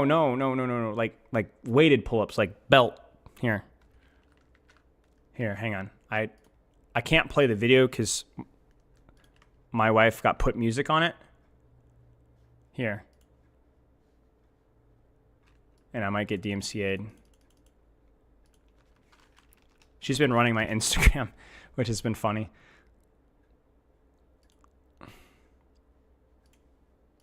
Here. Thanks. I need to work on lockout, but at that range, at that weight, the biomechanics of the lockout are actually really hard. So just getting chin to bar is good enough. Yeah, I can just mute it. So anyway. Okay. Do you guys want to do? Let's do a few perks. Should we do a few perks? I think we probably should. Why is this not doing that there? There you go. Thank you.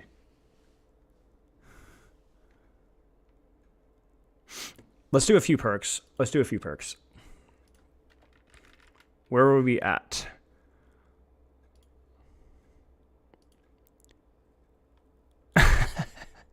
Shut up, Deacon. How much weight can you do on chin-ups? About the same weight. Generally, pull-ups and chin-ups are about the same for me. It's a little easier to lock out biomechanically with chin-ups. Oh, that's a good idea, Surly. It's an interesting idea.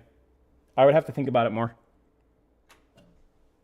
Oh, Maximilian's Vault. I didn't even think about that. Is that new? Chat, did they refresh Maximilian's Vault? Gamble, gamble, gamble, gamble, gamble. Gamble, gamble. TD Shuckle, thank you for the sub. Oh, I haven't even updated mine. You're just in time. All right, guys. Who do we gamble with first? Oh. Who do we gamble with first? Go right. I don't think the difference between chin-ups and pulps is that noticeable, to be honest with you, Poke.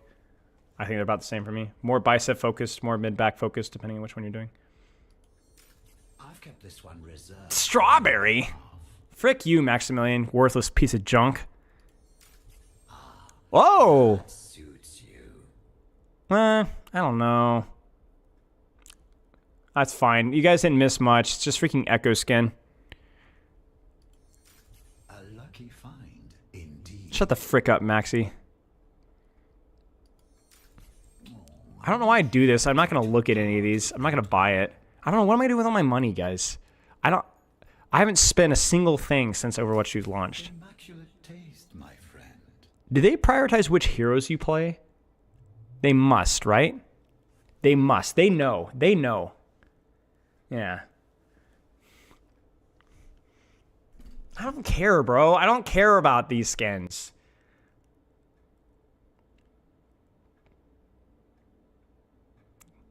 No, I don't like it. I don't want to. Whatever one you want to play, Ramatra. Whatever one you want to play. Both are fine. Both would complement your Ramatra hero pool just fine.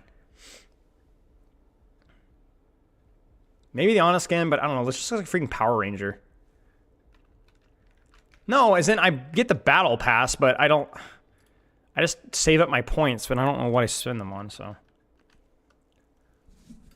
Yeah. Yeah.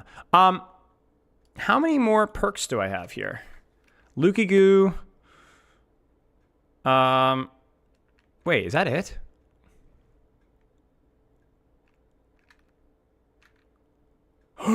Chat, that's not bad. That's not bad at all. Holy frick, that's not bad at all. Tinny Shuckle, thank you for the gifted sub. That's not bad at all. Wow. Okay. We can do that. I don't know if we can do that all today, but we'll get, that's only like an hour more. I think. Yeah. Okay, sick. Good stuff. I'd like to get the full perk rework project out like next week maybe, but I don't know if I'm going to. Thank you, Deacon. I appreciate that. That's very kind of you.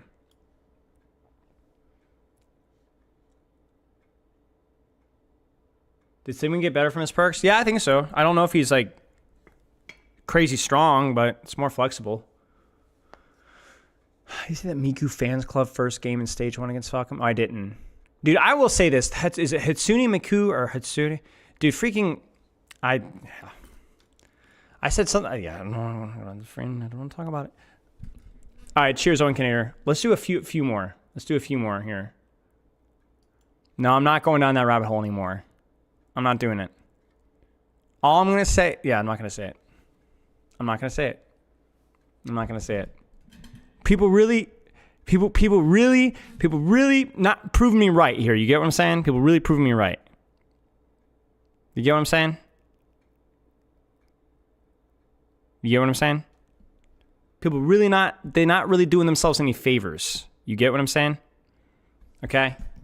That's all I'm going to say. That's all I'm saying. Torbjorn, level 3 turret animation needs to be short, otherwise his perks are perfect. Okay. I think just the problem with Torb is that, oh gosh, I don't know what the, I don't know. I have to think more about that, but yeah. I'm not going to say it. Vertical repositioning tool for Xignon on that can either be used in combat or is very ineffective in combat, as there's only limited here that we don't have it. Sure, life your pedal platform size reduced by 75%, health increase by 100%.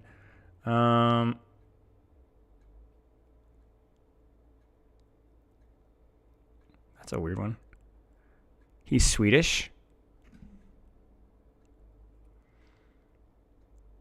This primal damage. I don't think Winston needs a parry. I think it's part. He already has it. You know, part of the cost, risk, reward. You know.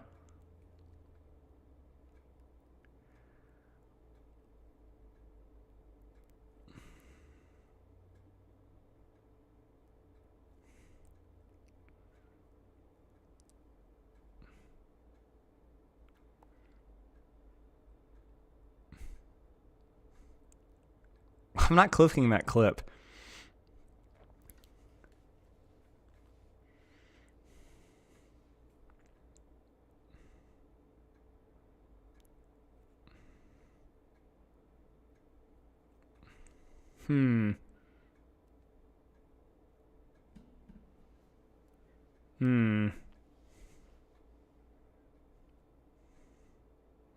It's a joke, Shock. It's my Discord mods just drop their political memes that are too spicy for dank memes in there.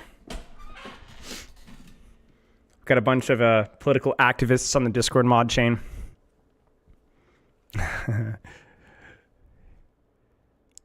Lukigu. Oh, did we even look at yours, Lukigu? Oh, you're right. Dude, thank you for being here. I thought I read yours, but I didn't. That's why I stopped. Sorry. Primary and mind blow up. I had the same idea with blowing up trap, but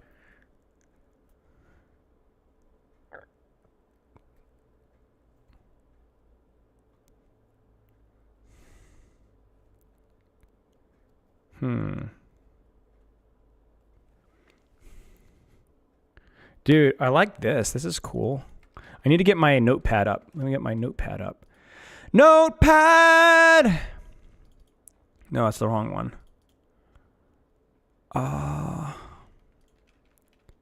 No, I'm not DMing you the political memes, so you don't need it.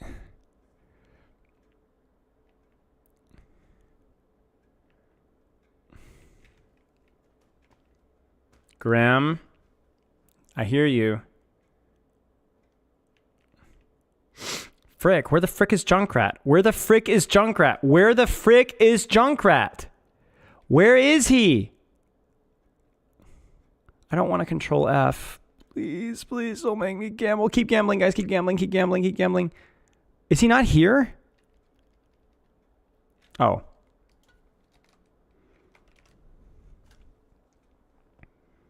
Thank you.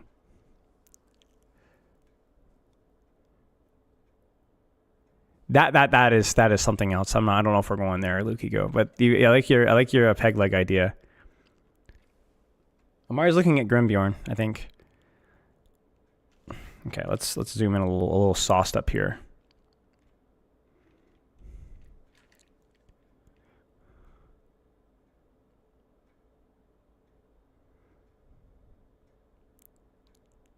Yeah, I see you.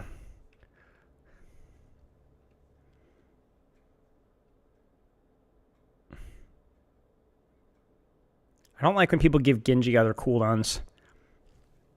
Dude, my lips are so freaking dry from football. I was wearing a mouth guard on Sunday for like 3.5 hours. My lips are just like torched.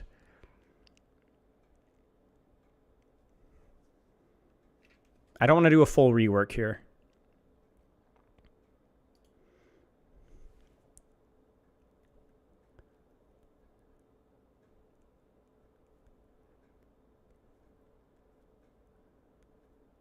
This is nice, this is good, but I don't want to do this right now because this is too in-depth for what I want to aim for generally right now. Lip balm, it's a scam.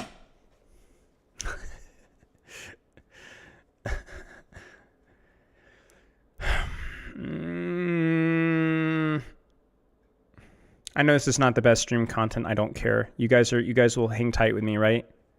I promise we won't be doing this for too long.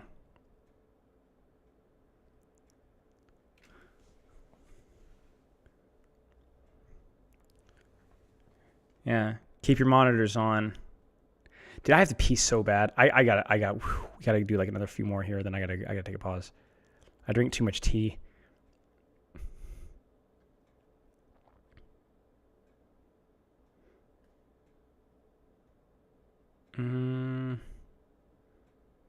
Pee if bald? What? And when you say this is awesome stream content, what do you mean? Like, is that a pee joke?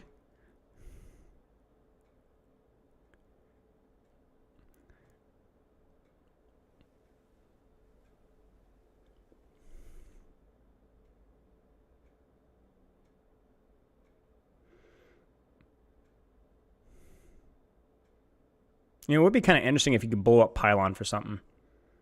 Because blow up pylon. It would make you think about where you want to position it more. Subway Surfers? No. Just unfortunate timing? Okay. Getting me look at Korean Grand Finals today? Probably not pinpoints. That might be a huge mistake, but I tried something different today. You can skip back early in the VOD. We just looked at like fun maps, so I don't know. It wasn't intentional timing. Yeah, blow up pylon, releases a phosphorus bomb, and grants all the heroes that are hit with it guaranteed birth defects.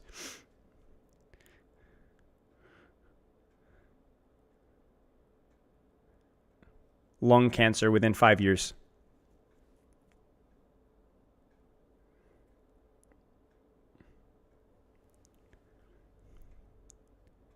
Yeah.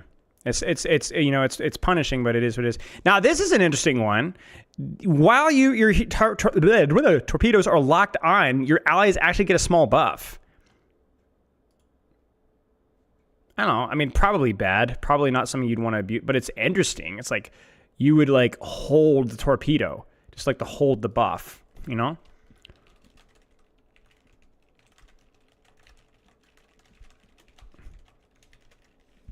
I misspelled juicy.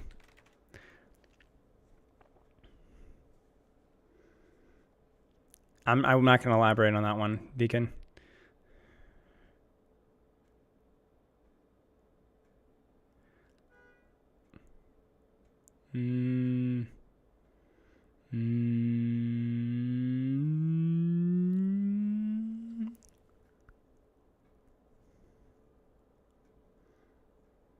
The concept of holding fire strike for faster projectile speed is interesting. Sounds kind of clunky. Yeah, you could be right. Maybe if they did torpedoes and they just blew you to pieces, like just like rated M, you're just disemboweling the person that you hit, the enemy, you know? Like they just explode to bits, you know? Red mist. That would be an interesting major perk.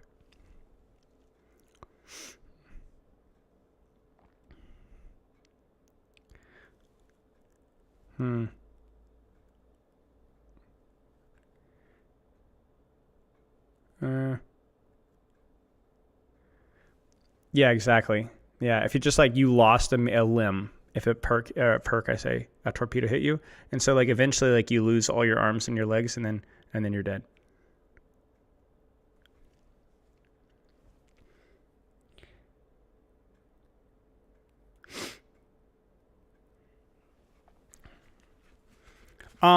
This is kind of an interesting perk here. Do you guys see fast acting? Damage and healing from biotic is now instantly applied.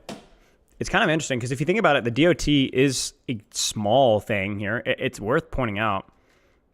It's I don't know how useful it would be, but it's definitely worth looking into.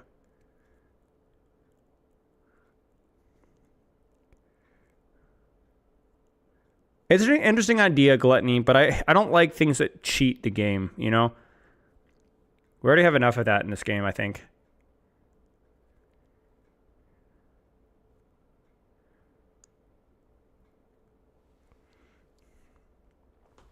Sleeping in a teammate gives them a speed boost. I actually kind of like that. That's an interesting idea. Sleep dart for speed boost. It's a cost risk reward, you know what I'm saying? Why didn't it say X?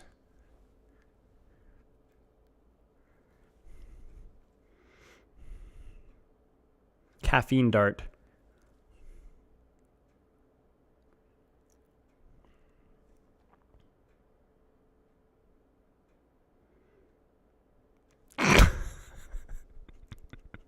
Deacon, I'm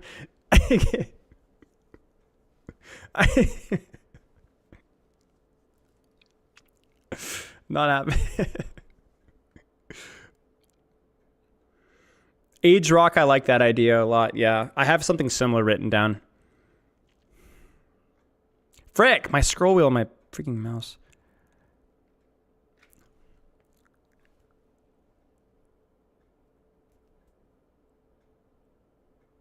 You know, it's not a bad idea having a faster boost, but that doesn't go as far. So you have like slightly more mobility, but I'm not sure. I've only been streaming for 4 hours. That's about an average stream for me. Welcome.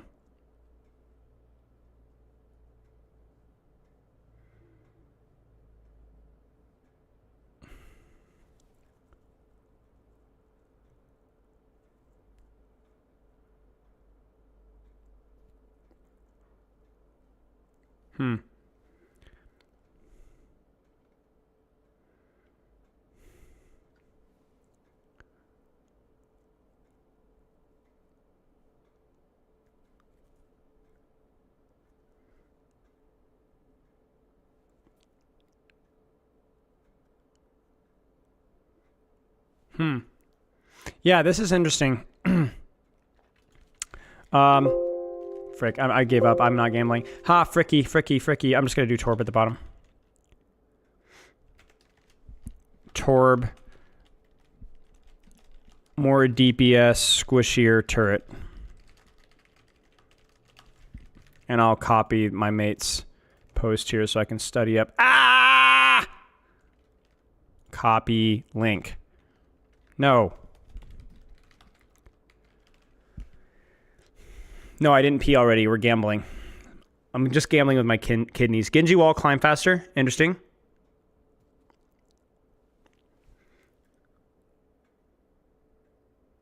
Ooh, seriously, guys. Mercy explosive souls. Why the frick not, bro?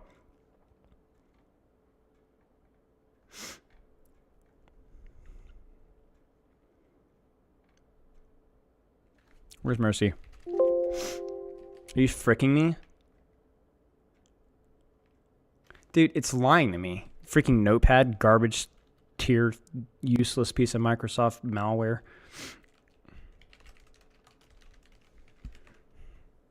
I freaking hate this soul doesn't fit her character. She's a freaking combat medic.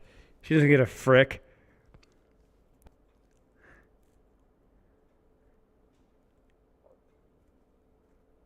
You know, combat medics, you know, they go out there with their chainsaws, man. They're putting people down. They don't give a frick. I don't beat somebody to death.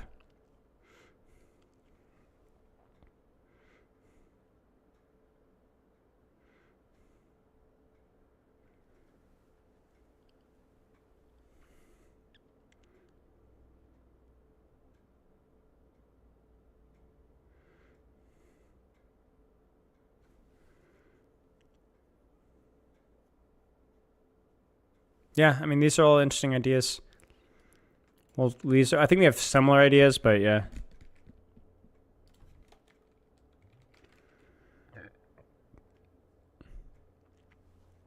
Two level 1 turrets would be fun. Ooh, not a bad idea. I think that would be interesting. It'd be kind of annoying for builders, but if they're really squishy, I don't know. It would be worth spitballing. Especially with a wall placement concept. Notepad++.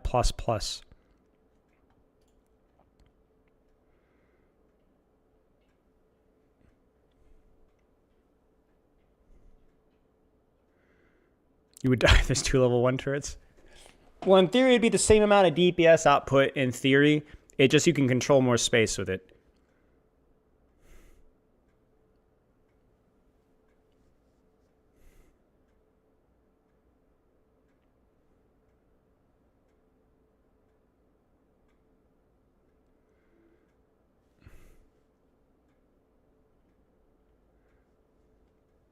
Notepad++ is far superior. All right.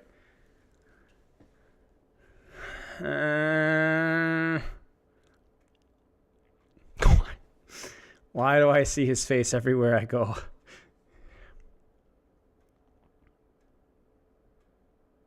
Interesting idea, Gluttony. Yeah, over better heal from your lifesteal. Swap it for a spin helicopter. Hey, man. I'm with you on that one.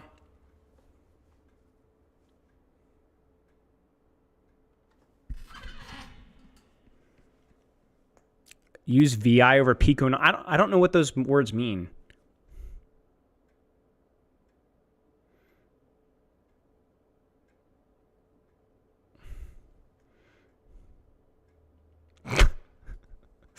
Get a jump scare mid recall.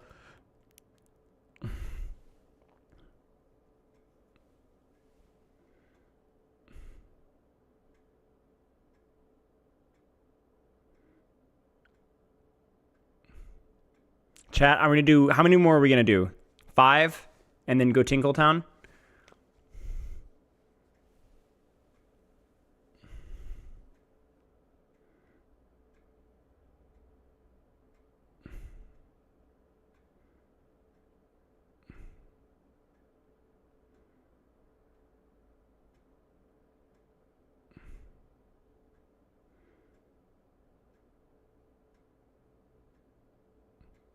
Yeah, dude, I like the fluid stances thing. Basically rewards you, kind of like what we talked about with Translocator, rewards you for canceling your form earlier. I like that. You don't like calling it Tinkletown. Fingolfin, not really. By the way, I like your name. Not really right now. I've had to limit it because if I opened it again, I had like over 1,000, like I don't know if it was 1,000, but it was a lot of responses. Like you can go in the channel on my Discord and look at it now.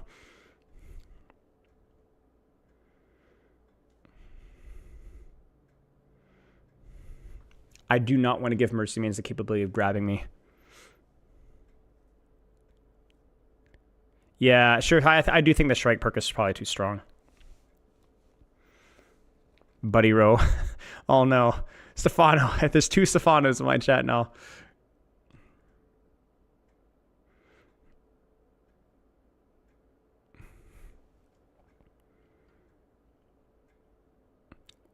Oh no, what is this? Hello. Okay, that's enough.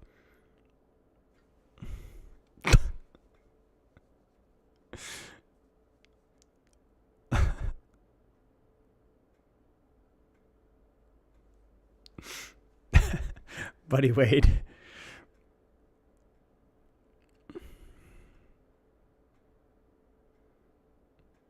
Having 0 gravity and orbital ray is kind of funny.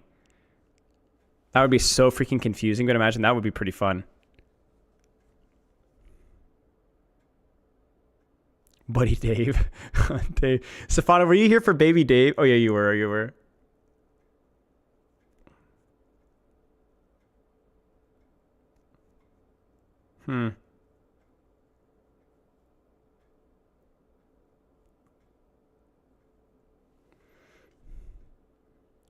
Yeah, it was a great joke, dude.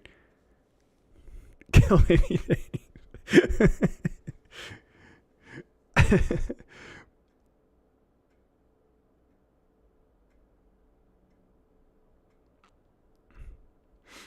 What if Ryan's shield was 180 degrees? That's crazy.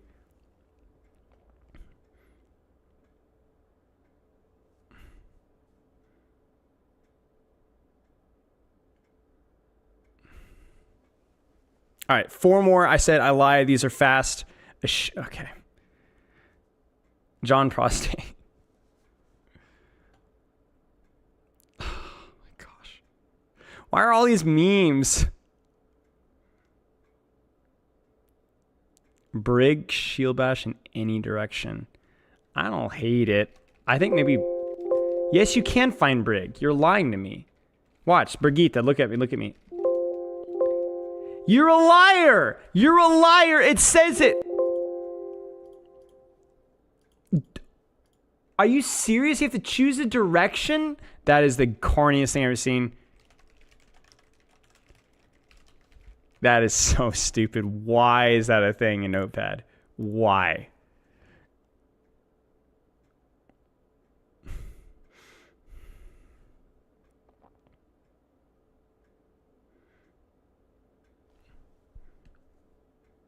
Swedish headbutt, I kind of like that, honestly. Freaking holding Swedish. I'm gonna do that. I like that more than the one that Brack suggested, which was similar, but I think I like the hold better.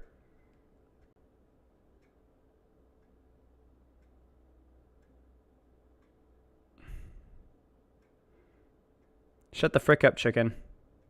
Also, are you safe? Are you good? Can we ban Hatsune Miku?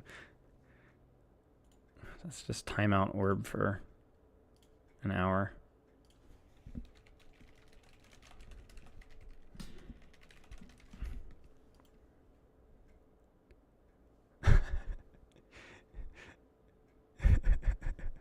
No, I don't want to bully orb.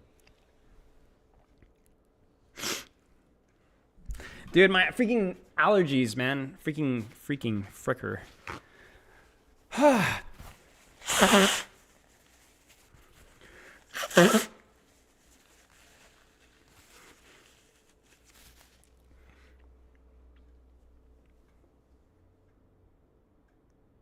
I agree with that, Kayuze.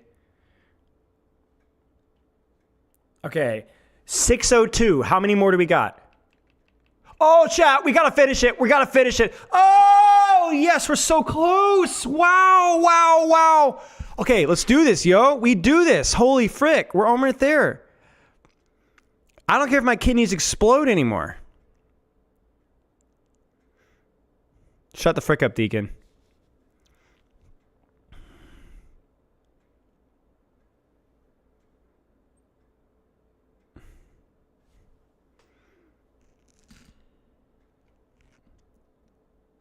Oh no, Calyx. Is Calyx here? Is Calyx getting toasted?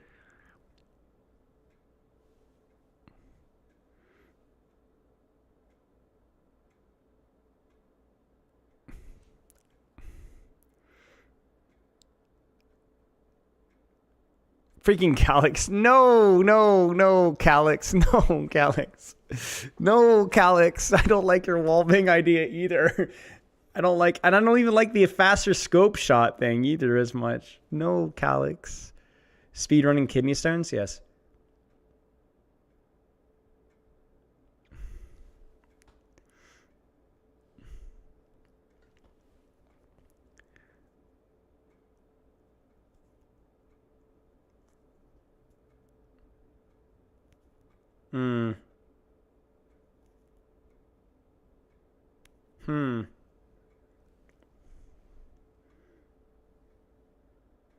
Yeah, it's interesting. Maybe there's could be something that like I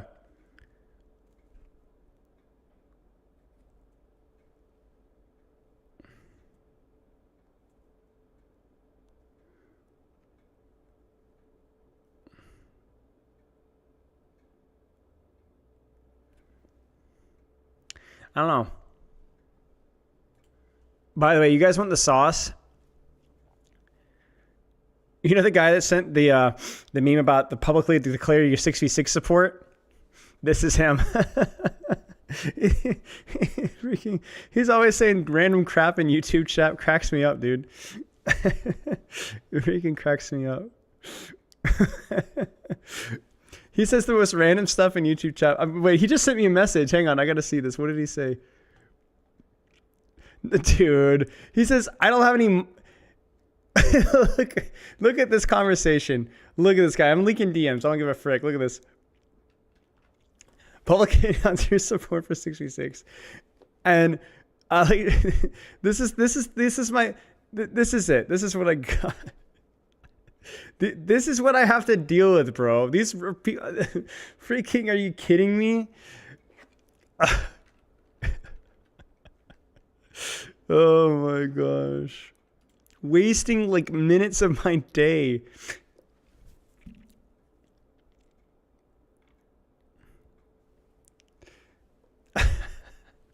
This is the dude. I literally, okay, you guys want a true story? I came back from Christmas break. I had like 3 weeks off. I try to avoid answering DMs. Do you know how many messages I had to respond to on Twitter, email, and Discord? Guess. Not 712. Okay, can we? Yeah. Need parry? Slow. It was like 150. Okay, you guys are really, really off topic here. We're getting like 150 messages, man. I'm a little YouTuber. It's rough. It was like 4 hours, 5 hours of just answering messages. Some of them I wouldn't even be able to answer because it would take too long. So if I ever ghost you guys, I've never ghosted anybody. Full ghost. But if I take multiple, like a week or 2 weeks or 3 weeks to respond, that's why. If I ever fully ghosted you, just bump my message again. I will get back to you.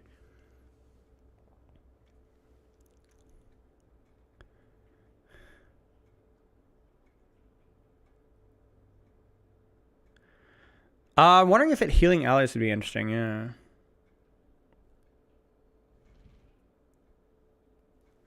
Yeah, I think I already put this with Ram. Or I think I should have if I didn't already. But faster projectile speed for his... Oh, hey, Gavin.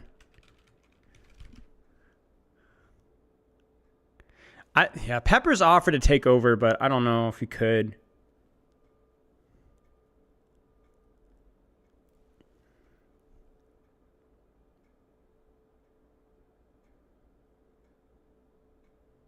Healing allies is interesting.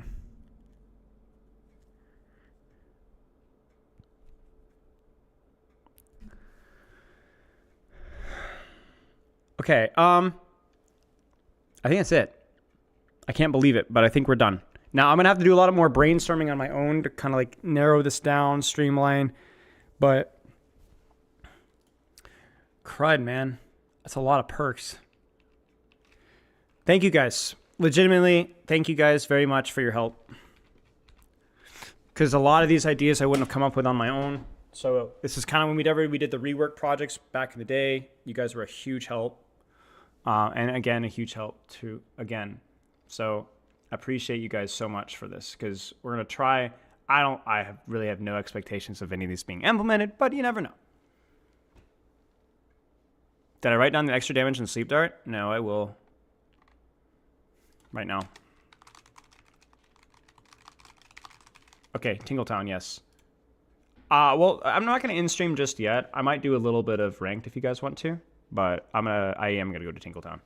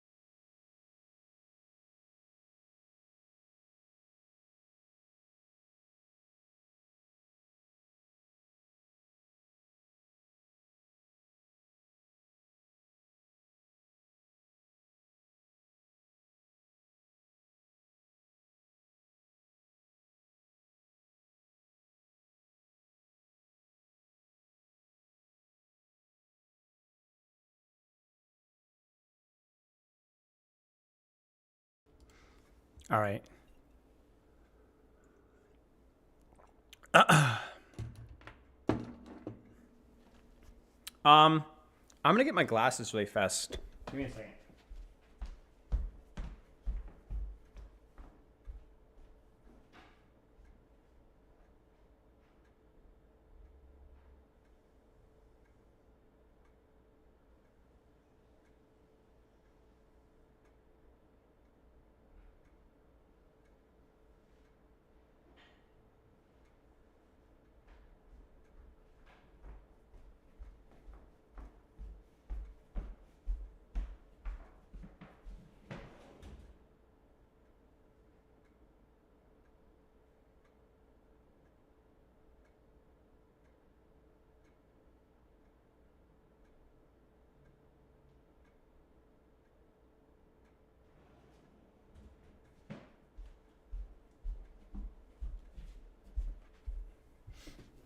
They're more like super low tier blue light glasses, but it's getting a little later and I've just had headaches recently because I've been staring at screens all day. So even if it's just a little bit, I'll take it.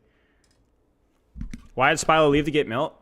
I mean, have you ever looked in the mirror? I think that should be self-explanatory. What do you guys want me to play?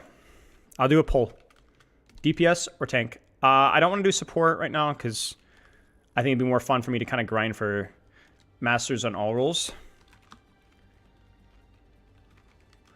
And I'm already master support because support, you know.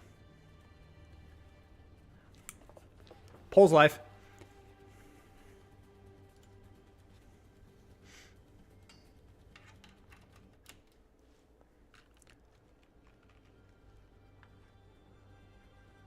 I want you to commentate my play. I'll do my best. I don't know how many games I'll play. When Pepper gets back, I'll probably end stream. So anywhere from 1 to 3 games would be my expectation. DPS. Wow. I was expecting more tank. I guess we've done a lot of tank recently. I'll see what I can do. I'll even let you guys choose what I play here. Within reason, obviously. Placements, I don't know if I could get masters on tank and DPS without really trying. Like, I don't really grind. I only play on stream.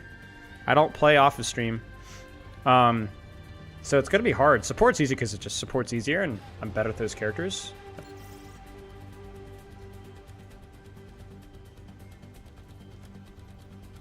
I'll let you guys vote. I should try to warm up for like 2 seconds if possible. I'll play like Cassidy or something just to get general mechanical warm up here. Someone needs to fill this saddle. Cheers, Shirley.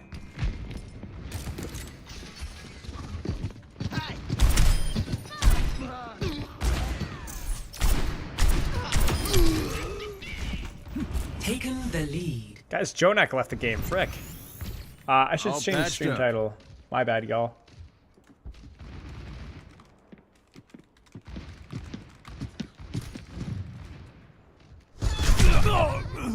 And I'll change YouTube as well, so I'm not misleading thousands and thousands of people.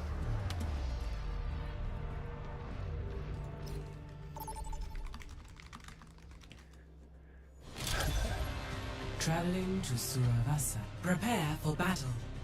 Alright, what do you guys want to see? Your hero.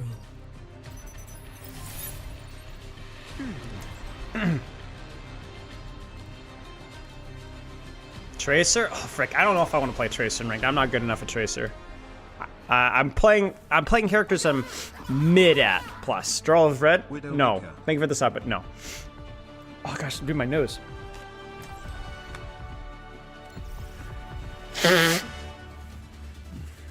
Echo, Genji. Get us 2 votes. No, it's only 1 vote for Genji. Venture. Alright, we'll do Venture. I'll try Venture. I haven't played Venture in a long time. Holy crap. A list of all my mid heroes. Bastion, Cassidy, Echo, Genji, Junkrat. May I'm kind of washed at. Pharah, Reaper. There's a lot of them. Go. Can I go over? Oh my days. Surprise! Together. I'm going in.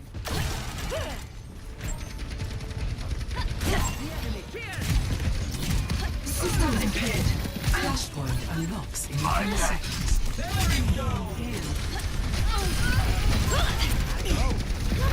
I gotta make a play here. Frick. Flashpoint unlocked. Verdammt. Deine Pflicht ist nicht getan. Frick. Well, we got cap off that, I guess. That was so weird. For a second, I didn't know if she was rezzing. Did you guys see that? She didn't really have the animation. Keep that off the record. That was strange. Whoopsie daisy. Systems impaired. Good to see you. Area denied. I've lost. Enemy here. I'm going in.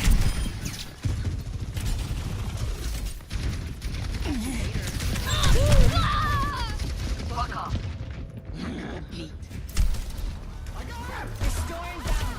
Thank you for the sub. Like, what is the timing there?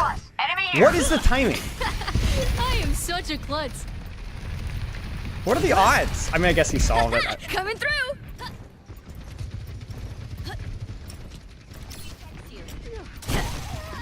Careful, we're outnumbered. Joint. Notice. Yes.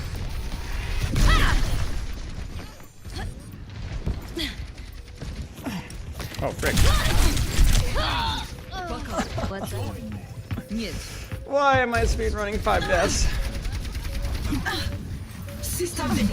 At the Stan K-pop Twitter accounts you gave me? Not recently. Sure. Not recently. Good trance. Very winnable. Active Kitsune. This ends now. Scouting out the point. Venture carry. I'm on fire. Keep Venture the carry. heat on. Venture carry. Venture carry. Venture carry. Am I right? Am I right? Ha! Surprise!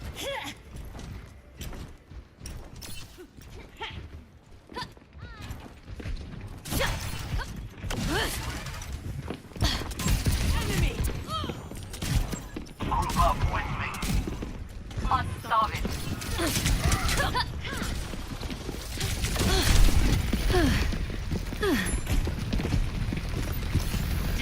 This you. Coming through. Are you kidding me? Good looking out. Idiot. Fire at will. They're back. Good grief. Excavation initiation. Mostly to live. I'm on fire. I just wanted to guarantee it. Next, flashpoint garden. So the crosshair on like a robot. Thank you. Hiya. Let's kick this off. I want to make sure we had one fight, so I went for the deeper angle. Tried to play for distraction, and it worked. It was definitely risky. Because I didn't have a confident disengage. Flashpoint unlocks in 10 seconds. Just need to play it on the choke. EMP. Keep it going. I didn't know the gap was there, guys. I didn't know that there was a gap there. I saw the fence. I just... Let's try that one more time. Gotcha! I'm untouchable. I sometimes wonder why always me. I'm not playing this up for content, guys. I really am not. I think it's just because I don't hesitate as much. Like, if I see an opportunity, I'm just gonna go. I don't know. I don't know. Systems high. The Kitsune is ready to be I don't have any damage here. I need range anyway. I feel a warm inside. Notice. Oh, better.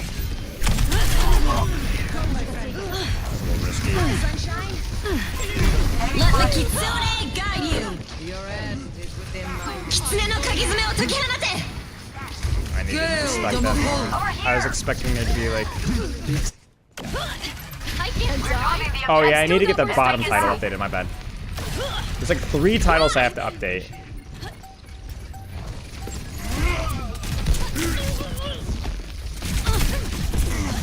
No darkness. I'm with you.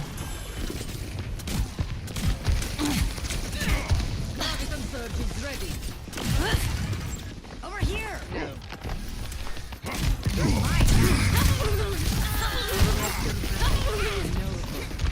Fire at will. Whoopsie daisy. Questionable. Enemy here. I didn't know he was that close. I thought I had time to pick a perk. He detonated. He was right there, though. Look at you.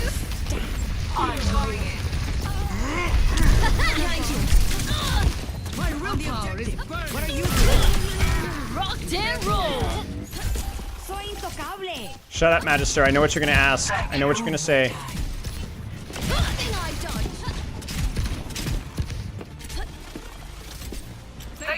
Garden. It's just like every Venture game I've ever played. I remember when I played Venture, I won so many games with a negative KD. Gotcha. I'm not joking.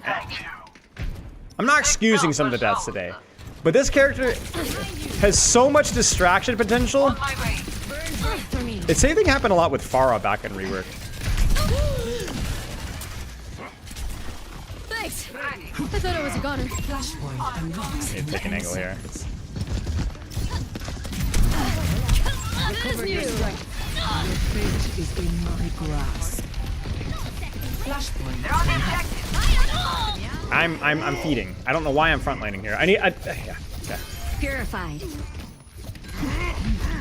The thing is we still might win that. I force bubble. I force Suzu or whatever. I tanked. I shouldn't have tanked. I would win more games if I didn't tank. My ultimate is ready. Join me. Let the Kitsune guide you. I offer something more.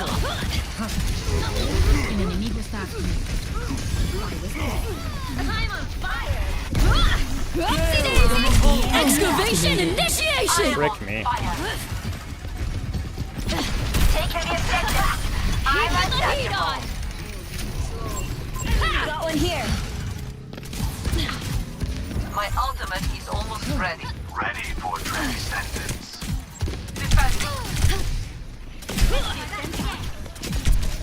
Big fire lap. Gotcha! My ultimate is this one. They definitely know. Right? They're not acting like they do. No, they don't. They get him? Get fricked, buddy.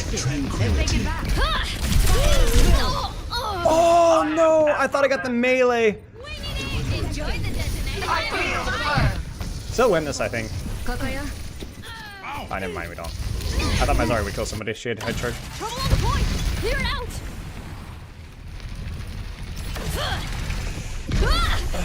Got hair in my eye. Ah, I got hair in my eye. Ah! Okay. On my way.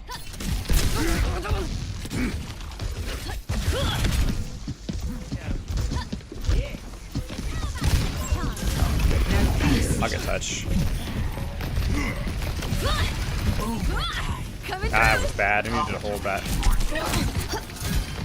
Oh, can nobody touch after that? Are we that slow? What's up? Frick me, that was the slowest touch I've ever seen in my life. See you in a few thousand years! Ooh, yo, mechanics.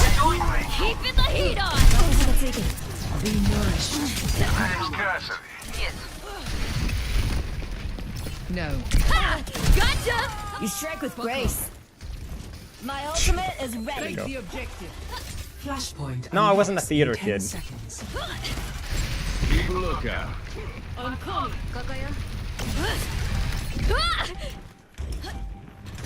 Flashpoint unlocked. I can stall this.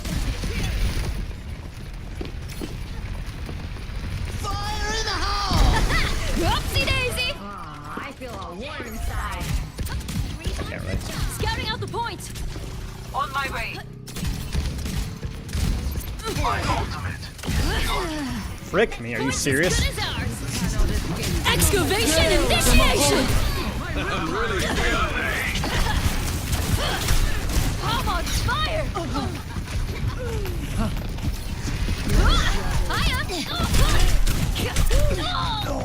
I had to go for the all in there because we were down. I don't know how we lost that fight. Were we down one early? We might have been. Felt like that was not unearned. Good disengage from my team there. My ultimate is ready. Saddle up. Idiot. Let the Yeah. Kitsune guide you. Experience tranquility.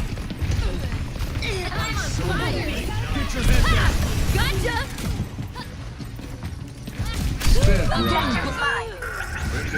I thought he was forgot about me. We're out overtime. I tossed up. I should have so easily won that one. Like I thought that he just forgot. I thought I forgot. You know what I'm saying? Nice. I just needed to keep him distracted. Oopsie daisy! We must join as one. Sorry about that.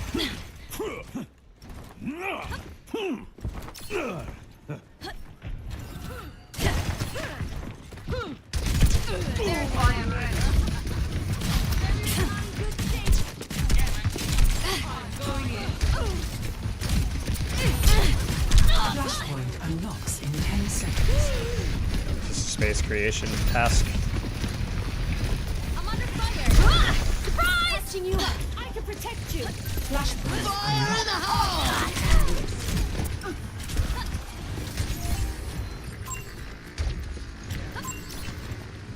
Watching this spot. Over there. No, I trolled! Dude, I'm trolling. I'm trolling. I'm actively tossing this match.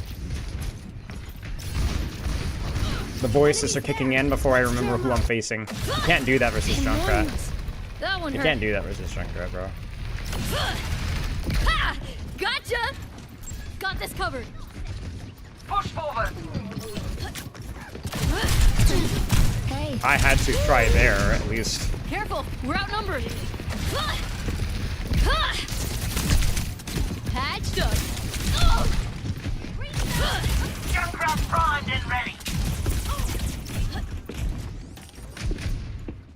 Goodbye. This is good.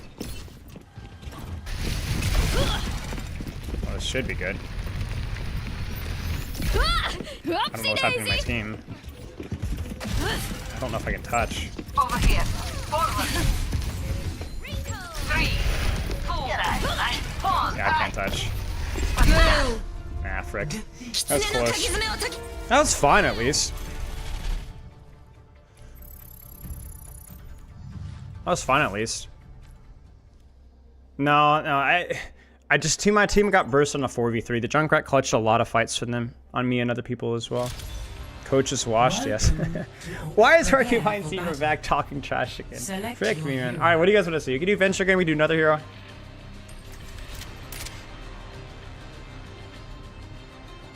Oh yeah, title. Death or Masters. Ash, no. Pharah, we could try Pharah. What do you guys think? Do you want to try Pharah? Try Pharah. I don't know if I want. We could try. I might do like one Torb game, but I don't know. Torb feels a little overtuned right now. Forget regulation. After this mission, I'm throwing a party. I freaking hate her acting so much. I'm not gonna lie. Don't much. Soldier, Sojourner, Tracer. I might try Sojourner, Soldier next match. Round 1. Capture the objective. There is Up and away. I hear you, pumpkin. Activate the barrier. Yeah, I'm not gonna play with that.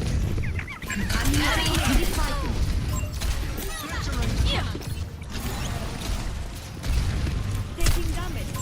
Enemy spotted. Over there. Repulsion. Frick. The objective is You guys saw it. The barrier's weakened. Oh, I didn't mean to press that button. Enemy I need spotted. healing. Moving into position on the objective. The barrier cannot withstand our trophy. Enemy vector calculated. The barrier appears. Concussive Enemy here. Excellent teamwork. The barrier has fallen. Got one here. Step right up. I don't think so. Did I get him? I slept one. Threat emerges. Frick. Conducting analysis on the objective. The iron forest watches over you. Nice. Winnable. Enemy Our ball should be okay. Securing the barrier. We should be able to kill ball eventually. Wait, what? Enemy. Repositioning. They outnumber us. Keep it tight. I think my Sigma overpushed there. Barrier initialized. The Gitsa at your service. We have to get them off the point. Repulsion. Taking care of you. Yeah, my Sigma overpushed to a backline that wasn't engaged, and then my backline lost the 2v2. Blasted. I see one. Frick. Taking to the air.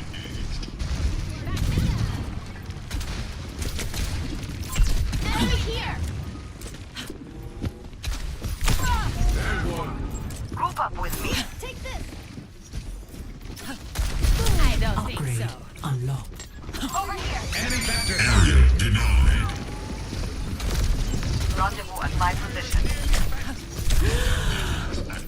冻住，不洗澡。 Enemy spotted. Justice reigns from above. Oh, No, frick me. Outnumbered. Careful. Barrier down. Yes. Team kill. No, the barrage was fine. The barrage was fine. Might have just been too late.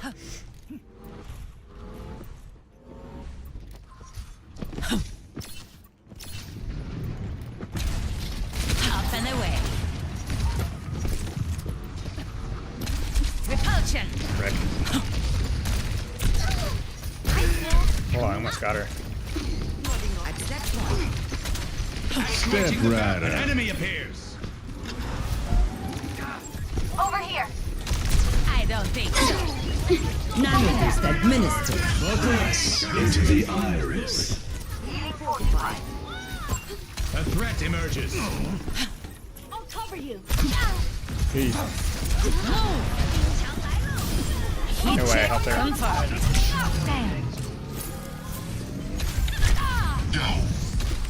Blasting. Wait, what the frick did that guy go? Get whipped?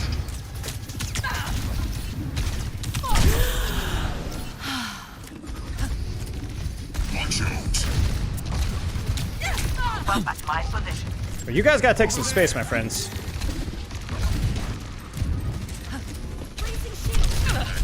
Scatter.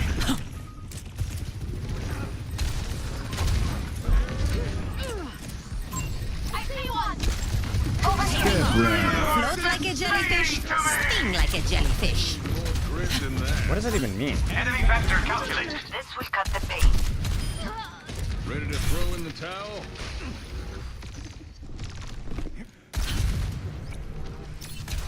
Shield buckling.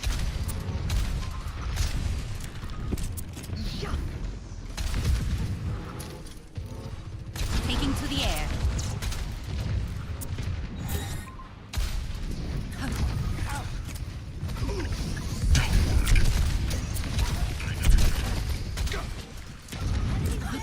Let's clear him out.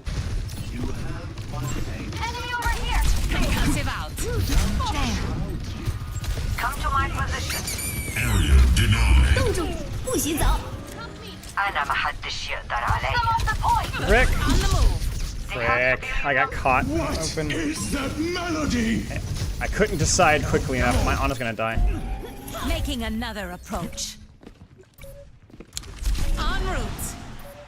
Ah, you shouldn't have lost that one, man. First round. Pass into the iris. Yeah, the position was okay. Score 0-1. Yeah, we just didn't hold any space. It's a 4-man rotation for free. But that's alright. I think my support player's kind of lost here. I can smell something here. Isn't Yeah, this that player what doesn't you play the want? characters that they're playing. Never Which is should a have bummer. mattered to begin with. Yeah, but Mitsubishi had.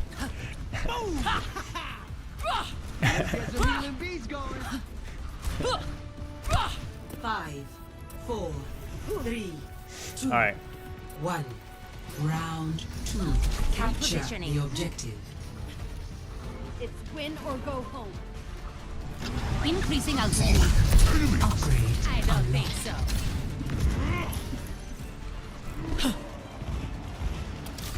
That's annoying.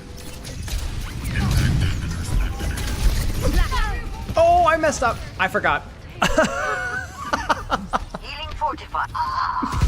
I am the queen. My bad, my bad, my The bad. objective is now I forgot. Yeah. Shake it off. En route. Again, I forgot. Enemy here. Help me. Jeez, what is that speed? Taking to the air. Concussive out.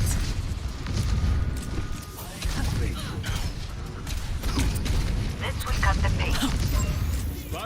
System repaired. Repulsion. I kind of all in there. I think you can type me. Let's spawn down. Frick. I'm not getting the conks that I want. Over there. Returning to battle. Dispersing. Frick. We're outnumbered. Be advised. This ball is just lobby admin because my team doesn't Concussive out. know how to play. Rig. Enemy over here. Clear impact area. Shields buckling. Are you freaking? Much better. Scatter. I say that, but I actually have to hit a rocket first to throw stones. Wow, case in point.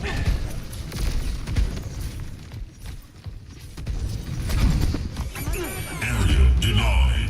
Like, that's a situation where I have an Making advantage. another I should be able to push that. Got something on the move. I'm fired up right now. Increasing altitude. To me. Okay. Pass Positioning. into the iris. No, Rig. Round number. Stay sharp.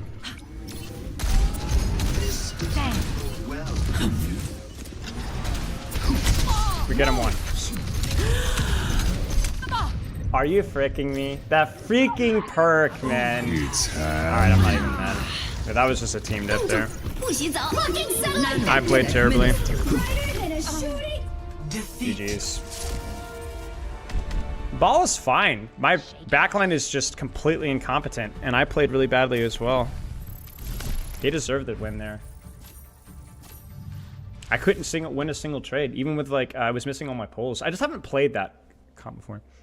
Shut the frick up, Squookong.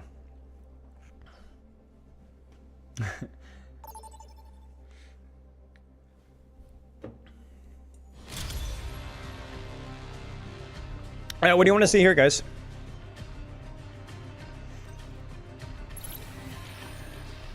I said, what did I say, chat? I'll let YouTube chat pick this one. What does YouTube chat want to play? Assuming that your tastes are halfway decent. Soldier? Alright, we'll try Soldier. Why not? It's not a great Soldier map, but we'll make it work. No Widow. Every soldier needs a cause. Overloading. Never let YouTube chat do anything? Oh That gosh. shoots smaller turrets. I disagree. I don't think Ball, Widow, and Sombra are anywhere close in terms of the spectrum design. Ball has so much fun mobility options. I disagree. I understand why you would say so, but I disagree. Think you can keep up? They're going to love this. Yeah, he used up the perk well. The reason he was using it is because I couldn't get splash damage. I had to hit directs. 5, 4, 3, 2, All right. 1. Attackers incoming. Stop the payload. Check your corners out there.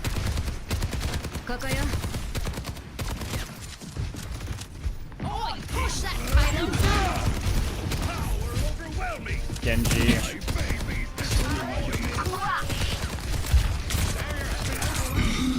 What's up? Everyone, heal up. Check the grab, make us move. Hyper ring deployed.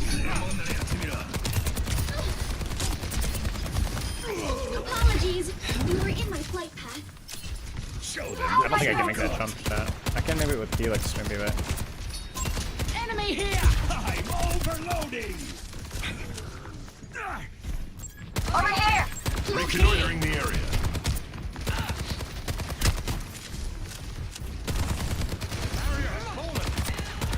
Oh, frick. Did he just do that? Knock him off the payload. Watch your back. It's fine. Just rotate to a different angle. Ooh, that's not where I wanted to rotate. I need to rotate wide.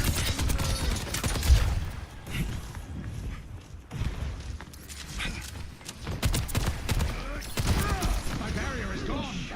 Behind ya. Frick, he had a right click on me. I need to reposition way sooner and honestly go a little further. Enemy over here. If I'm still standing, We still I'm get trades, still though. fighting. My Junker Queen's kind of anchoring on main because they're devoting a lot of time on the We'll flanks. push that payload back. Let's take him to the wasteland. Bro, I didn't even see the Kiriko. Whoops. I wonder what shot me for a second there. Time for the reckoning. That's just my bad. I actually just didn't see her. They'll regret that.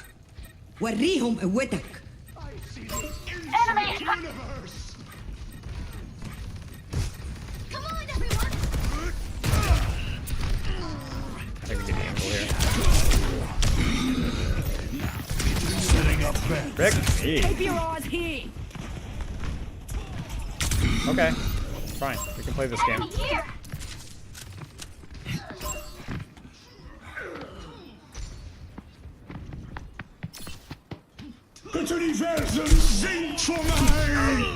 Okay, dude. How many people? Like, surely we win that fight. Okay. I was gonna say, dude. They're moving the pylon! I've seen Get tough on them! spots. Okay, fine. Mid-season Calicart. Enemy here! I got it. 60 seconds remaining. Okay, I need to run now. I hear Reaper forward. Heals coming up. Upgrade unlocked. No one can withstand me! Surprise. I can run. I thought I'd get kind of 30 ego with that. seconds remaining. Welcome to orbit! Or answer to me. Yeah. Yeah, seriously, sprint My perk. ultimate is I like the heal perk, by the way, because from what I understand, it applies to you. So the crit heal is like pretty decent. over here! 10 seconds remaining. Almost there! Keep up the defense! Ah, I mistimed it. They don't Let the see me. I'm invisible. Kitsune guide you. Dude. The welcome mat!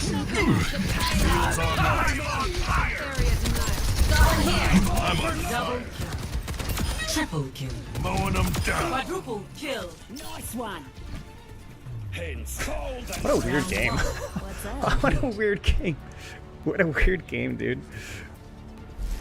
Score. It's actually pretty easy to comp play soldier into all things considered, because Reaper Genji I can just kind of play my range and I don't get hard dove super much. And I could have positioned so much better. Prepare to attack. If they'd gone Widow, would have been Select your harder. hero. Or Tracer. He's gonna say it again. Say what again?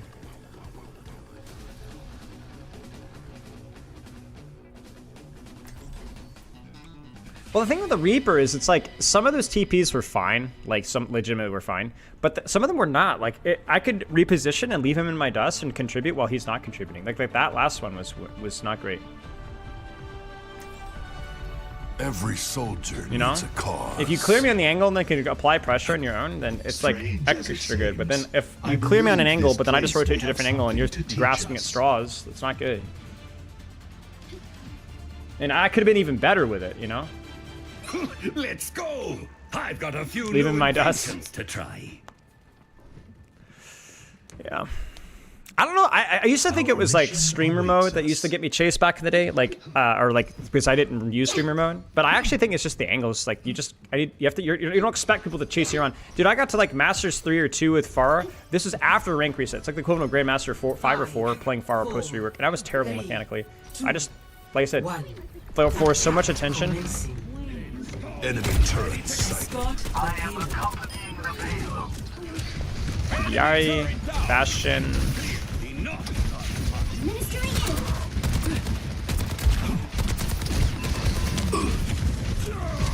Can I even peek here? What's my angle looking like here? It's going It's alright. That was not good. That was definitely not good. I think the strat there is to rotate far right from spawn and go to high ground from there. You guys know what I'm talking about? That's way too close. We're outnumbered. I'm on the payload. Like, let's do it there. Let's do it here. Let's do it here. So you go here, and then you just go here, and then you use your angle this way, because all the other angles are too close if they're spacing well, and then I can angle from here. Yeah.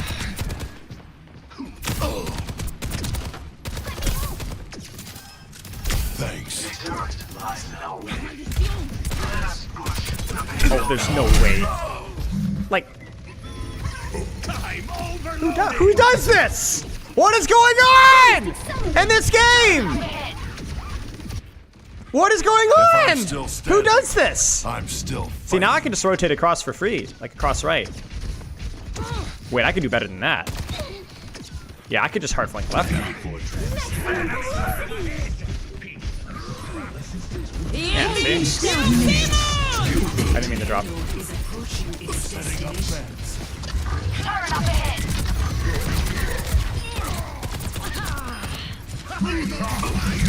I freaking hate my life.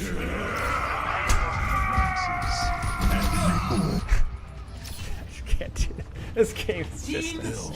I'm gonna call the cops, bro. All right, I'm gonna be the honest rotation here, and just be honest and not lie. Start here, scout, check my corners. He's not gonna go for me, I don't think.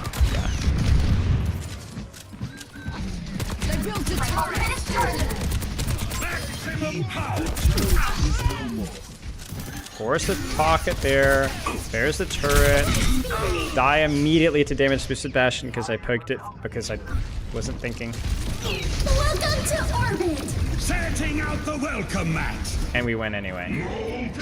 Right? We need 1 kill. We get the 1 kill. We need 2 kills. We get the second kill. And I'm helping, ladies and gentlemen. What's an angle? Enemy teams out of commission. Victory. No, what is going on? All right. Well, I apologize, YouTube chat.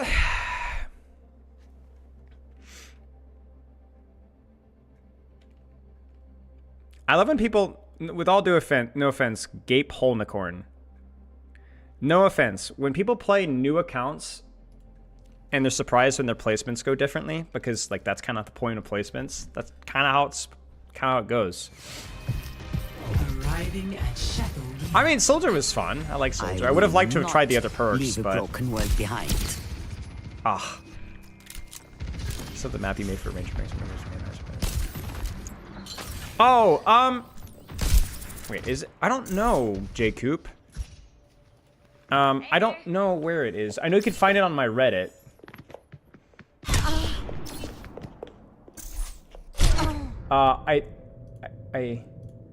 Let me see if I can find it for you.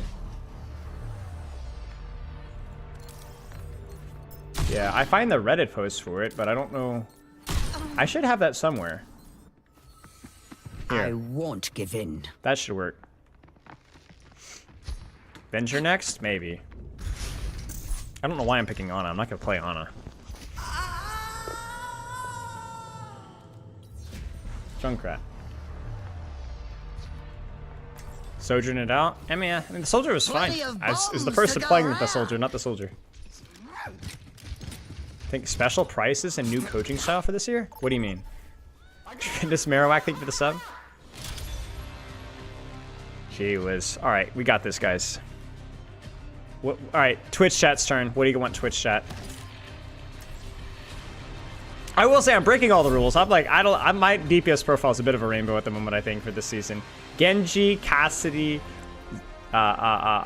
Soldier, Venture, Pharah, well, yeah, not Ash, but I think it's Reaper, Echo. First one that gets 2 votes that I approve of, I'll do. Okay, it's 2 votes for Echo, we'll do Echo. Ooh, Echo's hard, man. I don't counter swap, I just pick a character and roll out with it. And I don't normally do that. If I was serious about ranking up, I would do this. If we do this right, they won't even know what happened. Shut the frick up, Kiriko. Once again, shut your mouth.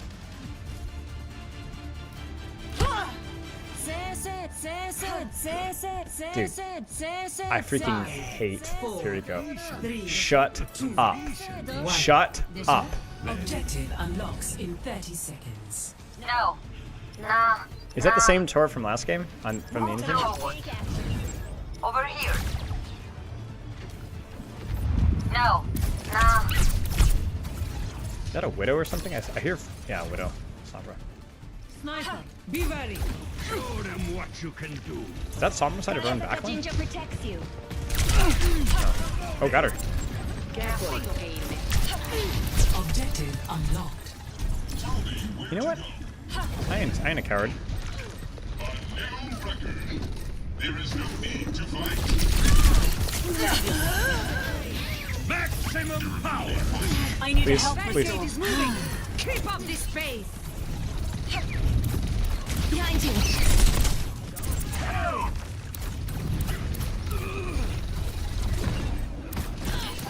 We are making great Are you kidding progress. me? Oh, got her anyway. They swapped off probably Cassidy or Ash. Okay, Gaining altitude. got her. Strafing to something that's not even looking at me. I need to swap sides, I think. Bombs away. This is too far. I'm overloading. It's under fire. Moving the barricade. Enemy inside. Heading you out. Keep an eye out. Happy to be of assistance. Sombra's chasing me. Stall it. Let the Kitsune guide you. Sombra's not chasing me, and I'm trolling. I didn't copy in time. Bricks. I thought Sombra was behind, but I think I just missed her transcator. Or maybe I didn't. I'm under attack. Eyes on the target. Taking flight. I don't think she spawn camps here. I think that's too much opportunity cost. I also have copies, so there's a world where I can also maybe potentially live that as well. But yeah, there's an active fight going on now. I just need to listen. Apagando las luces. My Zarya's gonna die unless we support older.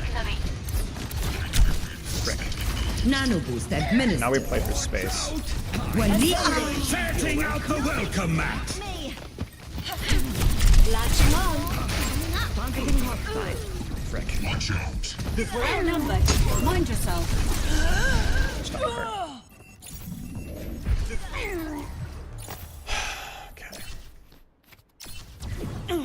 Now we gotta worry about spawn camping.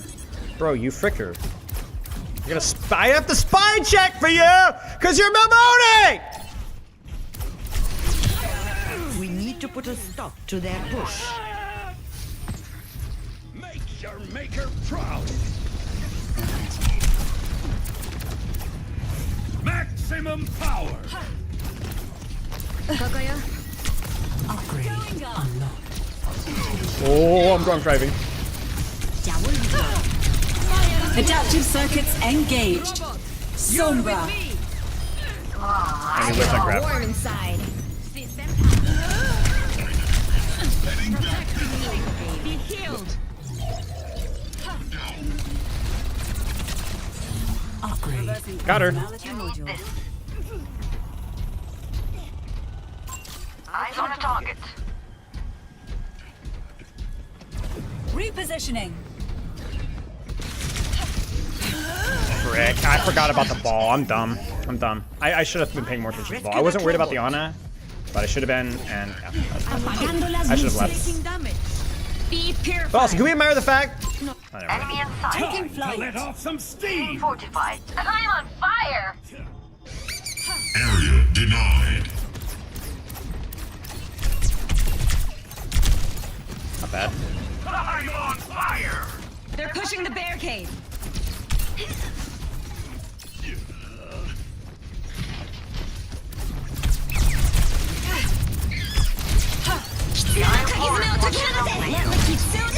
Stop them before they take The the lead. Kasu. I'm here. We're leading with it. All systems on optimal levels. Be eradicated. Frick! I thought I had shift. I mashed it. I didn't have it yet. Cut the pain. I didn't even need stickies. You guys, please turn your head on the mechanics. Repositioning. Power overwhelming. They got the robot. Wait.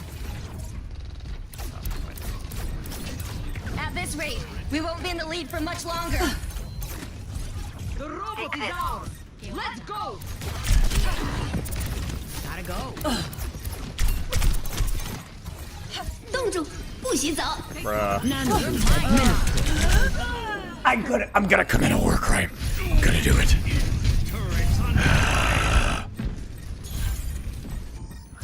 Scaling up. Enemy in sight. Yeah. They're taking the robot. The Stop enemy their is catching barricade. up. Somebody call.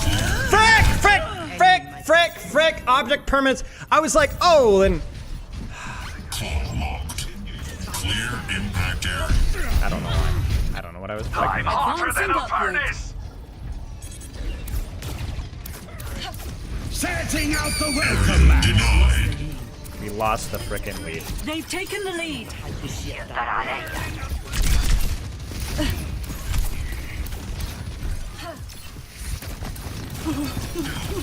Adaptive circuits engaged. May. I'm under attack. Gonna work rhyme. Incoming fire detected. Ignore it. Copy. Apagando las luces. Don't you push it out. Personality duplication upgrade unlocked. I can't. Please resolve your issues. I don't even know if that one's good. Taking Because I'm not flight. getting beam kills. We need to put a stop to their push. Over there.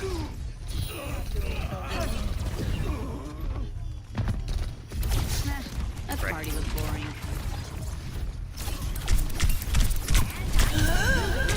I'm trolling. Please, Father Mackenzie. Please. Father Kiriko.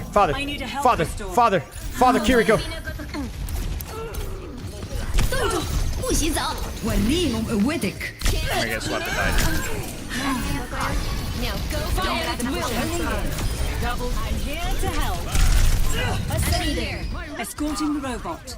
Warm inside. Wow. Regaining ground. Okay, Summer's there. Gaining altitude. Over here.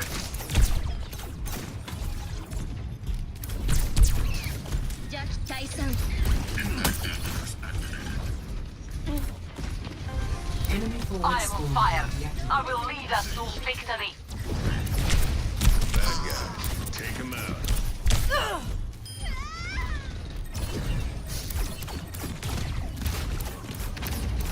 I will guard this position. Almost ready. Wait. 2 minutes remaining. Spotted an enemy. Focal point. I don't know why they're Kiriko with that. I knew it. Step right up. No! We can't lose! No! Warm inside. Lock in! Let's kick. Helping you out. Enemy team has claimed the robot. Nano boost administered. We need to kill now. Now. Has to be now. I'm manifesting it. Right now. Apagando las luces. Repositioning. Fixating on target. Okay, let's go.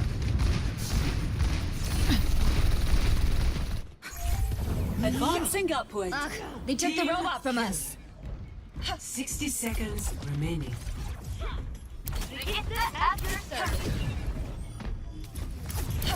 I'll keep an eye out here. Enemies there.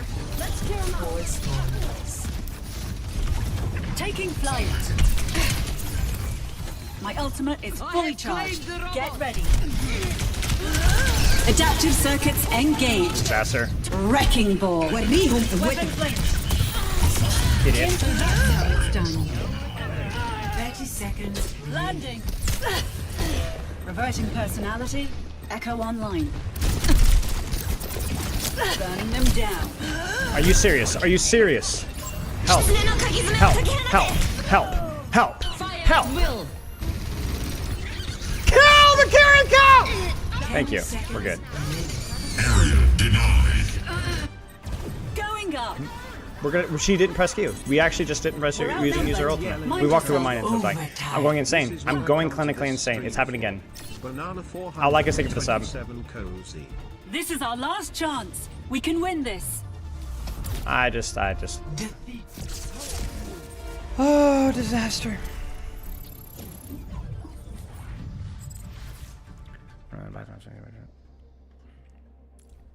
Dude, Echo's freaking hard.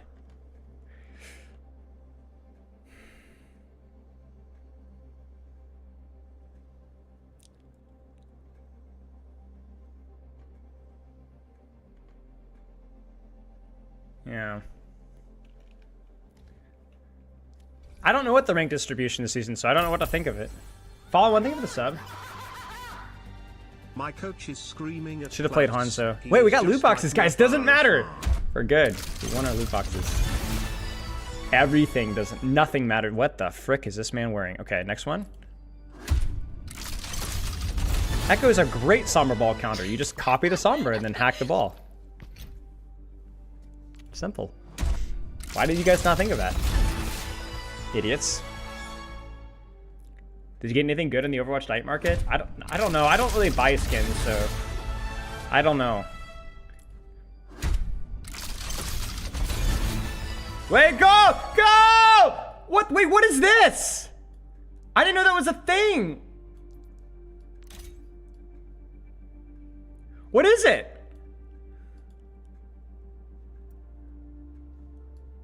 What does it do? Well, I know, but I don't know what it does. What does it do?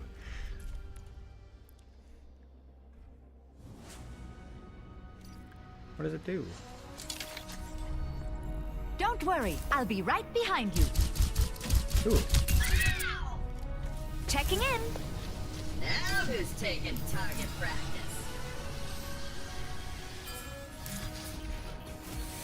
Like, this is it? Mercy players are, I guess, easy to please, man. What does it do? You use a pistol that you're never gonna use. Monstering you. What does it do? It... Bro.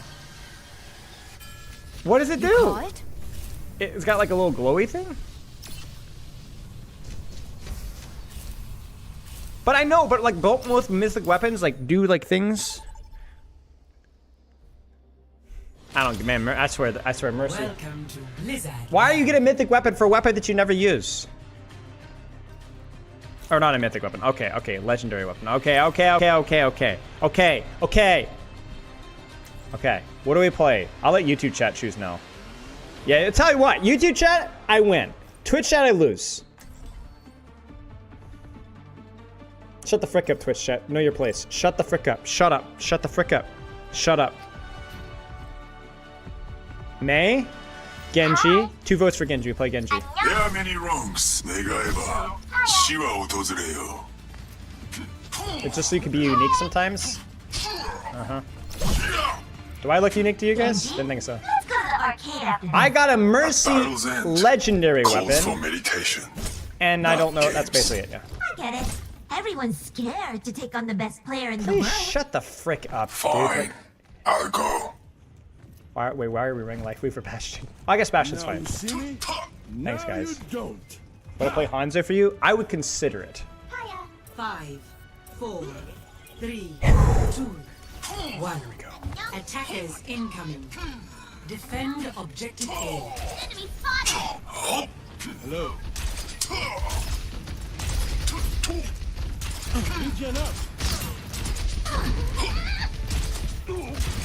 Oh no, why am I rubber banding?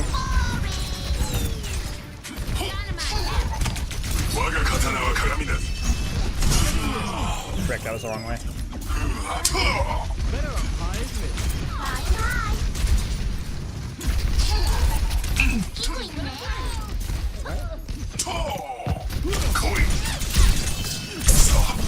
Nope, I went too late. Be careful. That's my Bastion game. I am the queen. I am They're healed. taking our point. Get him. Wait, we have a DC. Bro, I just got here, man! Come on! Like he left literally 20 seconds or 10 seconds too late for it to get a reset. Objective lost. Mistakes Bro. always precede victory. No, it's not the latency's whatever. I mean, it's not great, but it was over banning there for a second. Like I was sliding on the map.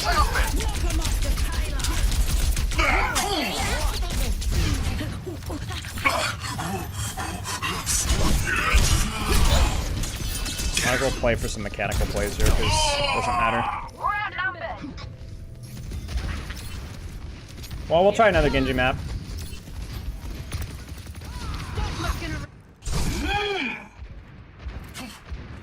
Yeah, man, what a scumbag. I mean, I'm gonna assume that it wasn't intentional, but that's really, really lame.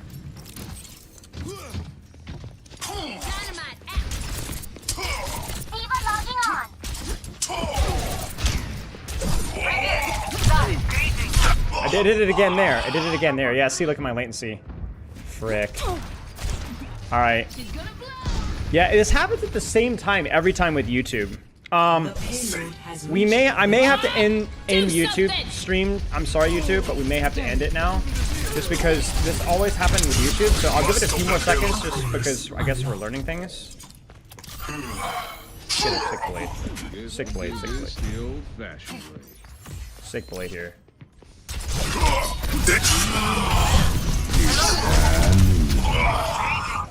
Thanks. Yeah, it's actually true. It's in the same map every time as well. Yeah, sick blade man. Yeah, I was gonna wait for my team. No point. I will be the light that blinds them.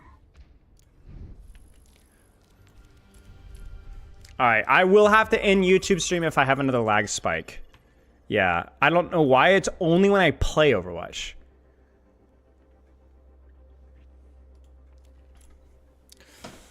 Oh, goodness gracious. 願えば死は訪れよ。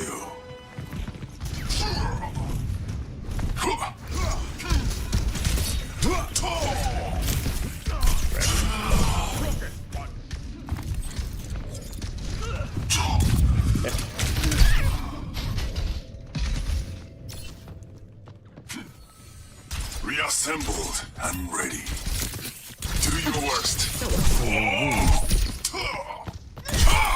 An incandescent strike. Oh yeah, that's true. I need to work on my blizzard chilling. There it is again. Much better. This is the end for you. Yeah, Genji was the first mythic. Yep.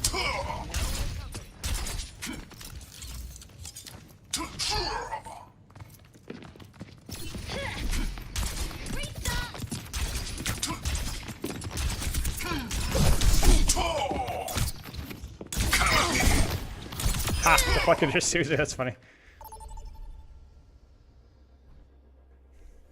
It's just streamer mode. I used to have, I had too many games tossed by people that saw my name. And they'd stream snipe and counter swap and it was cringe. Alright. I have my stream thing if I have to end YouTube ready to go.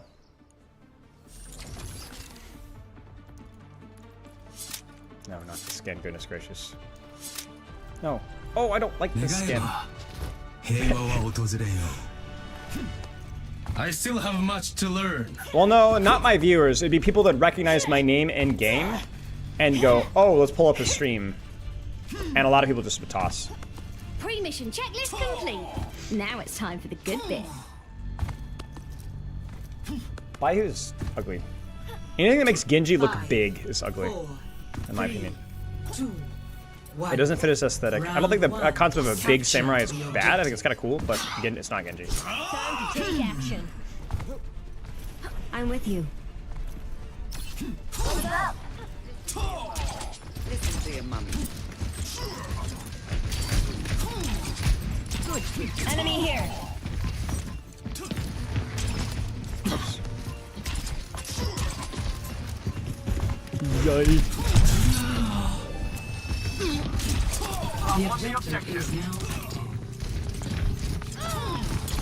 That sucks.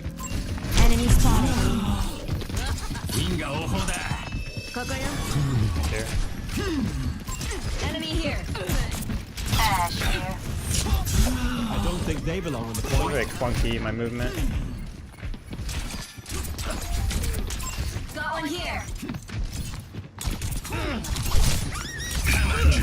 Enemy spotted. Interesting. Enemy here. Wait. I am restored. Should be out shortly. Can we shoot him? Knuckles are red hot. Got one here. No, you cannot deflect Junkrat trap. Ultimate's charging. Guarantee this. Okay, I don't know who this May is going for. Trying to. My ball's going early, so I'm trying to up a little.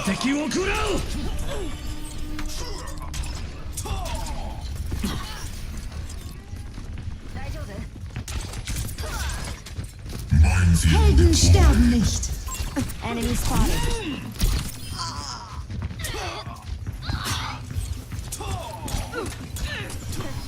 Frick. Licht ist nicht getan. Our enemy craves another defeat. Life protects life. Oh no. Chat, I got it.